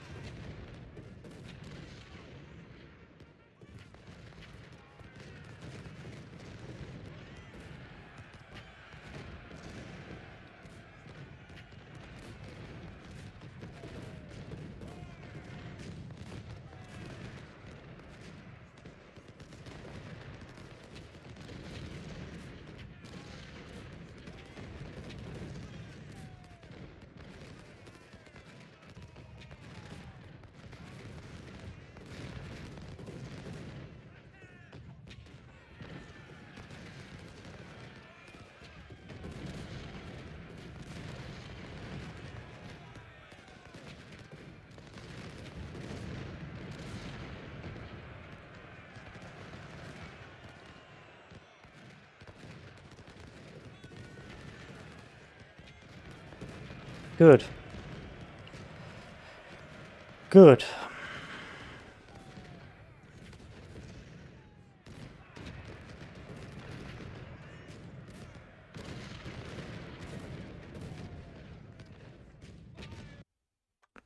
So they're 47,000 versus my 55,000. We took about even Stevens casualties, which for what it is a pretty effective battle. It was pretty good for what it is because of the extent of the slaughter. This will be enough to get me up a final couple of mounts for the final battle.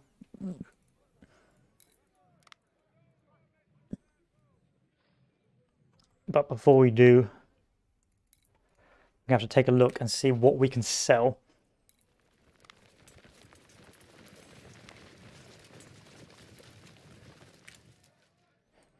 Most of my commanders have died trying to take these positions, and none of these commanders are any good. So let's get our cannons up first.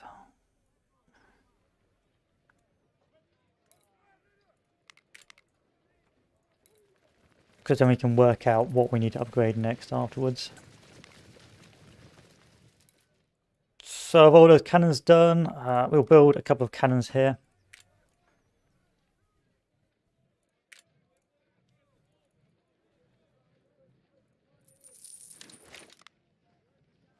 And then we'll start selling all our other cannons. And then we look at our cavalry. Did our cavalry get damaged a little bit? A little bit damaged. Okay, start selling the cavalry equipment. Which we can't because there's nothing to sell. And then we'll sell the palmettos. We will sell GMG Type 54s. Actually, we won't sell that yet because I know I've got one unit up here that uses that.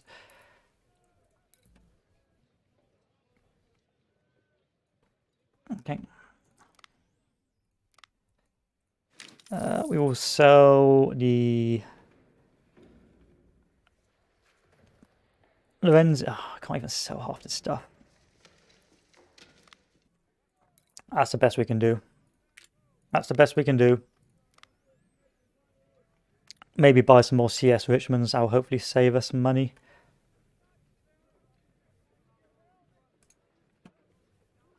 Yeah. Buy some CS Richmonds. And aim to preserve our cause.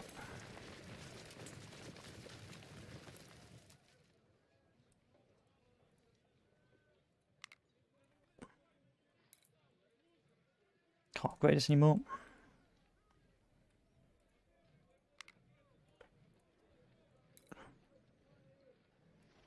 Yes, sir. Expensive, expensive, expensive. Very expensive.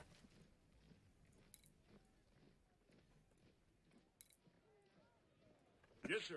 But these guys didn't take too much of a pounding in that battle, so I can't complain too much. We will be in a good spot for the next battle.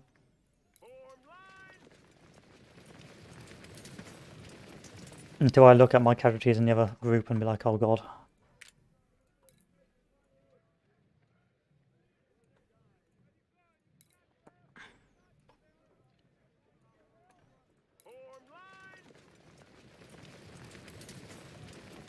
Yes, sir.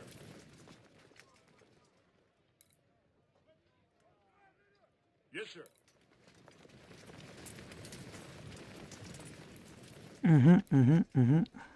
Yes, sir. Nice, nice, nice, nice, nice, nice, nice, nice, nice, nice.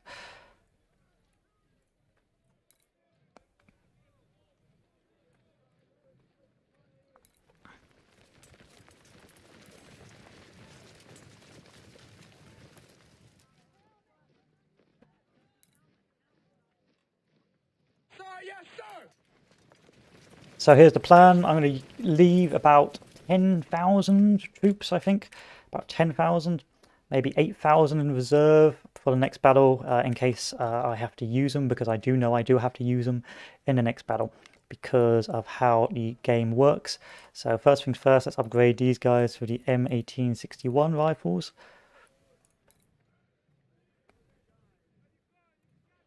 Okay, and then we head back over here. We can now start upgrading our troops on this sector with the CS Richmonds.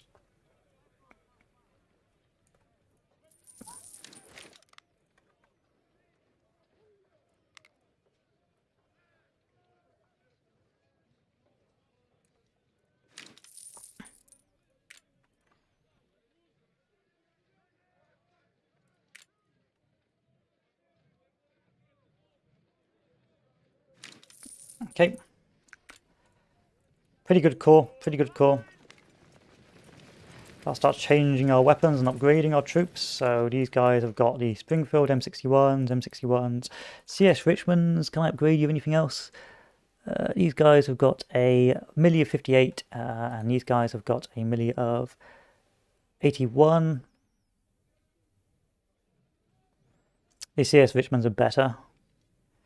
So if you have got a CS Richmond, you keep your CS Richmond.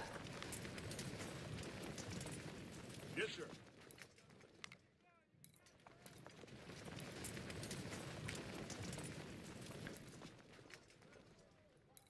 Okay, armory, sell some Mississippis, sell some Enfields, sell what's left of these.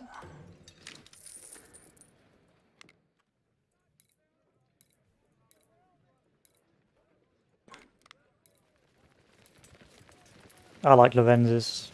I just like Lorenz's, so I'm gonna keep your Lorenz. That's the best I can do with these weapons. Okay. So the next batch will be the M1855s.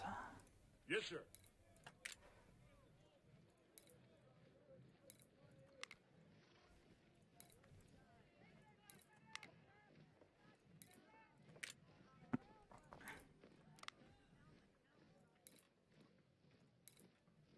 M1855 and M1855. Sir, yes, sir. In fact, there's probably no point upgrading my manpower or keeping my manpower.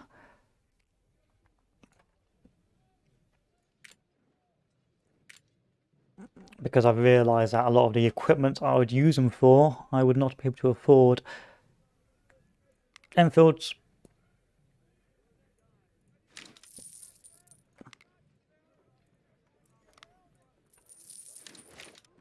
Enfields.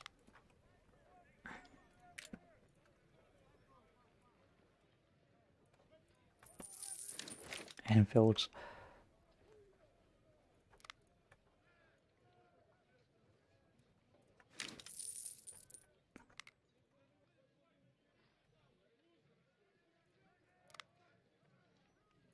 Enfields. We're close. I'm going to stretch your army to breaking point.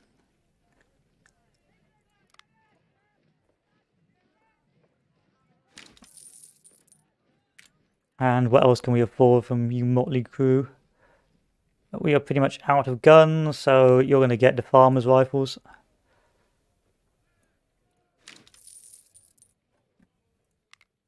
And we're good.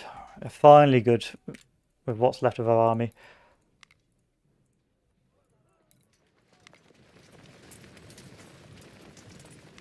We're in a good spot.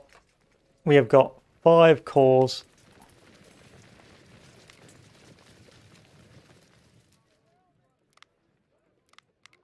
$30, $40, $50, $60, $70, $80, $90, $100, $110, $17, $110, $117, about $150k we've got here. So we're moving on to Washington, but because we've won this battle, we've got minus 10% army size, minus 10% morale, minus 50% enemy quality. So this will be our last battle, the last battle of the campaign. We're in a really good spot. We have a pretty solid army, but we will be fighting in this battle about 200k Union troops.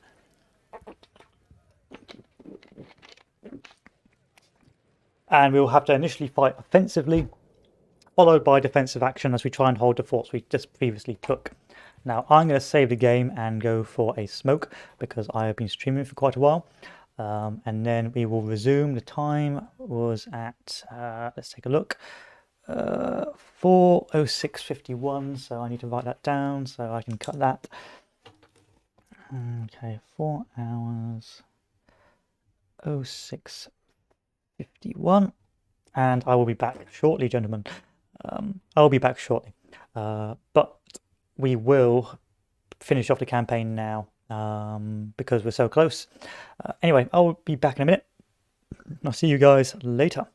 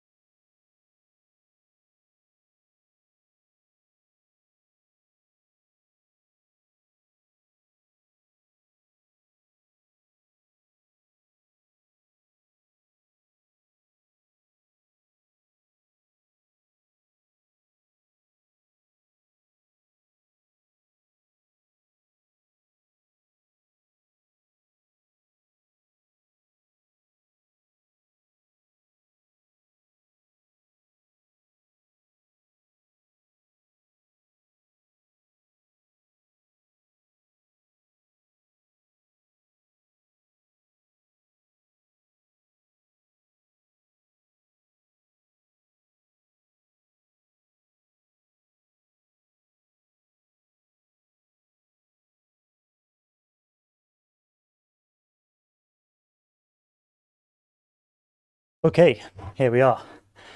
Final part. Oh, the final part, the final mission.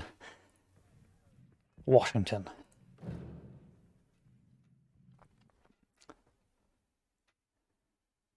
Okay, we're attacking everywhere basically.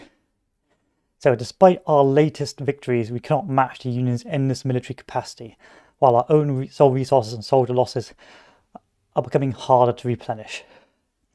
At this critical point of the war, we need a decisive victory that can completely crush our enemy's will to fight. By taking advantage of our recent tactical successes, we maneuvered our army through the Shenandoah Valley and into Maryland in order to strike Washington from the north. Washington's defences are lighter from this side because of the various creeks that create gaps in the fortification works. While the Union armies follow us from a distance with hesitation, we will assault the capital and take it before it is heavily reinforced. During attack, we will send a portion of our forces to move in concealment through the woods and envelope the city from either side.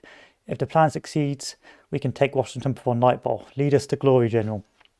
This is an alt history scenario. There was never really at this stage any chance of this occurring, and Washington was a heavily fortified network. That was a nightmare. So in reality, this scenario would never happen, but because it's a game, we will try and do this. This is a very hard scenario because after you assault, you will need to defend against the ensuing Union attack. So really, it's just a case of throwing everything we've got at the enemy and hoping that we break through. It's going to be a costly battle. It's going to be a painful battle, but there's the only way we can achieve victory is through this battle. So, General, this is our big moment. Today we capture Washington and win the war.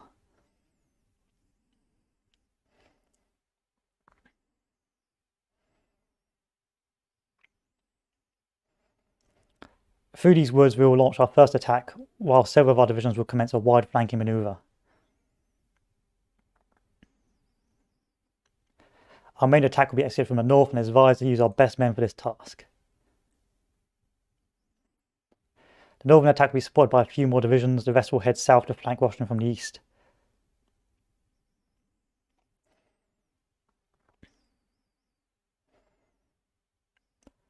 Fort Devassi is a formidable fortification that guards the northwest side of Washington. It is the first fort we will need to confront today.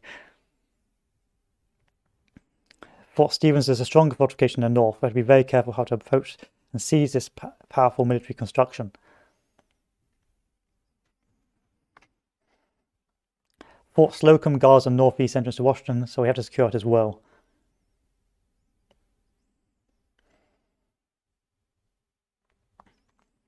The Federals have built additional fortifications around Washington during the latest months.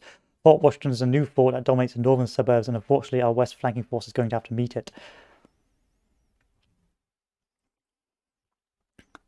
Fort Thomas is another newly built fortification that our Washington flanking force must secure before it proceeds to Washington. After conquering these 5 forts and interconnect trench works, we'll be able to advance to the city and take it. General, it's going to be our hardest fight, our most important battle. Let's win this. We begin the attack from the northwest. Hopefully the enemy will be busy fighting us and will not notice a flanking action. The Federals are expecting us at Fort Devassi, and it's lightly guarded. We could rush our troops to storm it before it is reinforced. The enemy reinforcements expect to arrive from that direction. So immediately get rid of this. Get another infantry squadron.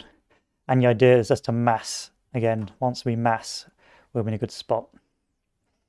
So all we've done before is effectively this, but times 2. All the previous operations of hard rushing, hard pushing, it all comes down to this moment.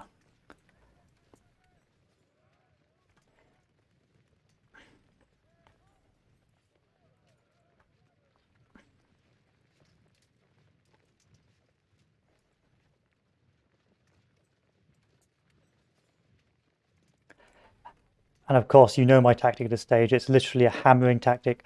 We hammer waves at the enemy and try and break through this way. Once we hammer our way through, we should be fine.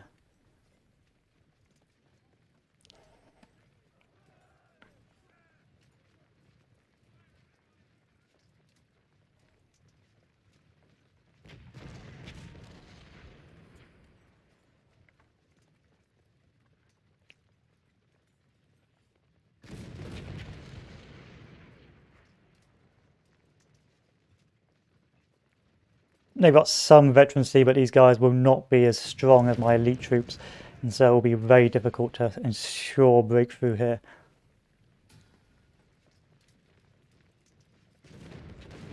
But looks like we've got even more reinforcements for this job, so hey ho.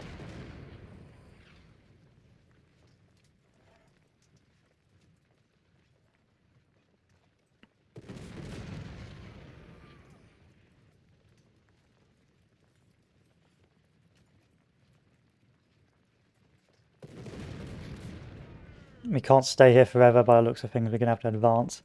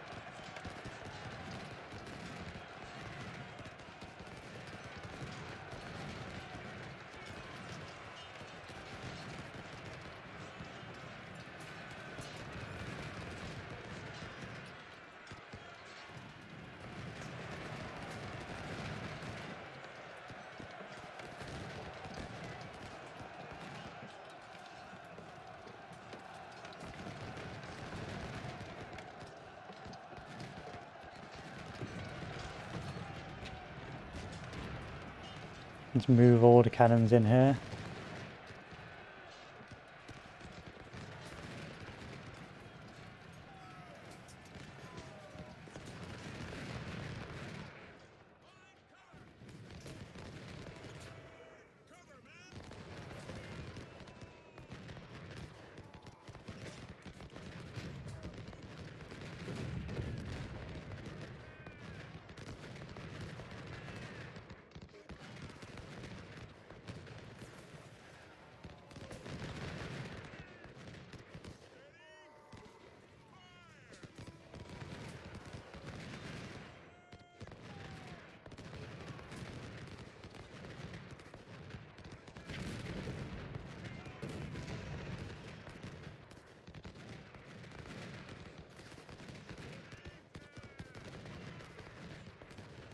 And Fort de Russie taken, we can continue the advance.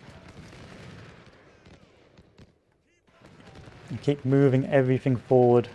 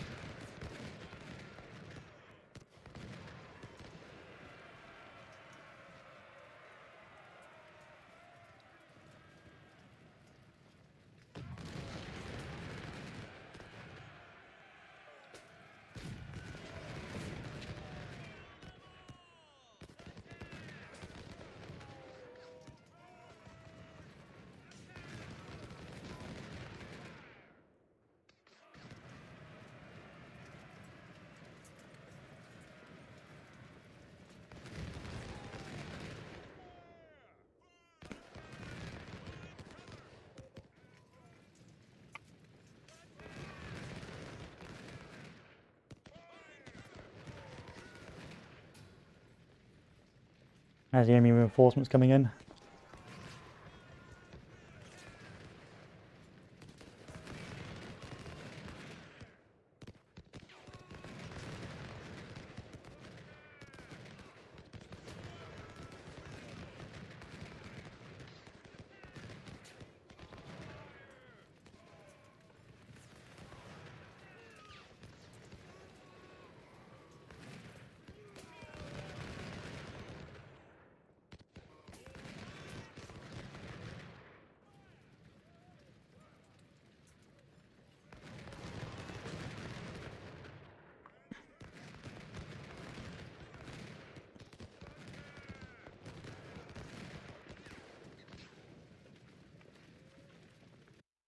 Okay, the attack at Fort Stevens. My best troops advancing from the north. Our main target is Fort Stevens, and the enemy reinforcements will be coming in soon. We've also spotted enemy movements in the north.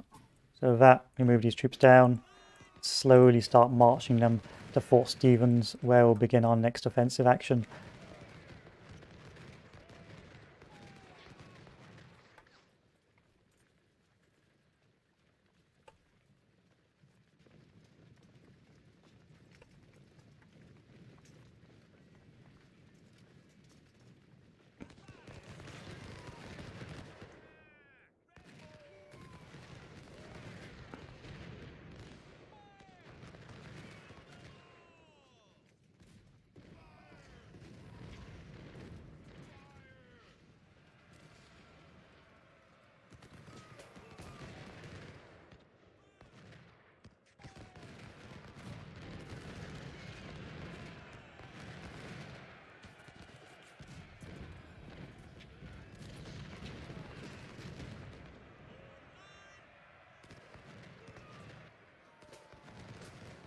Yeah, deploying to stop us. It shouldn't stop us too badly though.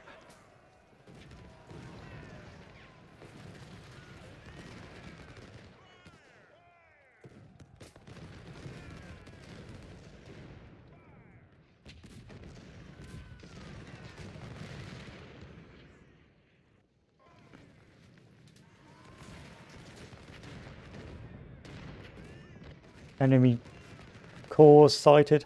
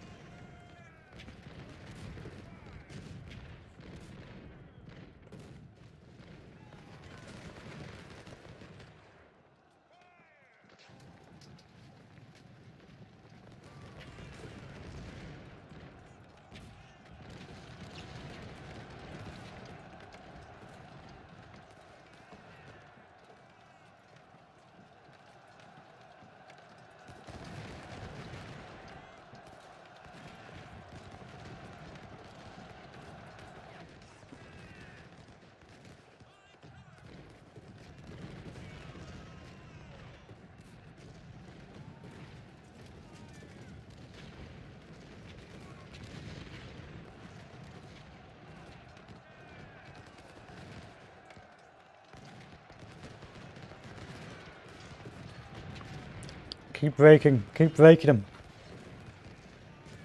Don't stop moving forward.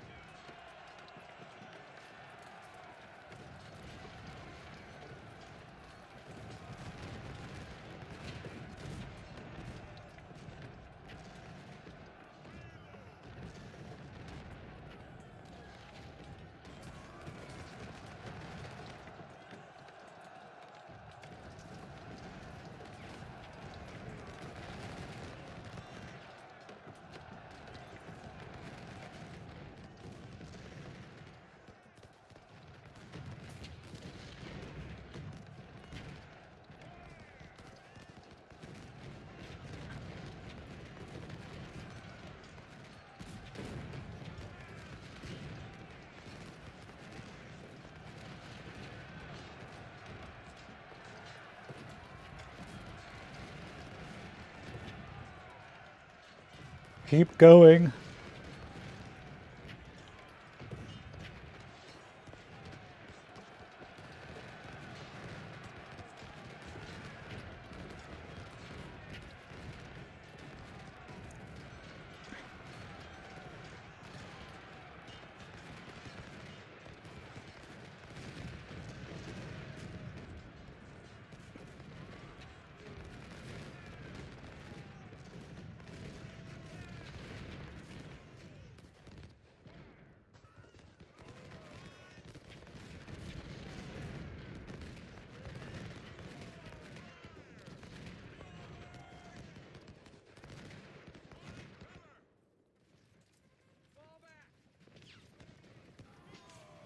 Our next front soon. Our next push.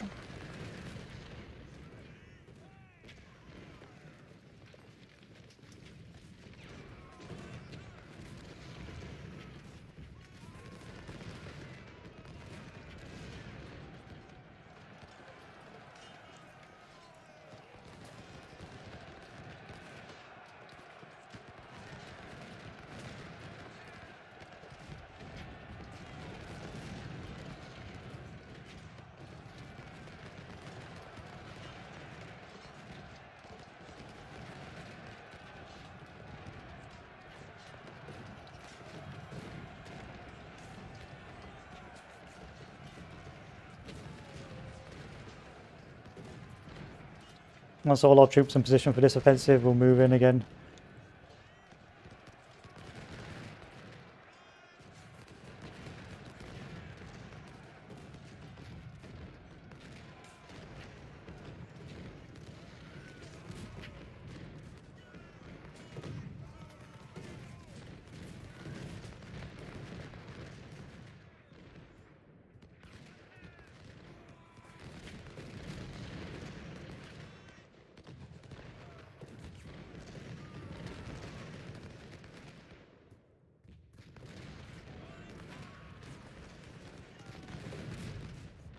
For another assault wave.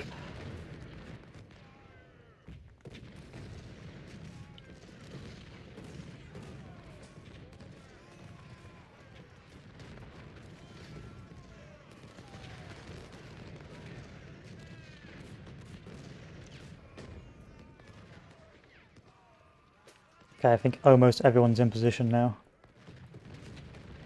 We'll wait till about...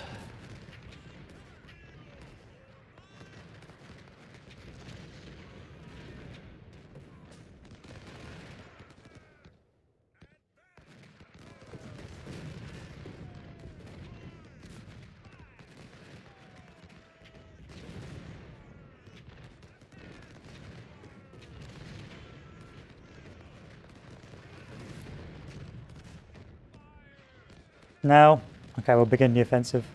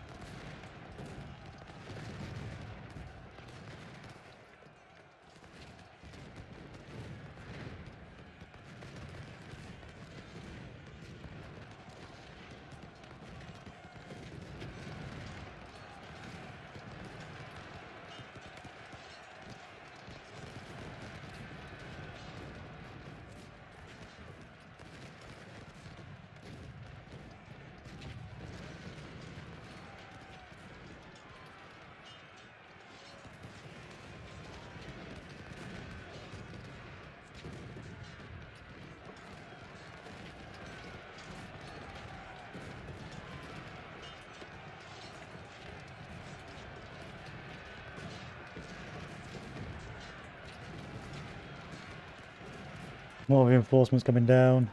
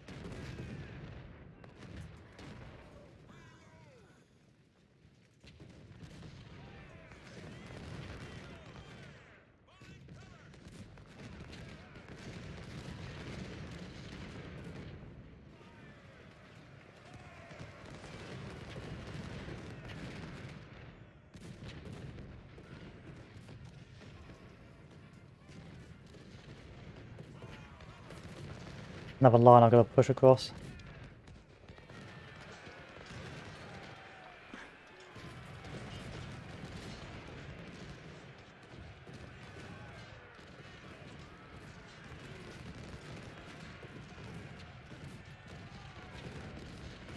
If I don't push across this, the enemy is going to be able to reinforce this and make it a nightmare to take.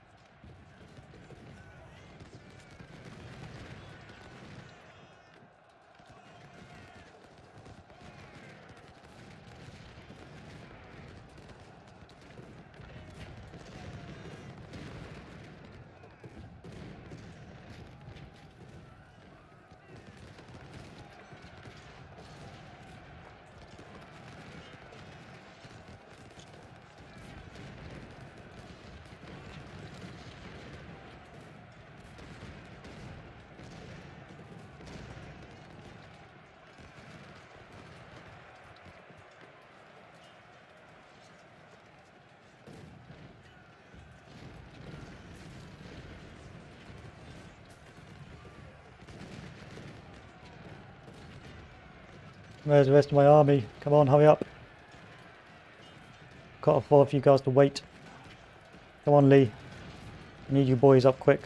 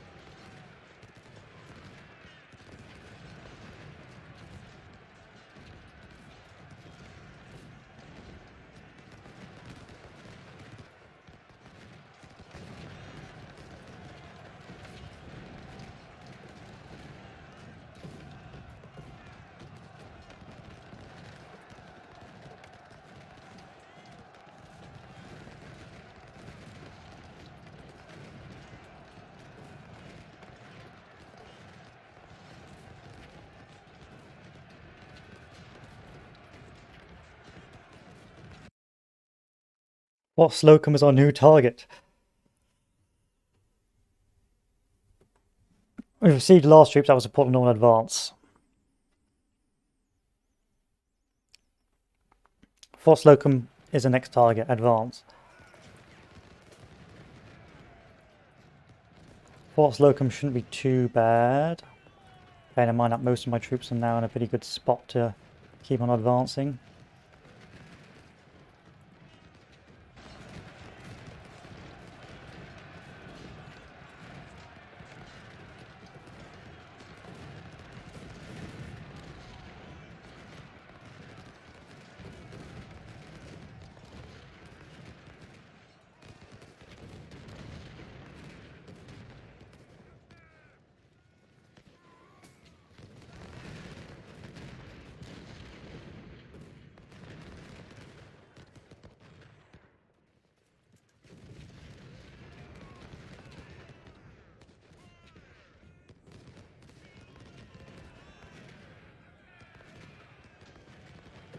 I'm going to move these guys up now before they have a chance to reinforce this.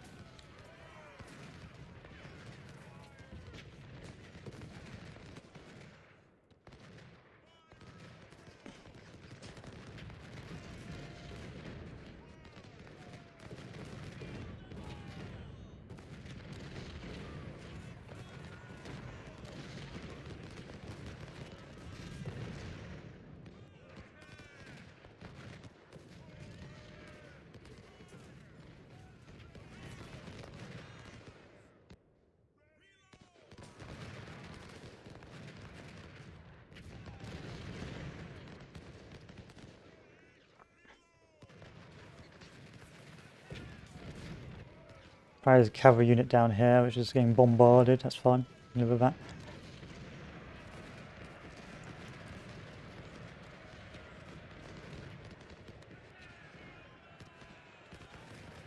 Cavalry harassing our flank. That's correct, you do have cavalry harassing our flank.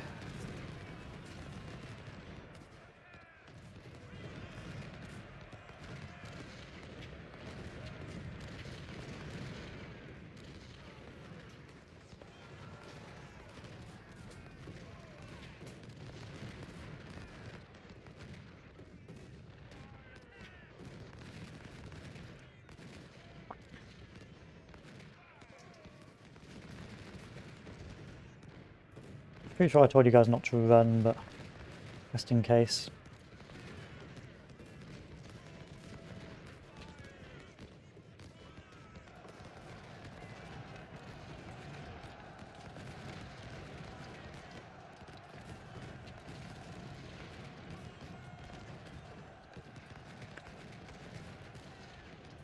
So far so good. I mean, the casualties could be worse.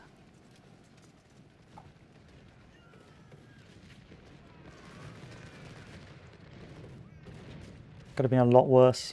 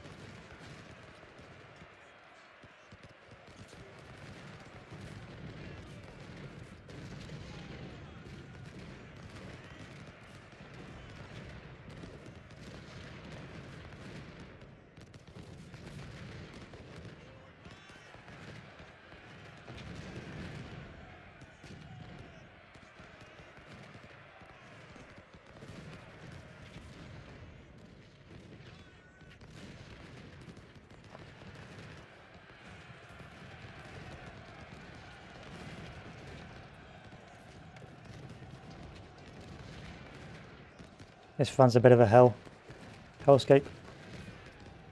That's fine. This is fine.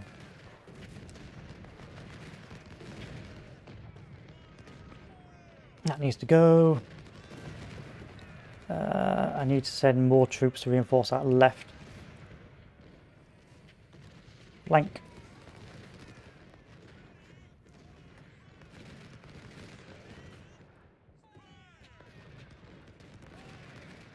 And these guys can move down here. I think they get reinforcing cores here, so I've got to be a bit careful.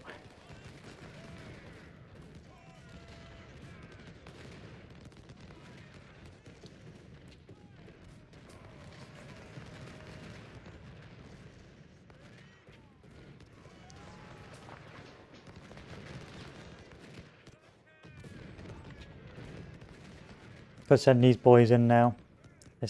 Because this flank's starting to clean up a little bit.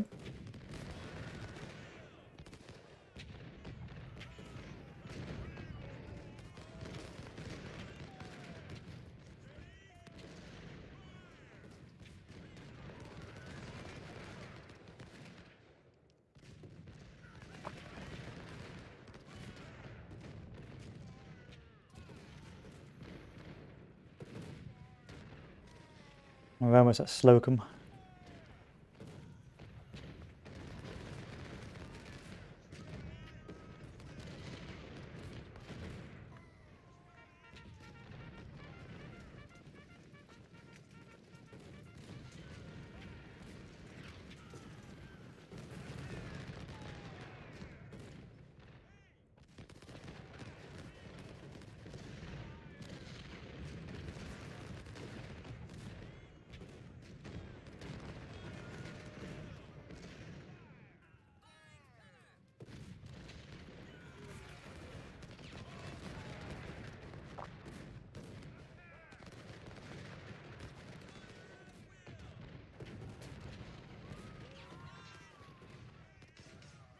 Get ready for our attack waves. Soon.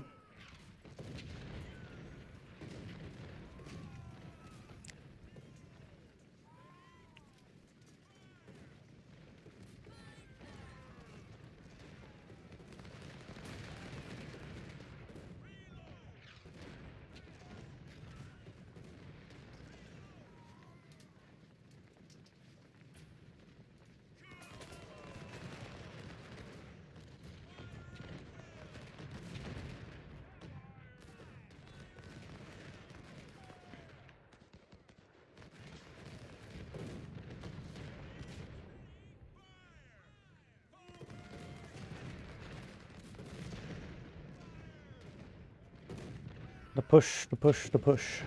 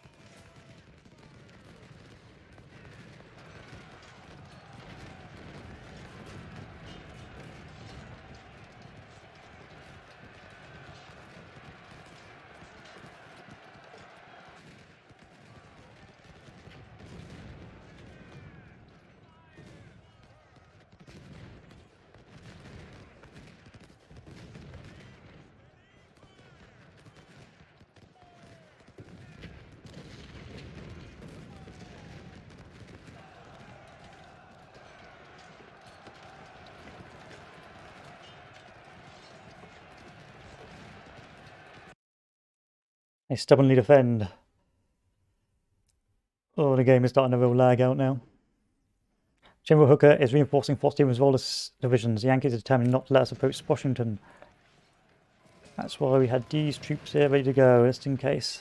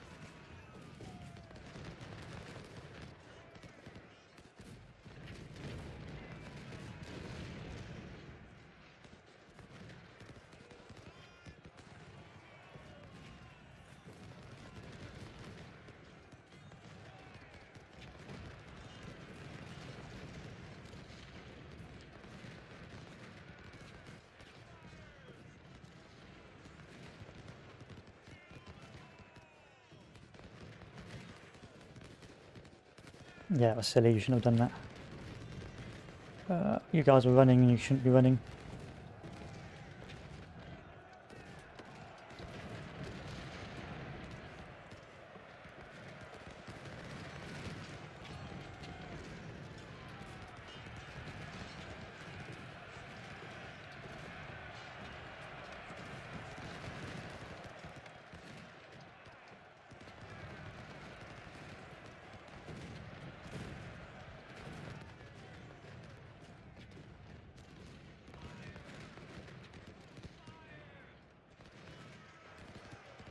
Master cavalry, the pestering cav.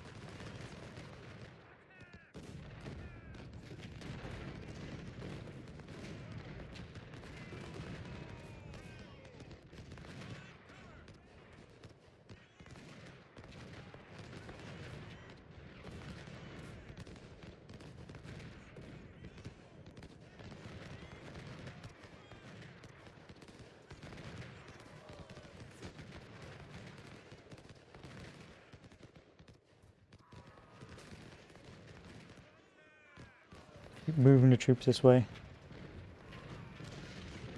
Keep pushing left.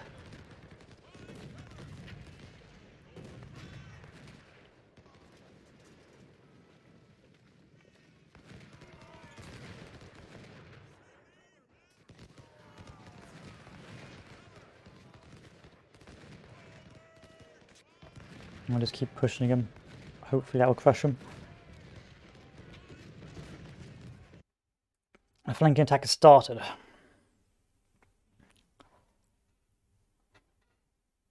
Meanwhile, troops made it to the west side of the city without being noticed and ready to launch an attack.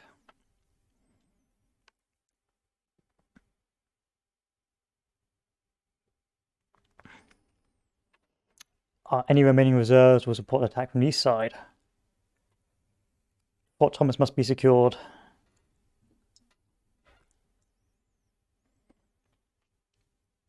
And Fort Washington must be secured. And there's Washington itself. So, first thing first, line up the troops. So,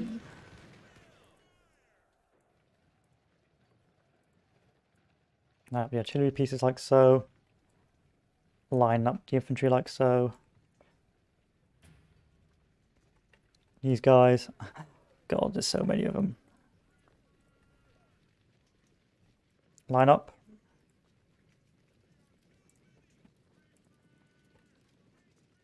Line up. Line up. And then these guys. Line up. Line up. Line up. Line up.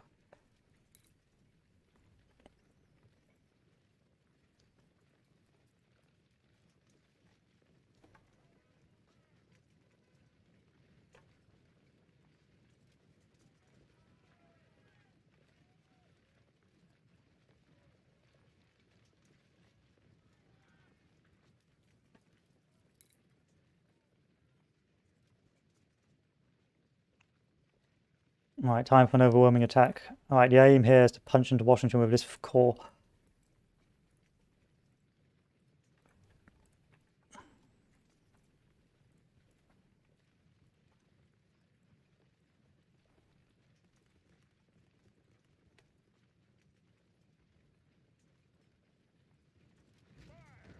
Then once Washington is punched into, try the other core.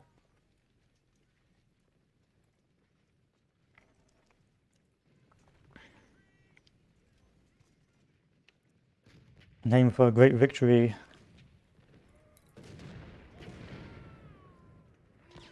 Okay, run, run, run, run, run, run.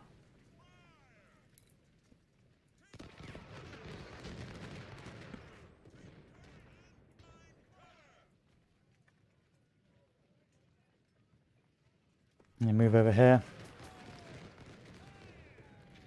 Prepare these guys for a wave.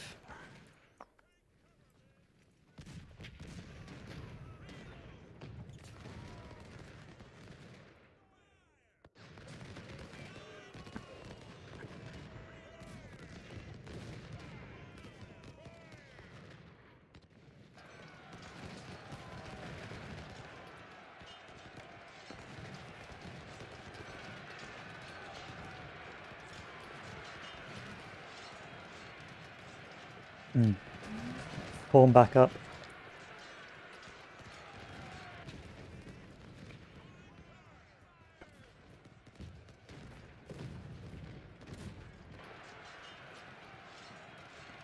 Right, this assault has not worked.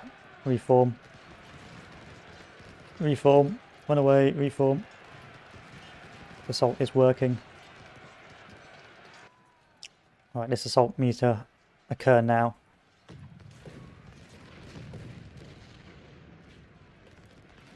May have to save here just in case we lose.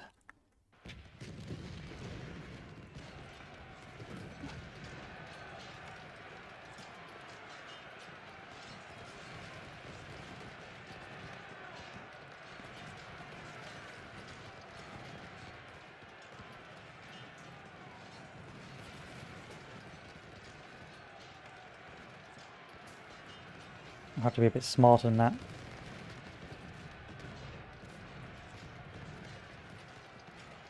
Okay, keep moving forward.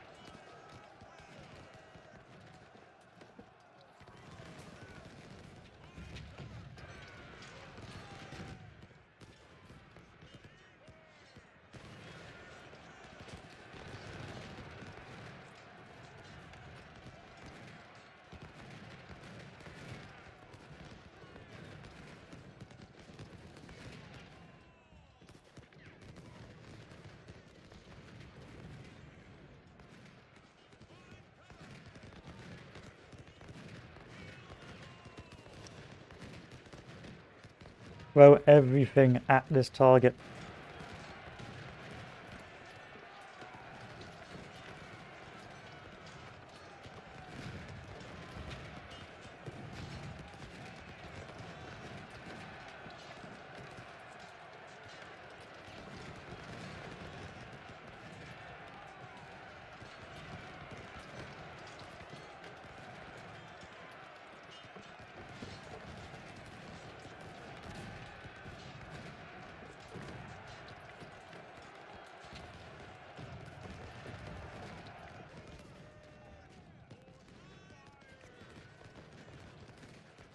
Cannot stress this enough, you need to break this line.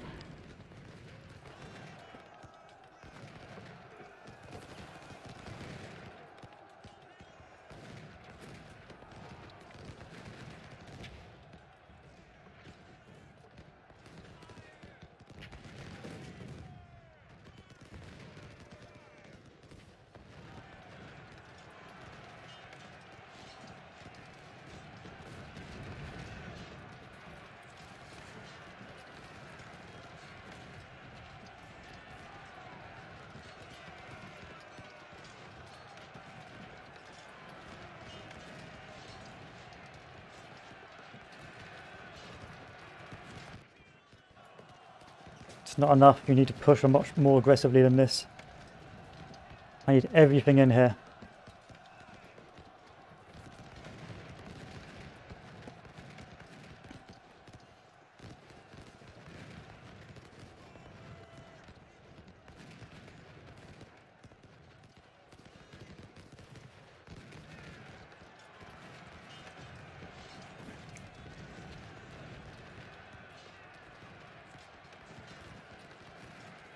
Good, these troops are now up.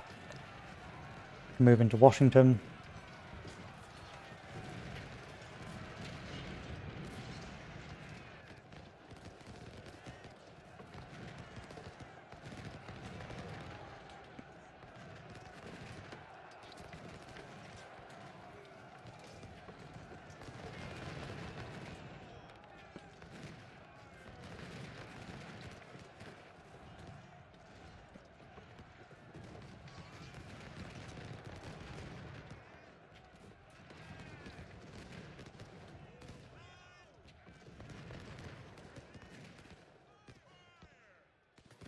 I'm going to try again on this offensive.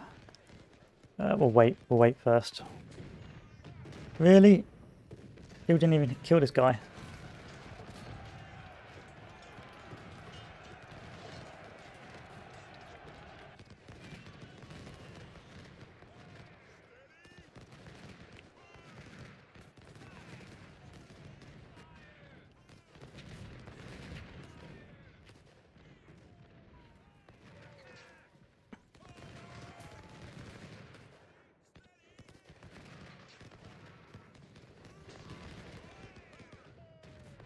Keep going.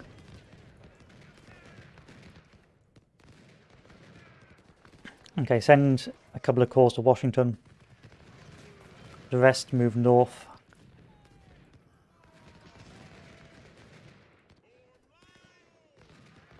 To try and secure the next position.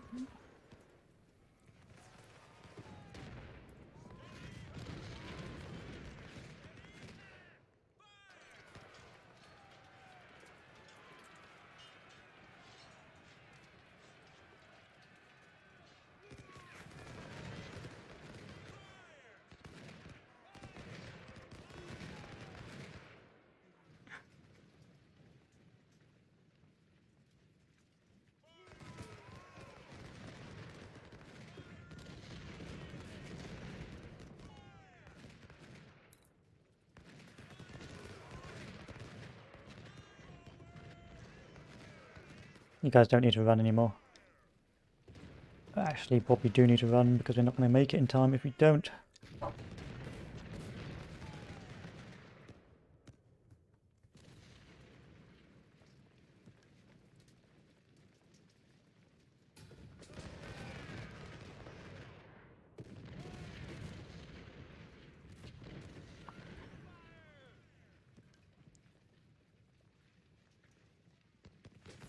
Move one unit into Washington.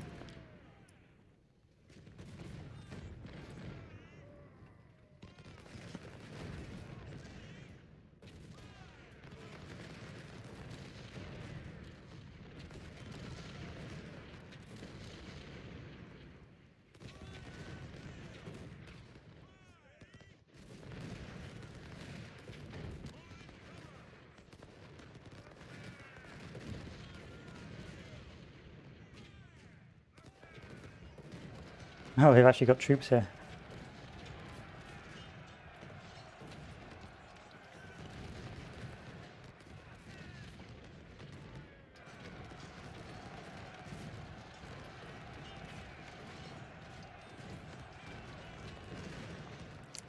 Good, these guys can now move forward. Oh, run. These guys can move forward. These guys can move forward.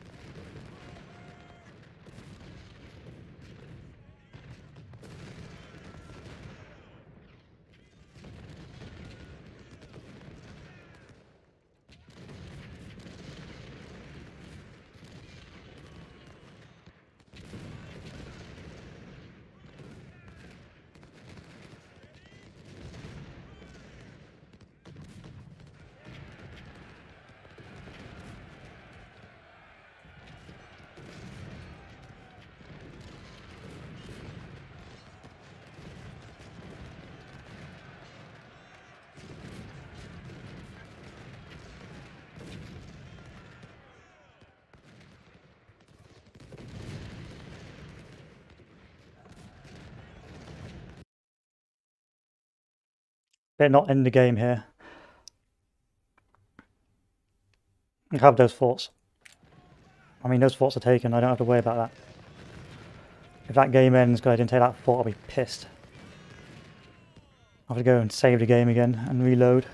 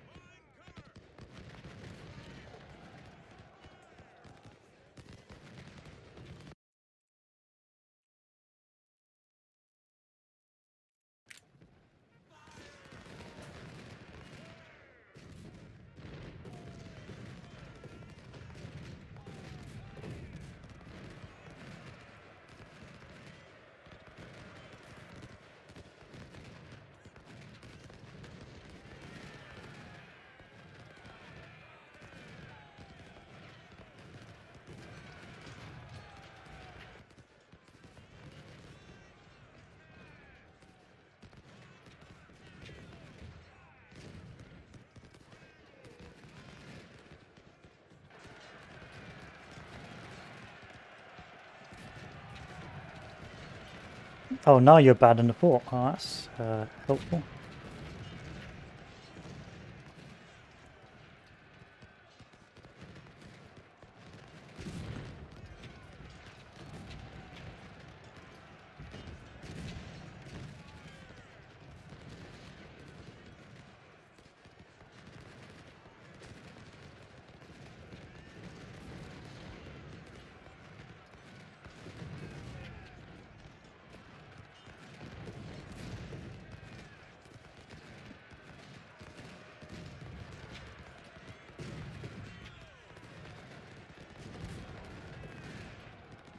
If I'd known that, I would have not thrown my troops away like potatoes.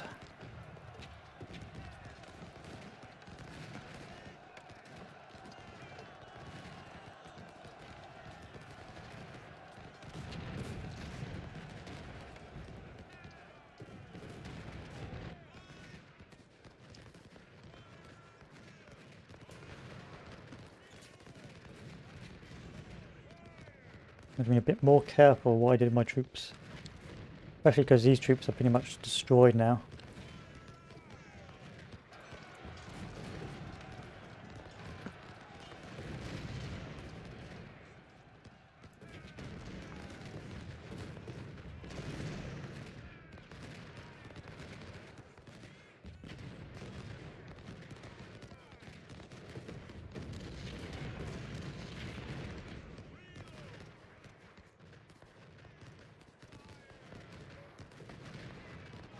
Yeah, I'm fed up with that position.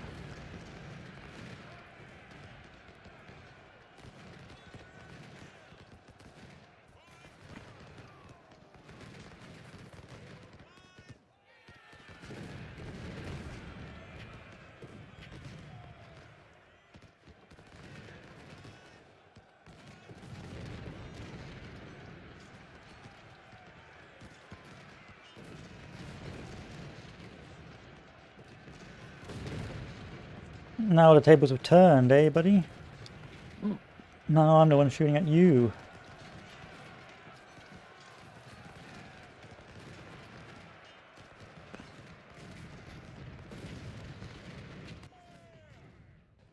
What a nightmare.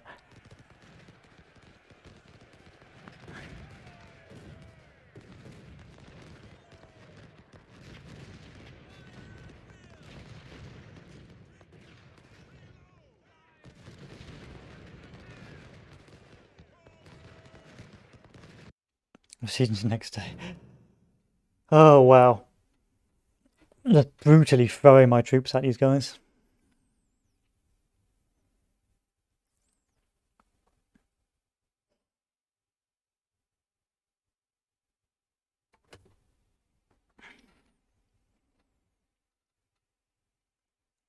Right, let's go to camp. Can I go to camp and see what troops I've got left? Can I fix my armies?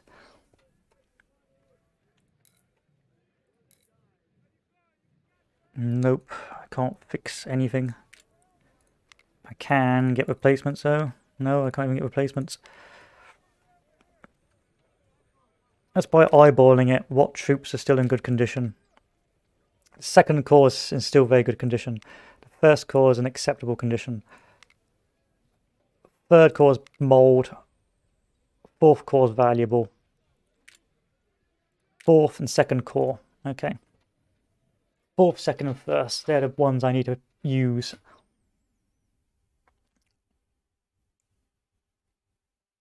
So first,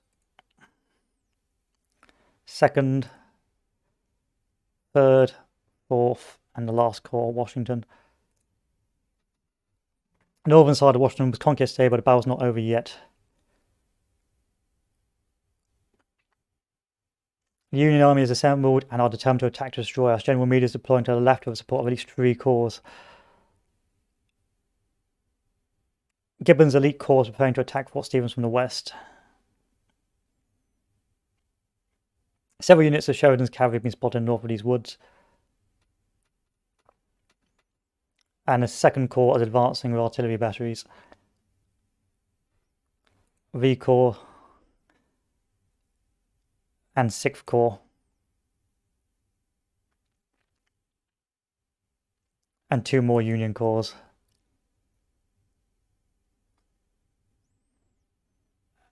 And all escape paths are blocked, so we've got troops coming from over there as well. Our fate decided at Washington.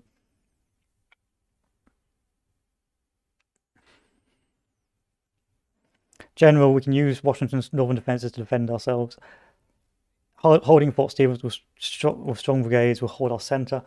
It's the top left, that's the nightmare. Fort de Russy must be held.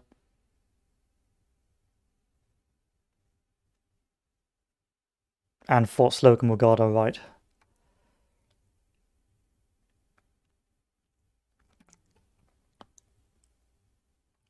Okay, let's start the battle. Let's pause the game. Let's get things into motion.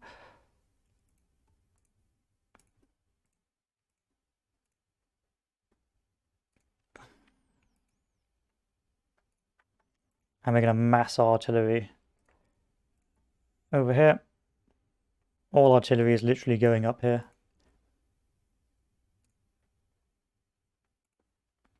To form a mega battery. Oh wow, that's so much stuff to cover. You know what, I might just play it and let it play by ear. Let's save us in case I'm absolutely wrong and that was a bad idea.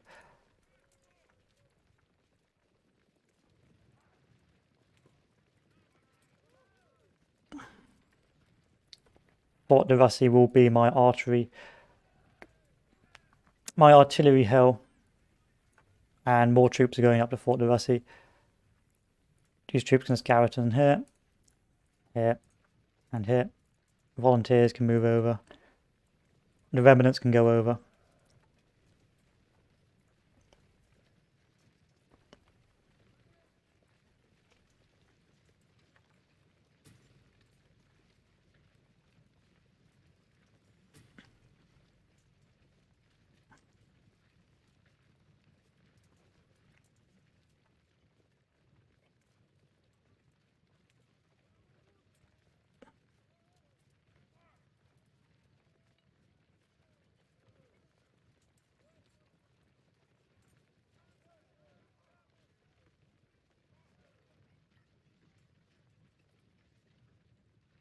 Pity I can't put troops in these positions, because that would make my life a lot easier.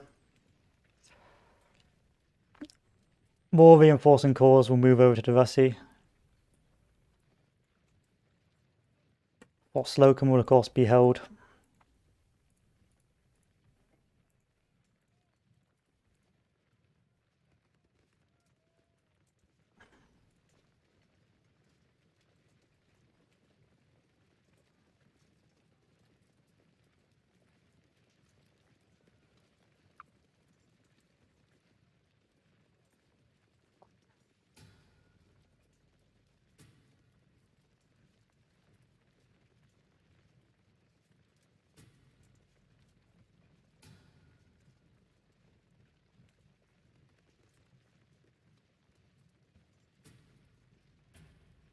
what's left of these guys will also move down on the left.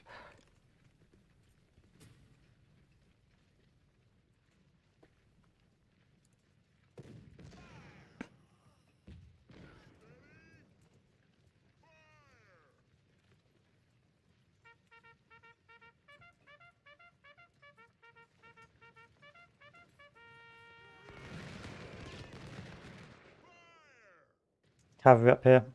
Oh, there's the enemy cav, enemy infantry.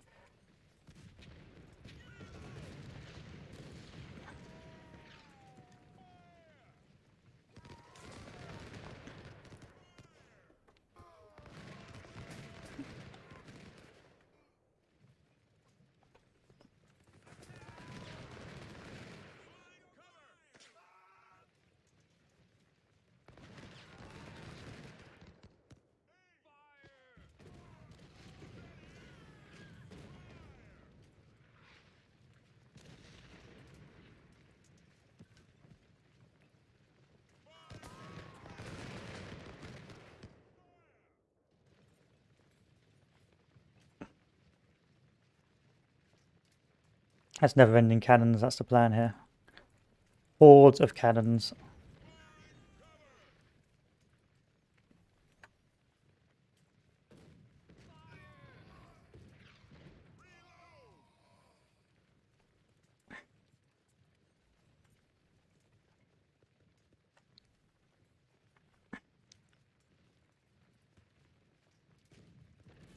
And there's mildly, because you get the flat bonus, you're going to go over here as well.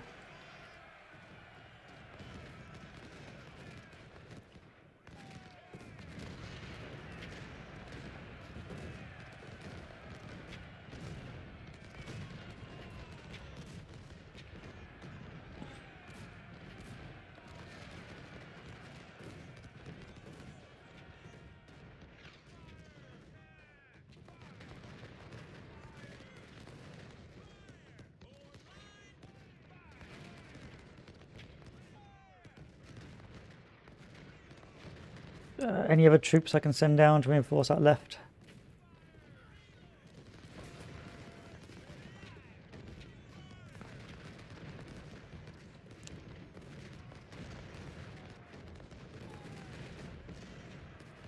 Enough cannons there to wipe out half the country.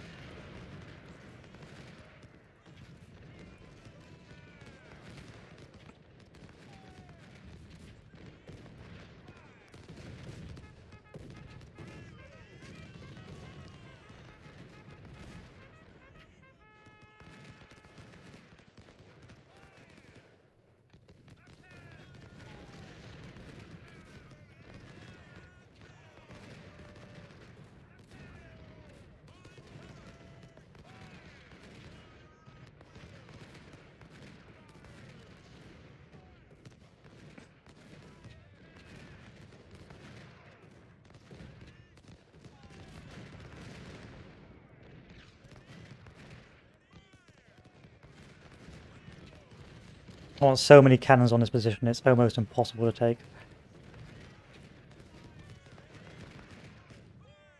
I just want all the cannons.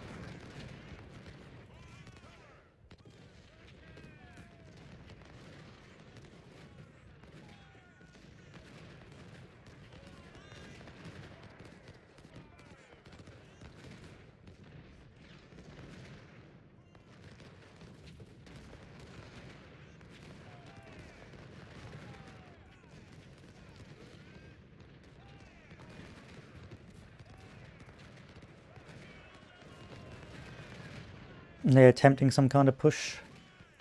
Not really.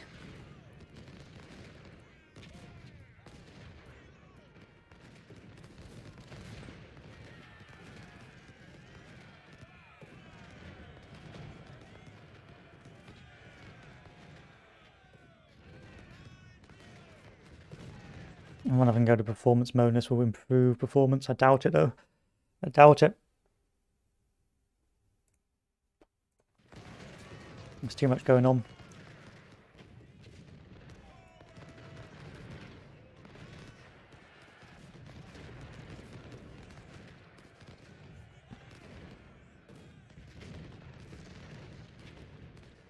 Yep, first volley. All we can do is just hope to wear them down. Start sending up more reinforcements to the north.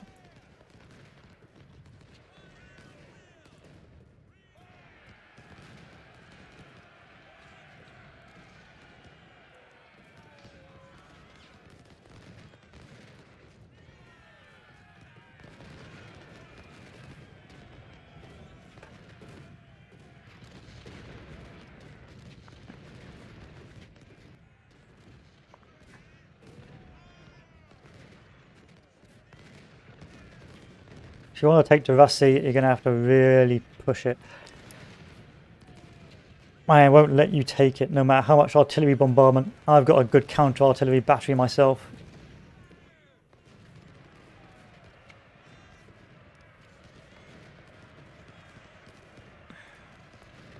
Go ahead, charge. I dare you. I dare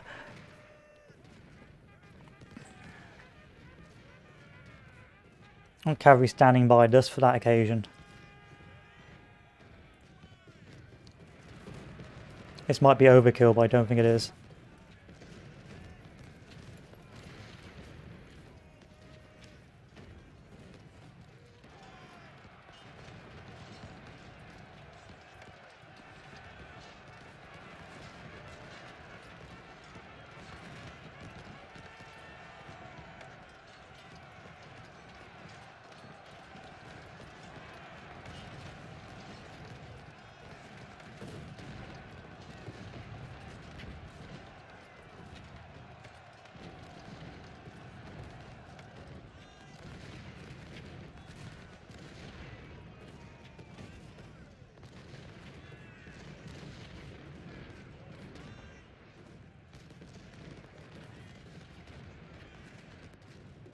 Yeah, another wave. Another wave, another bit of pain.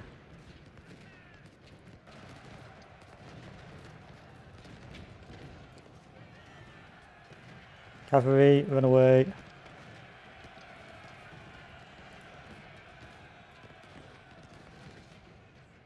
Do I have any more troops I can spare here? Send some skirmishers on this flank. I'm going to move this infantry over here. That left flank is really vulnerable.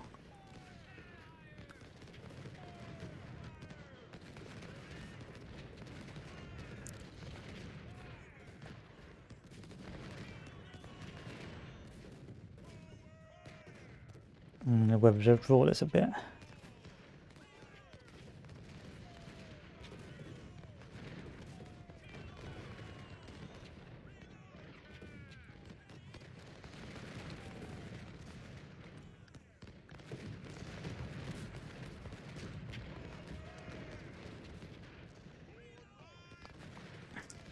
I will not withdraw from this position.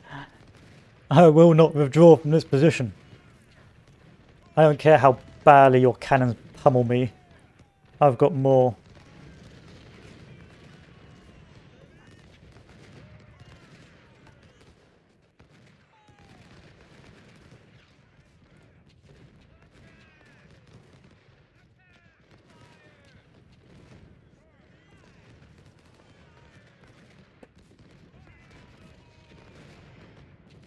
I will not have this position collapse.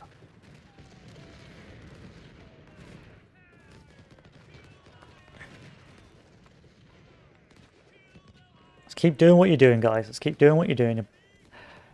You're doing good work. You're wearing them down.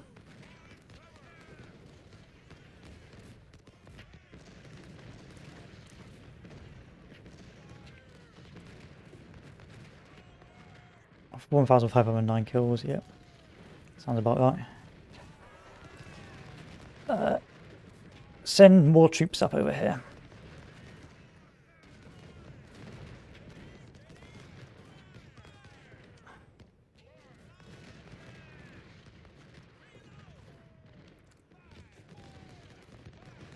Where are these cavalry? Did I move them already?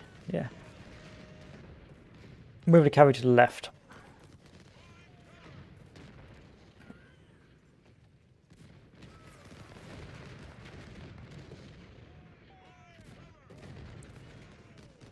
I can't believe I can't set up entrenchments here. It's a bit bruh.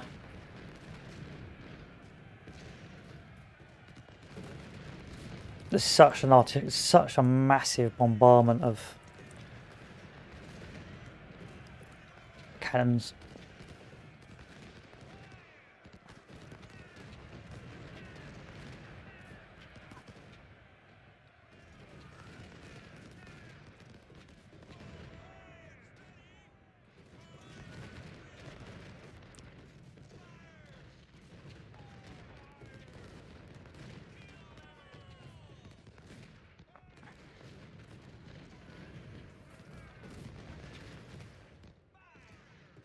Some units will collapse. I've got to accept that fact that some units will in fact die in the process of trying to hold this line.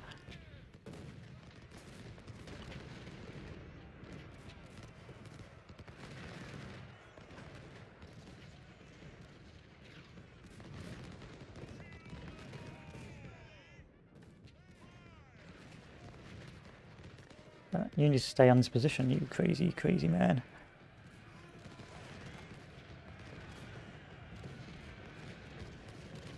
That's right, you assault that fort. You assault it. Go on, you try and push it. I didn't put like 15 batteries here for my own amusement.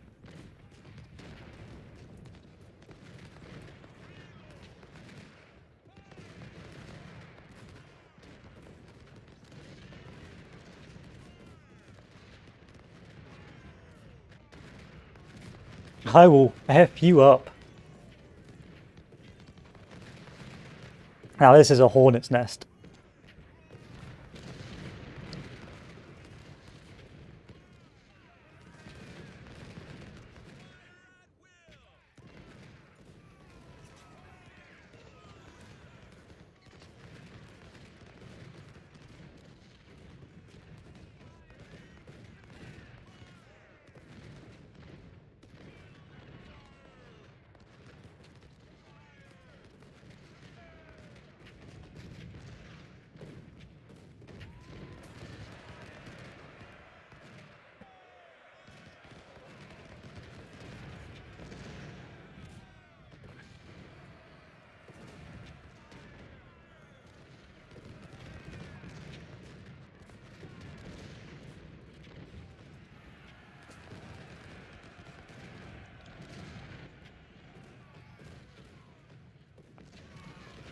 That left flank appears to have stabilised, but we've already sent so many troops out of there, I don't want to send any more troops out of there. This left flank seems to have stabilised as well. You are taking some casualties, but we're winning that engagement, so I'm not going to withdraw troops. This absolute hornet's nest.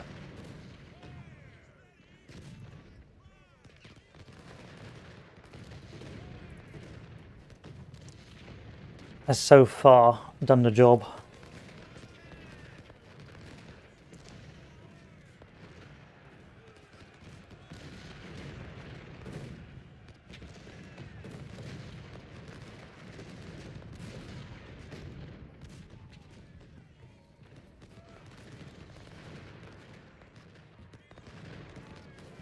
Any pushes here?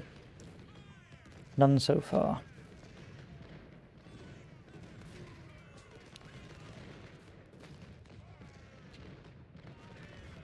You guys have run out of ammo. Let's send these guys up to resupply that position.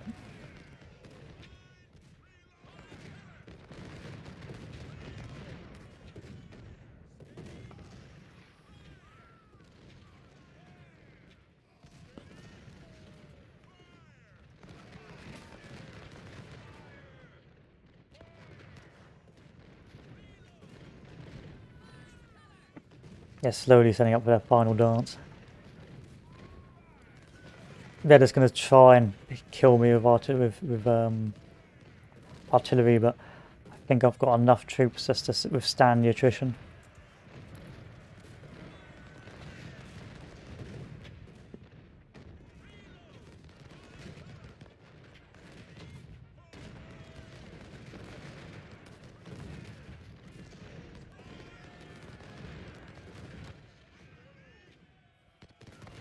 I no longer need this many troops in this sector. I can start moving them this way. Oh look, someone else fancies a go.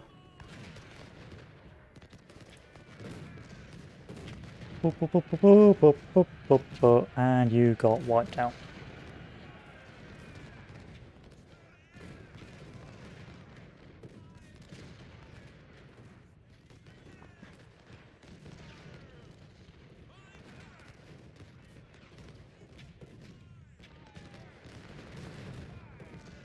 Alright, our first route. Moving more troops in to reinforce that. Which really is the last check to see if you've still got enough troops to survive what's left.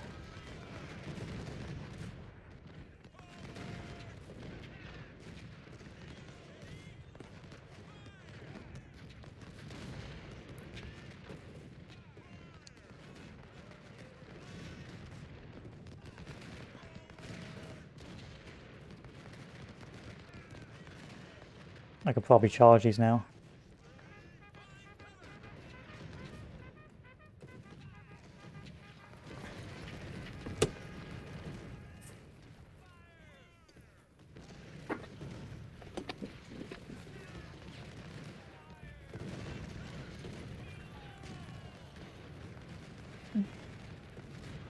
So if you haven't done as well as I have and saved that many troops, holding this front is apocalyptic. Like, not having 5 cores, it's just almost impossible to try and hold for long enough.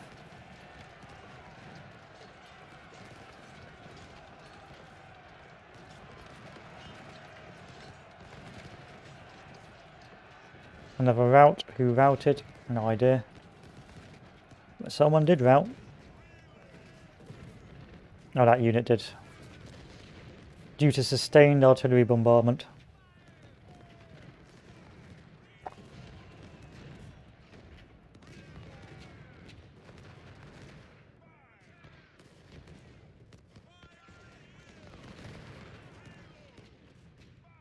Right, send these troops over here as well.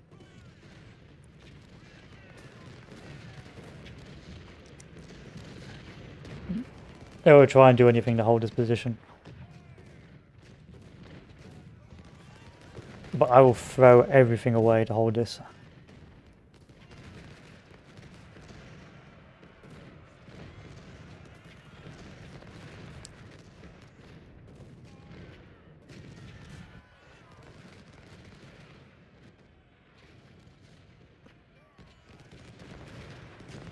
You need to hold every single fort to win this as well, so that's why we're having to do what we're doing. Yeah, like you could hold the entire front and then because you just ran out of men to hold this position, it's over.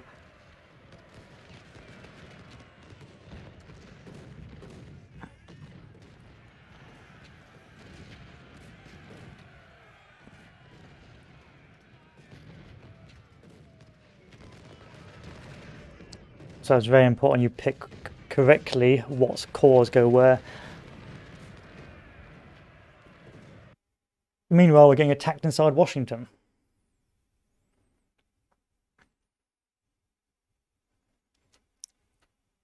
We could not hold a city for more than 1 day before the Union decided to counterattack with everything they've got. It's possible to utilise the forts and trenches around the city to defend ourselves. We should not hesitate to reoccupy Fort Washington to guard our left flank. Fort Thomas can defend our right flank. Quickly to the battlements. Let's assess the situation. We've got some cavalry here. I'm going to assume they want us to hold these positions. Move the artillery on here.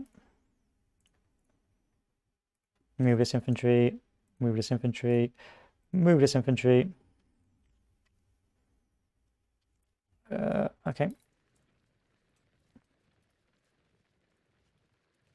We got troops here. This is a pretty affordable situation. Oh, we got plenty of troops. Like, I'm not even panicked that much. Although these troops are pretty battered.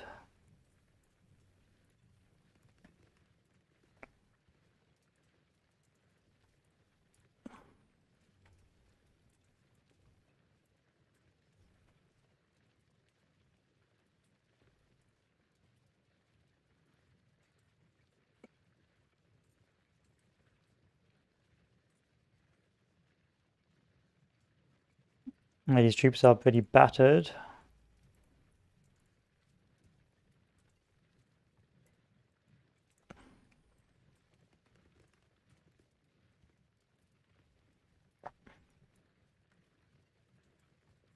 Now, I believe we do get attacked in Washington itself, so we'll have to leave a couple of corps here.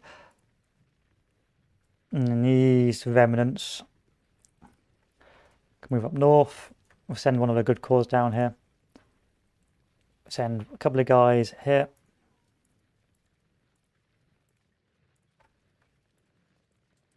Send these guys up north to hold the fort.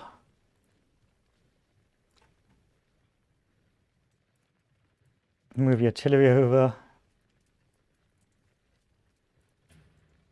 Move the cavalry over.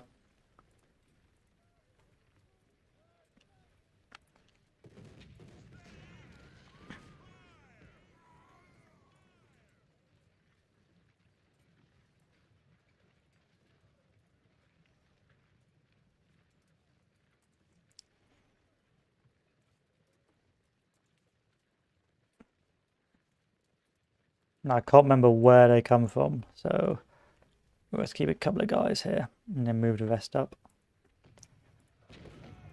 Alright, mass offensive on the left. It's a good thing I've got troops coming up then. So.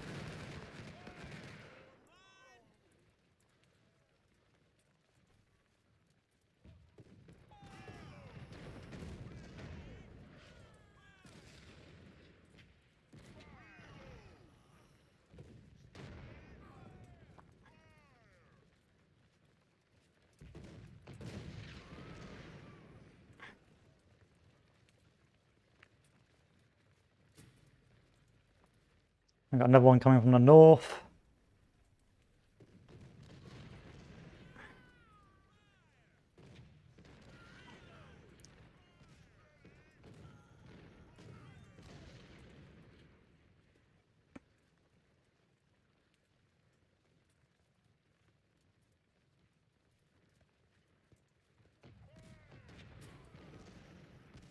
We've got guys coming from the east.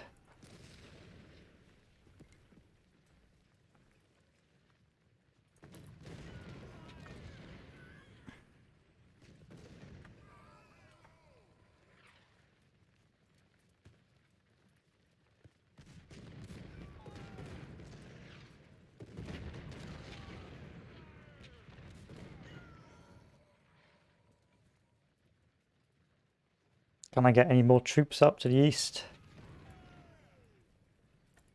Because they coming. They coming bad.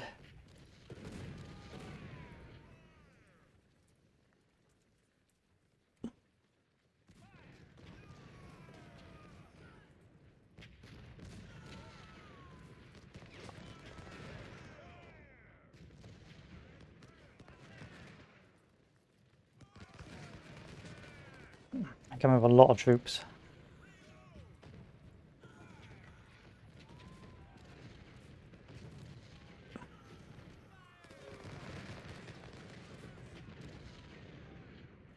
I may have to withdraw some troops to the east to contain this.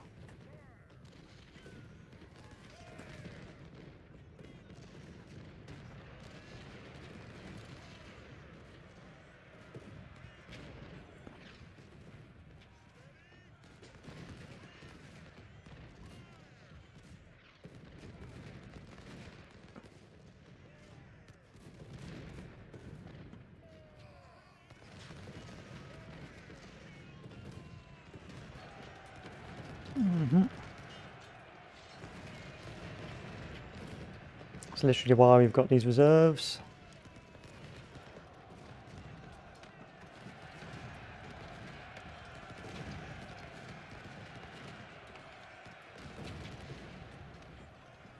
And why I'm going to send more reserves over here to hold this.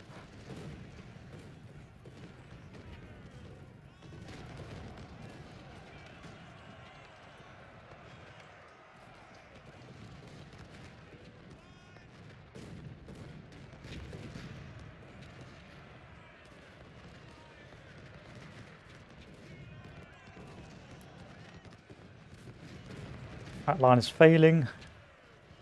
I need to send even more of our troops over there to contain that.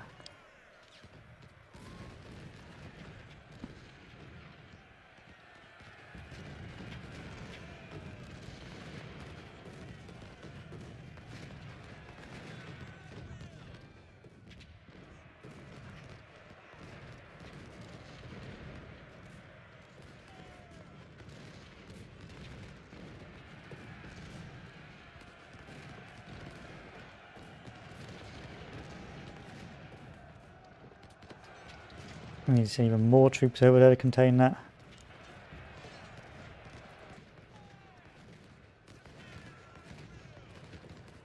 Potentially even send more troops over there to contain this.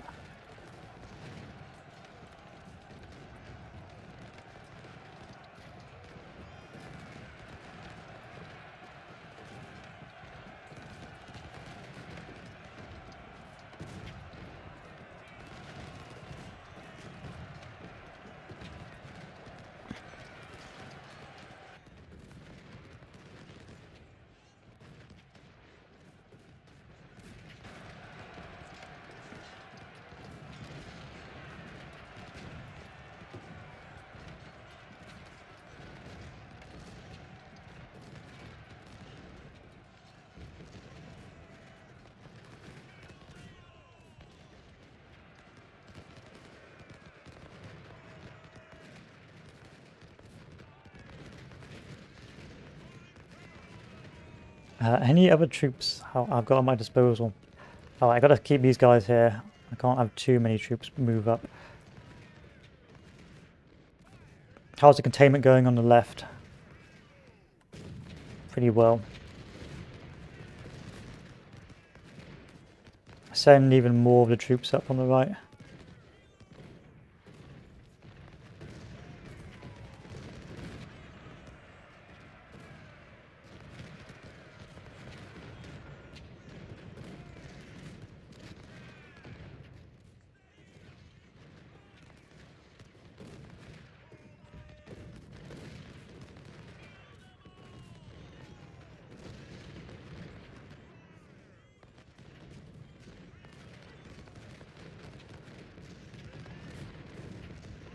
Yeah, they're going to try and slowly wear down my defence there.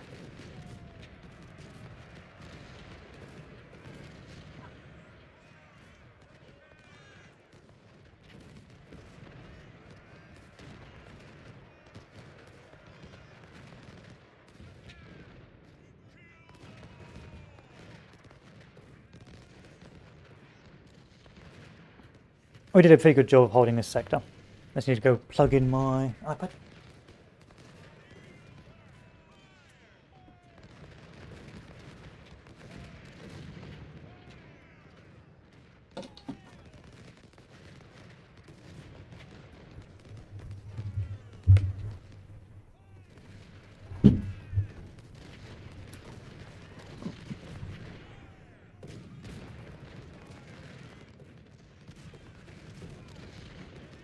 They're going to try and overrun us, aren't they? Not sure. I'm going to send more troops back over here, just in case. Just in case.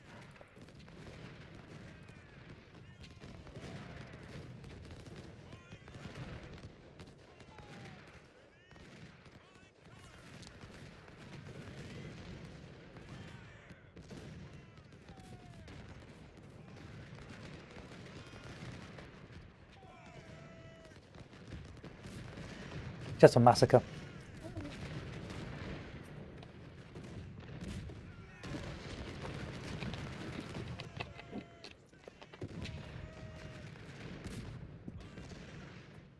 Well, the kill-death ratio, I mean, that's not that good a kill-death ratio.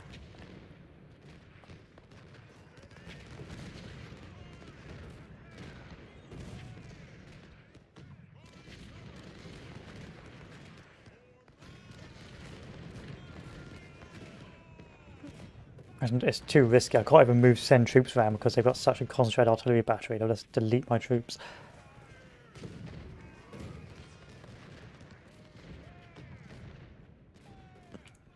I don't think these guys are equipped very well. Oh no, they got some pretty good Springfields. It's just that their numbers are so reduced they can't do a lot of damage anymore.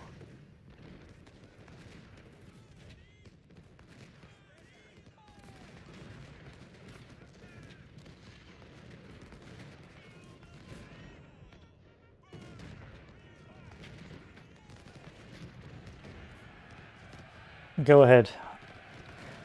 Try and take this position. Literally why I've got like 20 cannons here for this sole purpose.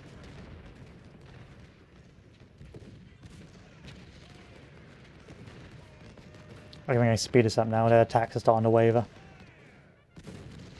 Unless I get a bad luck route like that, should be in a pretty good spot.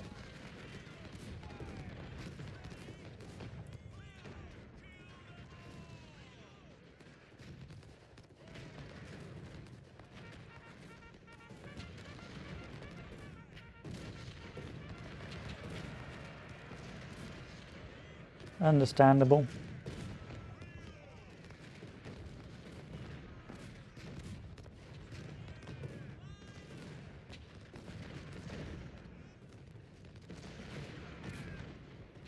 Another route.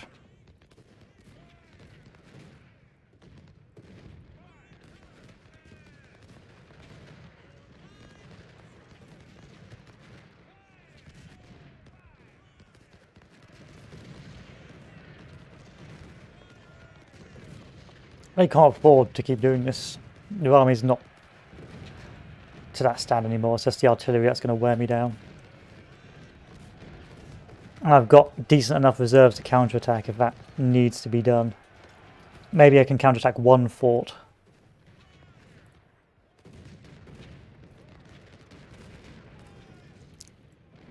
We're going to stand here now. I can't really afford to keep trading volleys with these guys anymore.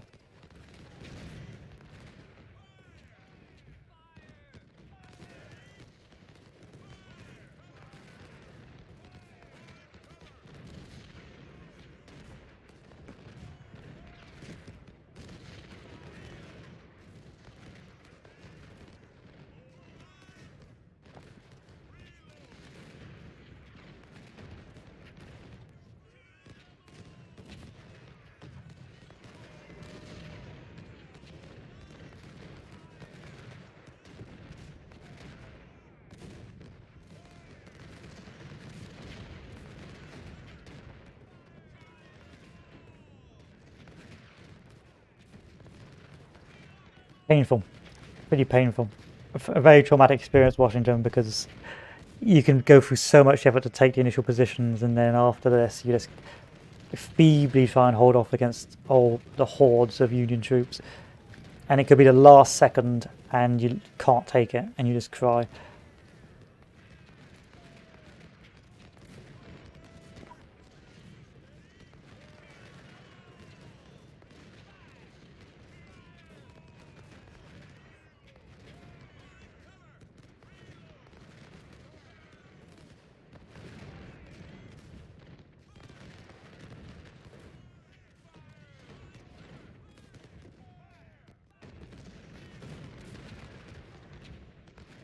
Okay, they're kind of trying to push from the left now. Okay. I don't even know where my supply wagons are. Right, over here. Okay, send the supply wagon up this way.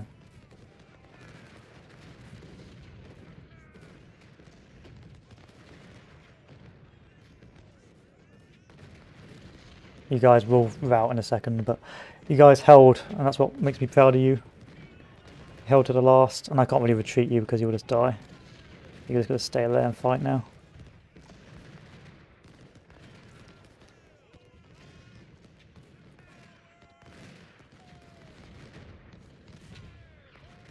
Go ahead, push it. Don't lose the northern forts.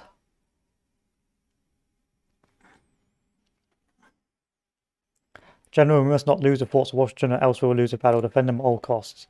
So we're back here, trying to hold off with all our might. I had thought that was the end of the scenario, but I guess not. Are they beginning this mass offensives now, are they? No.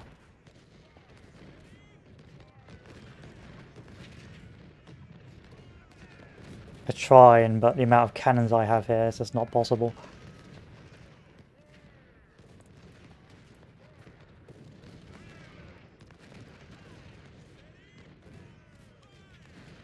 This is the moment where they decide to mass assault my position on the left.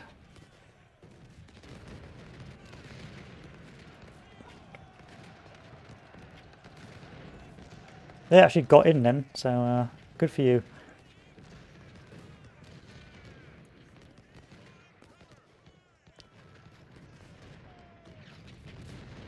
Do not even try to get in this position. I will throw everything I have at stopping you doing that. Alright, we can go 5 speed now. Is this going to be them trying to mince their way through my lines?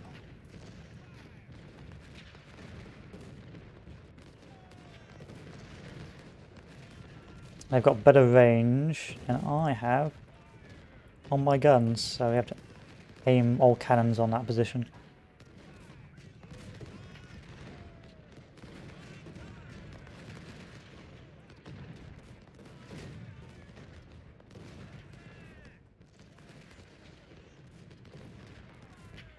Yep, the moment we've all been waiting for.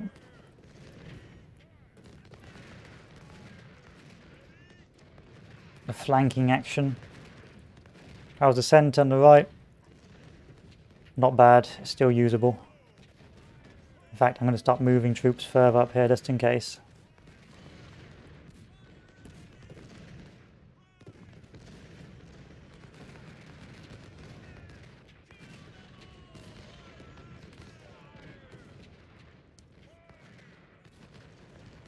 I will obliterate you. Go away.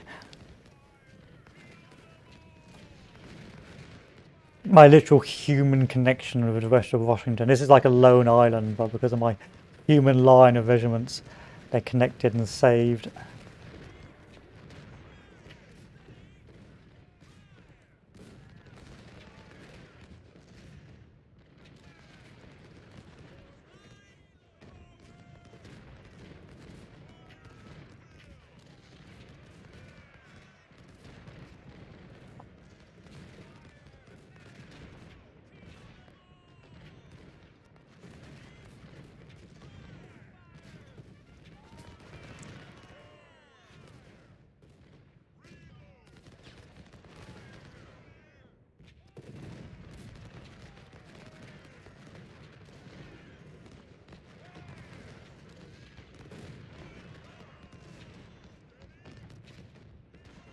Go away.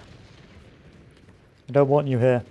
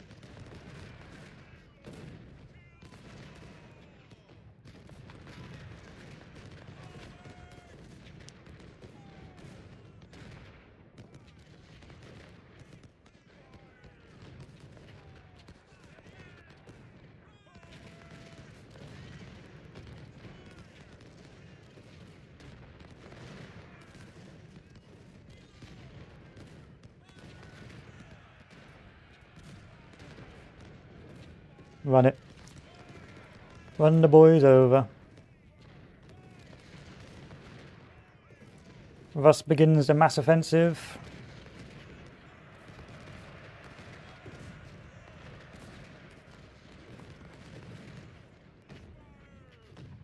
You're being contained, go away.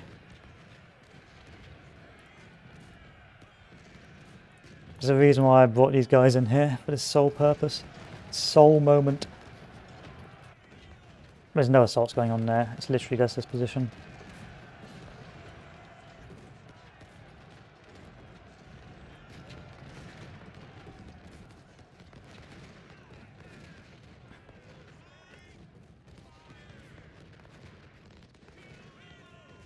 Okay, this is fine, we can start moving troops up this way. This is pretty much contained now. I'm going to start moving troops back over here. Just in case I do get rused. We'll not abandon this position. I don't care how many troops you put over here.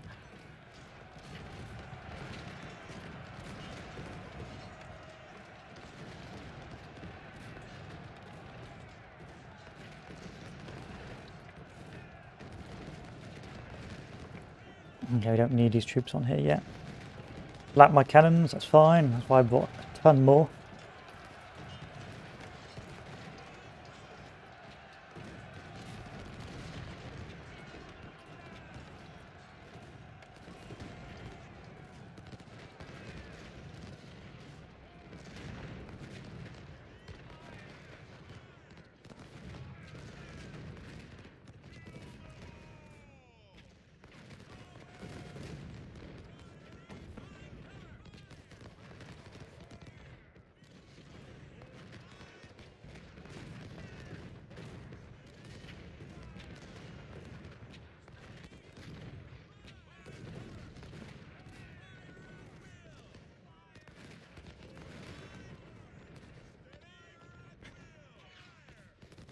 A literal war to the last, literally this last man standing, getting smashed to pieces.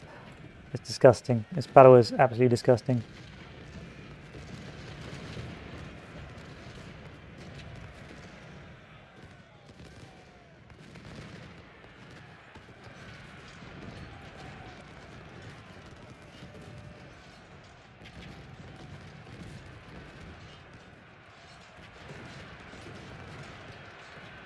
Okay, send these guys in to reinforce.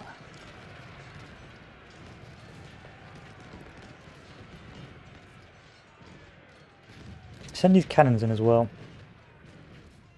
To use them as entrenchments because I'm running out of space for the cannons.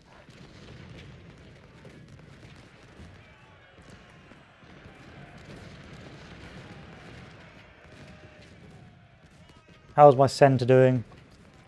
Pretty well. The right flank is more or less being mauled to pieces, but it is what it is. It's been literally like it's mud. Literally just mud. They've literally reduced my territory to mud.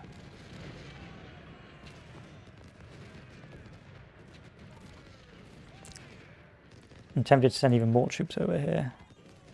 And even more troops over here. Because I've got a sinking suspicion that if they were to do a final YOLO push, I would not be in a position to hold it.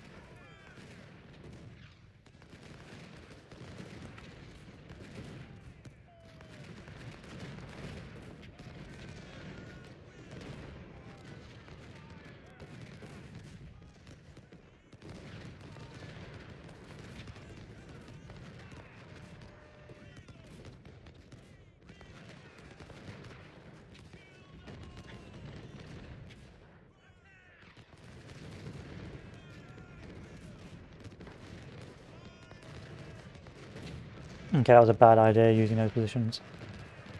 Bad idea as well. Not a plan. I want to get these guys up like that.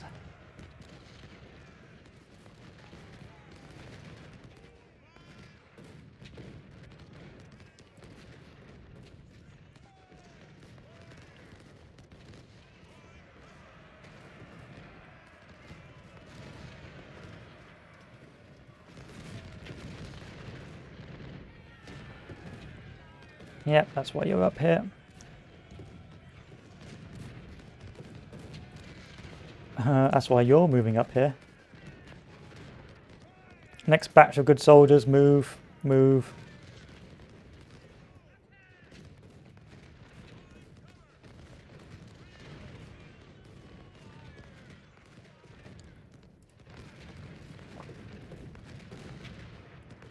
Send these guys back.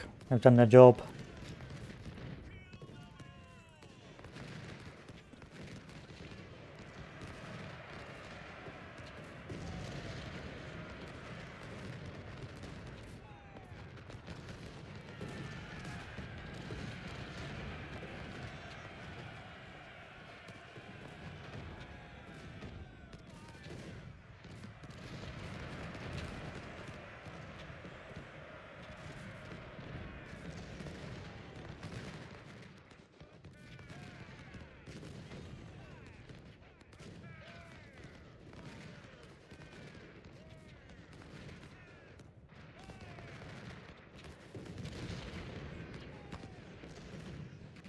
Any sort of movement on this sector? No, just bombing that to pieces.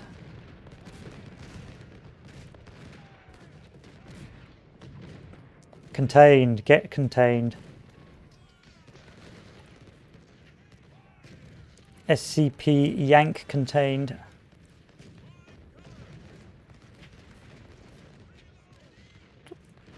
It's just holes. It's like, it's the artillery because you can't do anything to stop it because they've got so many troops you can't go on the offensive. I suppose this is when you're like, oh, why don't you use a cav? Well, you need like 20 cav brigades to overcome the morale damage from all those cannons firing at you.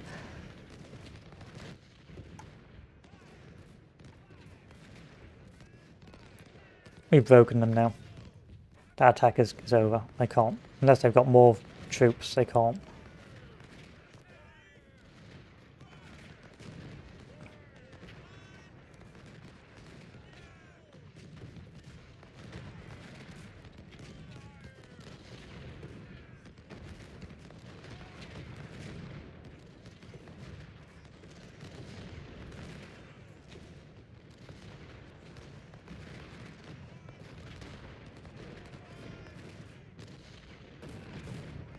Stay here, don't move. It's bad to move, bad for your health.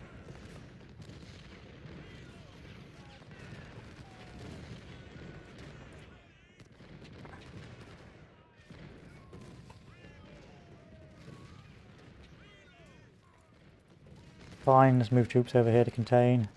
Move troops over here to contain.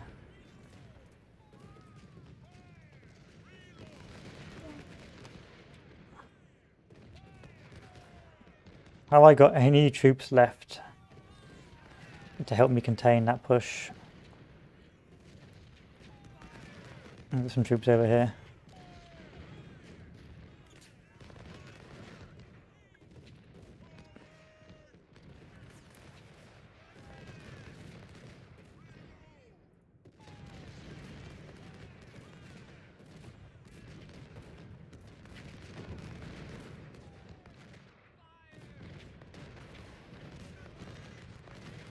I could try and go on the offensive here. That'd be so risky. I don't think it's worth the hassle.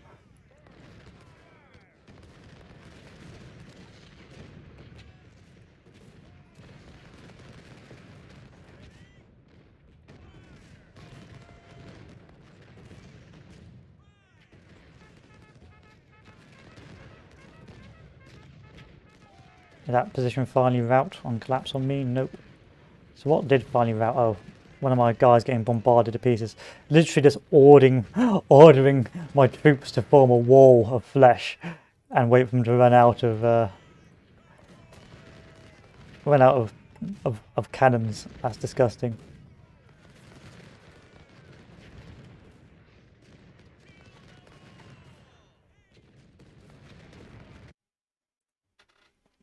Why? Why are we holding for a few more hours? We managed the impossible and hold so far superior enemy numbers. Hold the forts in the city till nightfall to claim total victory and give it all you've got. I'm trying, Gooby. Oh, suddenly it's daytime again. We just like survive another day, did we?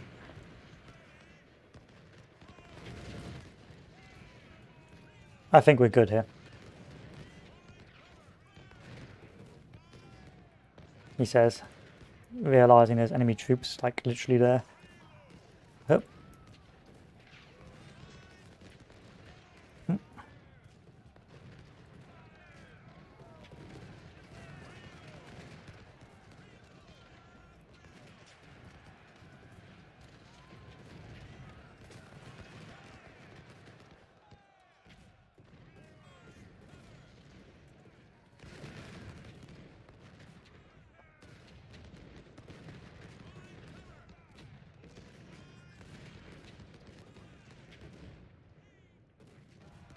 Stop him.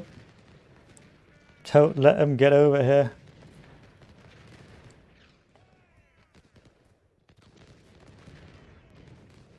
I don't need these troops here. I can move them elsewhere. Let's realise that. Don't let the bad men come.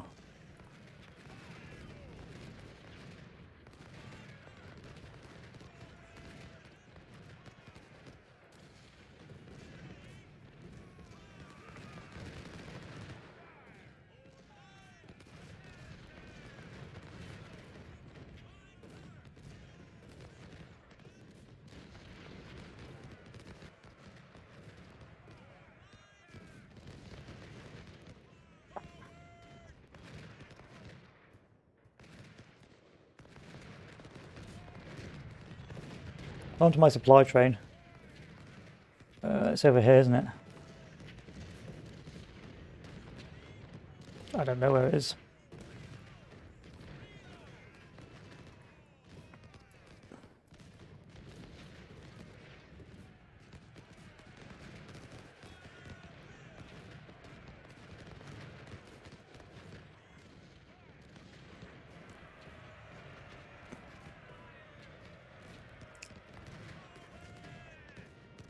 Abandon this position, move down here, reinforce. Don't let them push us off.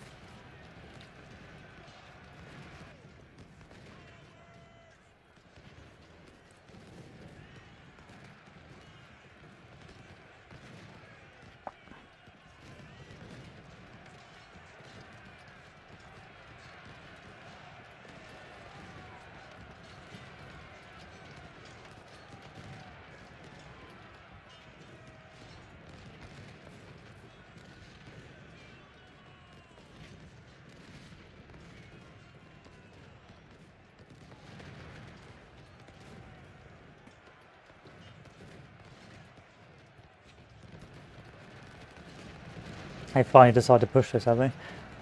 Fine, works. Stay away from me.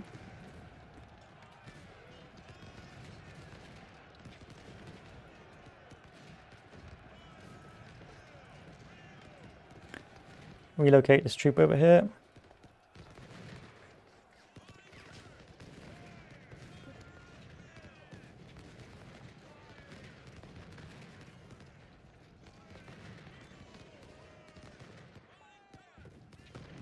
I gotta keep this here. It's finally routed it. Good. Charge him.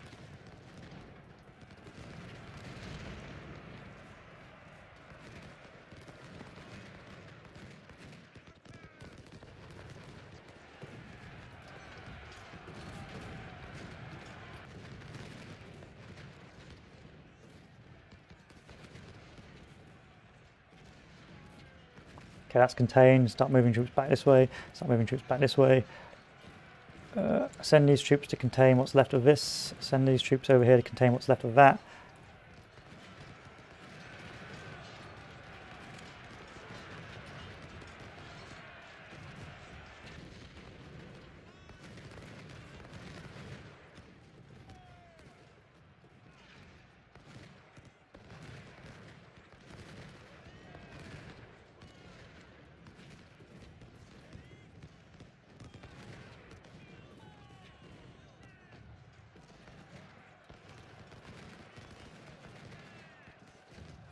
George, get rid of them.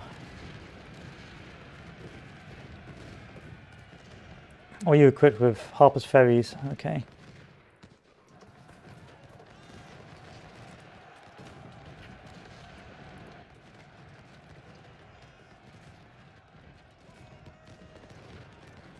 Send the 300 back over here. Just send these guys back over here. Their job's more or less done now. And send this army up to deal with this position.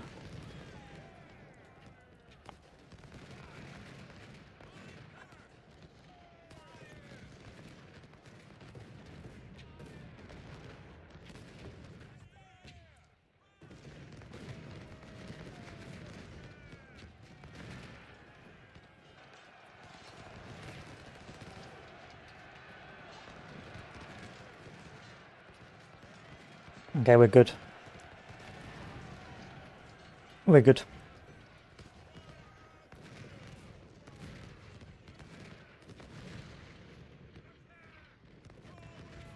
Go and deal with this unit.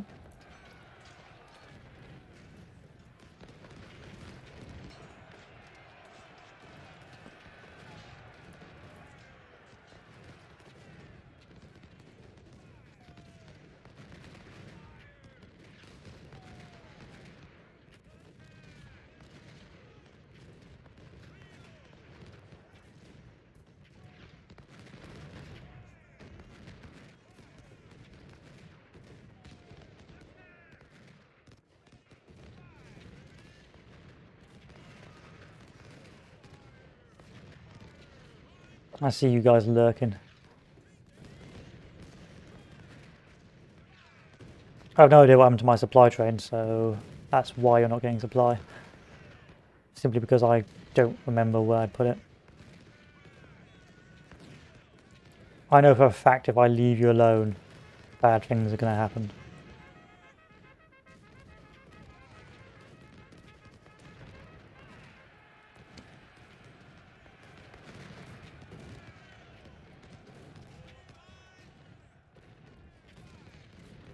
Surely my supply train somewhere. Alright, head back over here. Salvage the left flank, which has no ammunition anymore.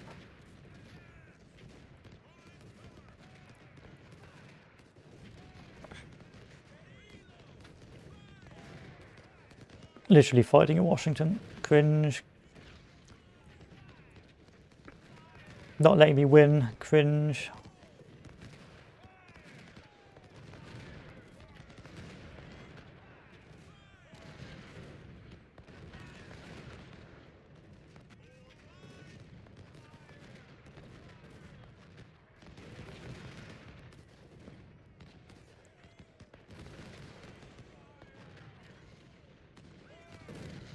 I mean, the KD is pretty insane.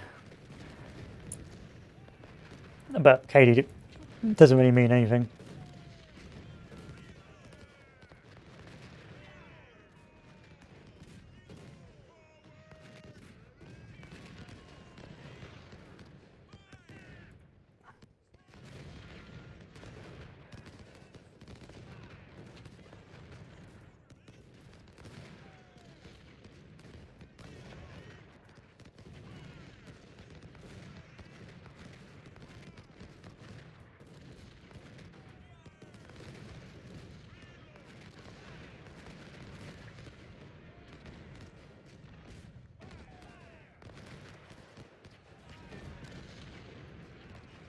Yeah, ammunition's run out in the north.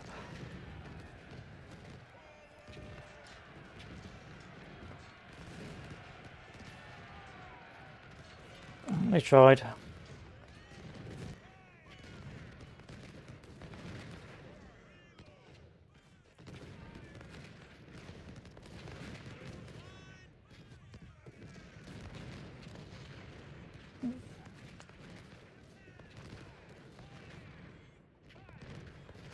I know you're exhausted, just hold on. Relief soon. We're just making Lincoln negotiate using great negotiation techniques.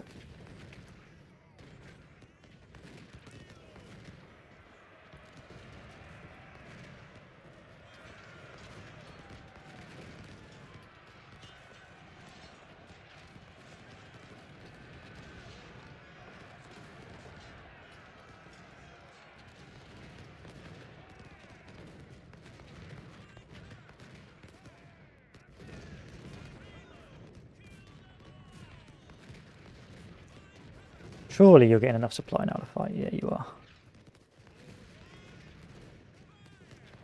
You can just chill there then. I don't need to keep battering you anymore.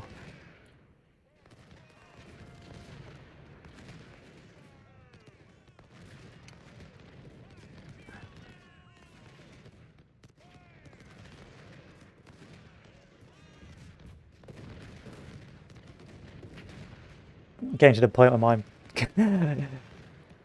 troops are simply in no position anymore to fight because of the cannon batteries. That's what gets you in this. It's the batteries that slowly wear you down. There's nothing you can do about it.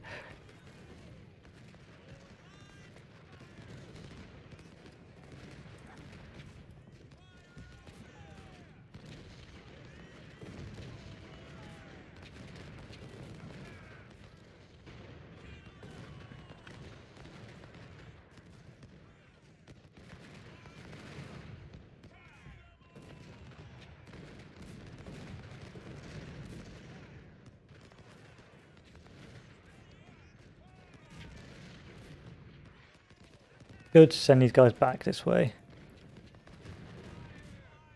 Yeah, it's a long one. Just finishing off Ultimate General Civil War. This is the last battle, the taking of Washington, and I must admit it is a difficult level, challenging level, because you're really just trying to handle everything. You have to first take the capital from like 70k men. So this is how many troops were actually in the battle altogether. 169,000 for the Union, 139,000 for the Confederacy. But bearing in mind that the first day you're assaulting defended positions, and then the second day you're defending said positions. So this last battle is really the sort of final test of your army, which is with this old historical scenario where you're just how far you've come and how well you've done is judged by this level. And it is a nightmare level because first you've got to take fortified positions and then you've got to defend them against hordes of Union troops with 800 guns, 8,000 cavalry, and 169,000 infantry. And if you haven't got enough troops to hold it, you're done for. Like if you haven't got all your corps, you can really struggle. Or if you haven't preserved your troops until that point or they're not well trained enough. And in the end, they lost 107,000 men to my 58,000. So so 13,000 would be 10% of my army. So 13, 26, 39, 52, about 50% of my army got wiped, about 50%. And they lost, so 16,000, they lost more than half. But it is a bad level. I don't even want to look at what I lost. So kill death ratio, Lily got 3,000 kills. Losses ratio, 1,300 losses from MacArthur. This entire unit's wiped out. It did lag the game, but it is a hell of a battle. It is such a difficult battle. In terms of people who no longer is with us, Pharrell got the good news. Denizen. Oh no, not these guys didn't die. All right, who died? Tanat,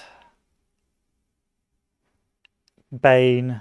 Tanat and Bane died in the battle.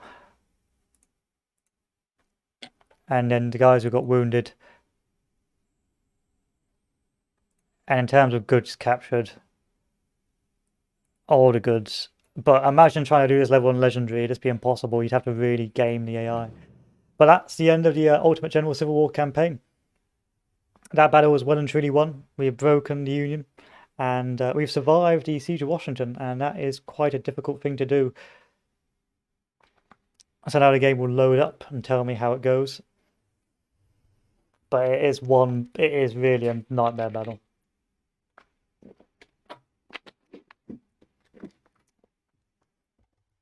You do require a certain understanding of the game mechanics and the brute forcing of troops, and if you really got to know the scenario as well, you got to know which parts of the line are the most vulnerable and where other attacks are coming from. Because I've played this scenario before, I know where your attacks are coming from, where the biggest attacks are coming from, normally the Rushdie, and of course that the Union does decide to send troops behind you. It's still loading up. I don't know if the game will crash or I hope not because I'm not replaying this level. Hopefully it's just going to load up the ending for me. But that's the end of the campaign. I don't know what I'll play next. I'll have to check on Steam what games I want to play. I don't know if it'll be RPG or RTS or anything like that. I could replay an old Company of Heroes game, but I don't really want to play the old Company of Heroes when the new Company of Heroes is coming out. I'll have to take a look at what I want to take a look at. Okay, I'm going to crash the game now, aren't I? I'm going to crash the game. Please don't crash. I want to see the ending.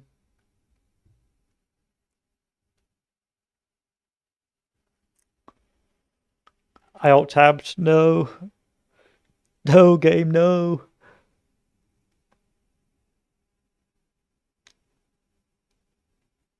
I just want to see the ending. Well, while you do that, I'm going to check on Steam.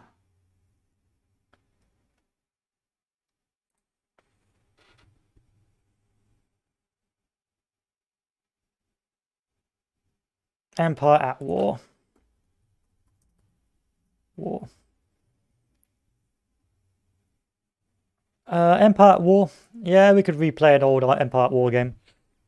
I think I've got it. I don't know how easy it'd be to run.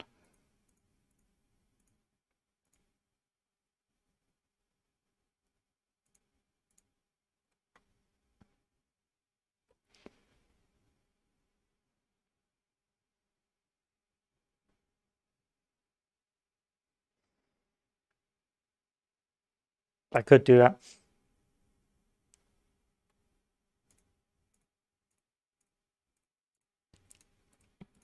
I could do Age of Mythology. But that's an old boomer game.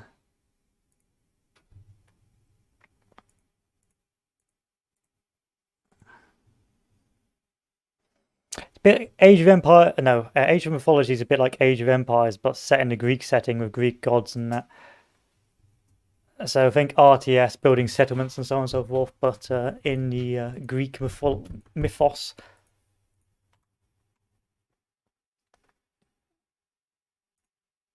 It's got to be something that gets my attention. And I'm not going to get too burnt out playing. Grand Theft Auto. Yeah, no, I can't play any better radio music in Grand Theft Auto. That's a shame. Dead Space. No, we're not playing Dead Space. Warlander. Warlander. No, it's PvP. What the hell is that? Dated 24th of Jan.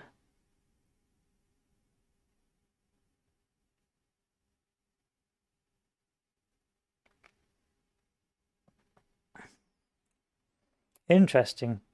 Maybe Warland on the 24th.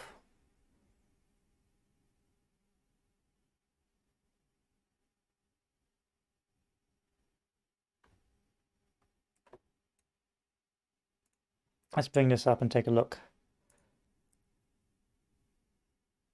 Easily bypassed anti-cheat. Good game. Pay to win. No. Is it actually an MMO? 100 people in a lobby. I'm glad it's an MMO. Solo mode to play against the AI? No, no one cares about that. We'll give Warlander a go when that releases. I don't see why not. I mean, it's free to play, so I'll give that bad boy a go. What else is there? Forspoken, lol, no. Command and Conquer Remastered. That's a point. There's any Command and Conquer games on Steam. Command and Conquer. Got Red Alert, Tiberian Wars, Kane's Wrath.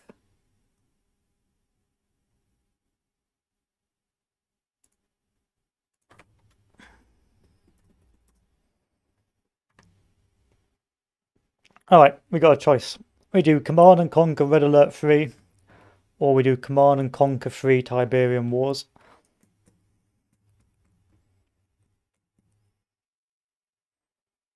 It'll be one of those two until Warlander comes out. Unless there's another RTS game I want. Would I like the Red Alert 3? I think it'll be quite a meme, but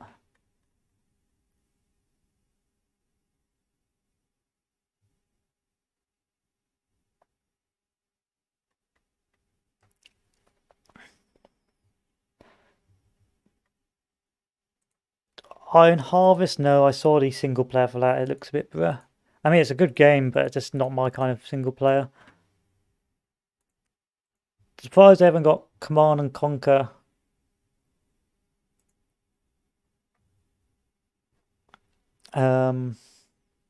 General Zero Hour, that was a great game.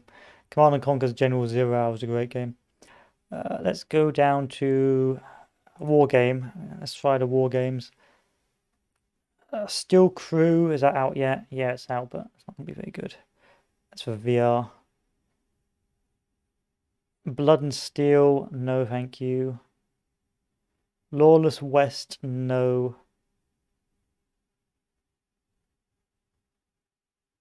War, no. No, this looks like it looks a bit like what is it called?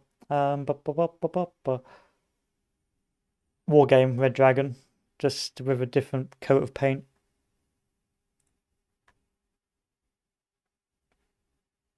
No, is it done now? Ah, there we go. There we go. It took a while to load, but it's over. So plus 35. We are triumphant. After 4 years of constant battling and loss of many brave soldiers, the Confederates got what they wanted. The Union capital was conquered and the rebels achieved total victory. The President of the United States, Abraham Lincoln, had to sign a peace treaty and accept all our... This is literal copium. Had to sign a peace treaty and accept all our terms and include a complete independence of the Confederate State of America. A new page of American history opens for our newly formed nation, while 7 foreign countries start to wish diplomatic relations by establishing embassies in your base. My story.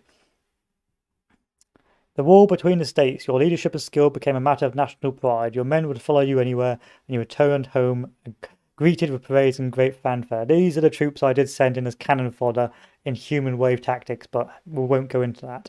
The people of the great state of Virginia elected you governor by an overwhelming margin. Your skill at managing an army in the field will prove invaluable for managing an entire state. Oh, I want to become president of Confederate States, but never mind. Whatever.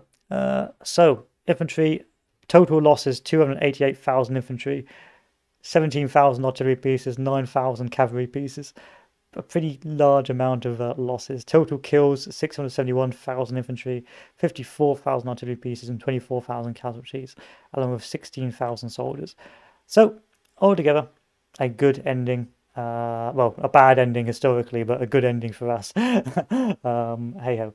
As the we end as the governor of Virginia, and we achieve victory, and that ends the Confederate campaign. A really fun campaign. Let me just skip forward. A really fun campaign, but very difficult on the Brigadier General difficulty.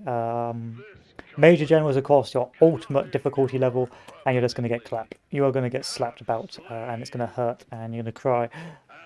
But for the Union, it's a much easier get time, especially late game, because you have copious amount of manpower. But for the Confederacy, you really do begin to struggle after Chickamauga, as you simply can't replace the troop losses, and you really be quite technical and rather clever with your positioning and what equipment you use and all that sort of stuff.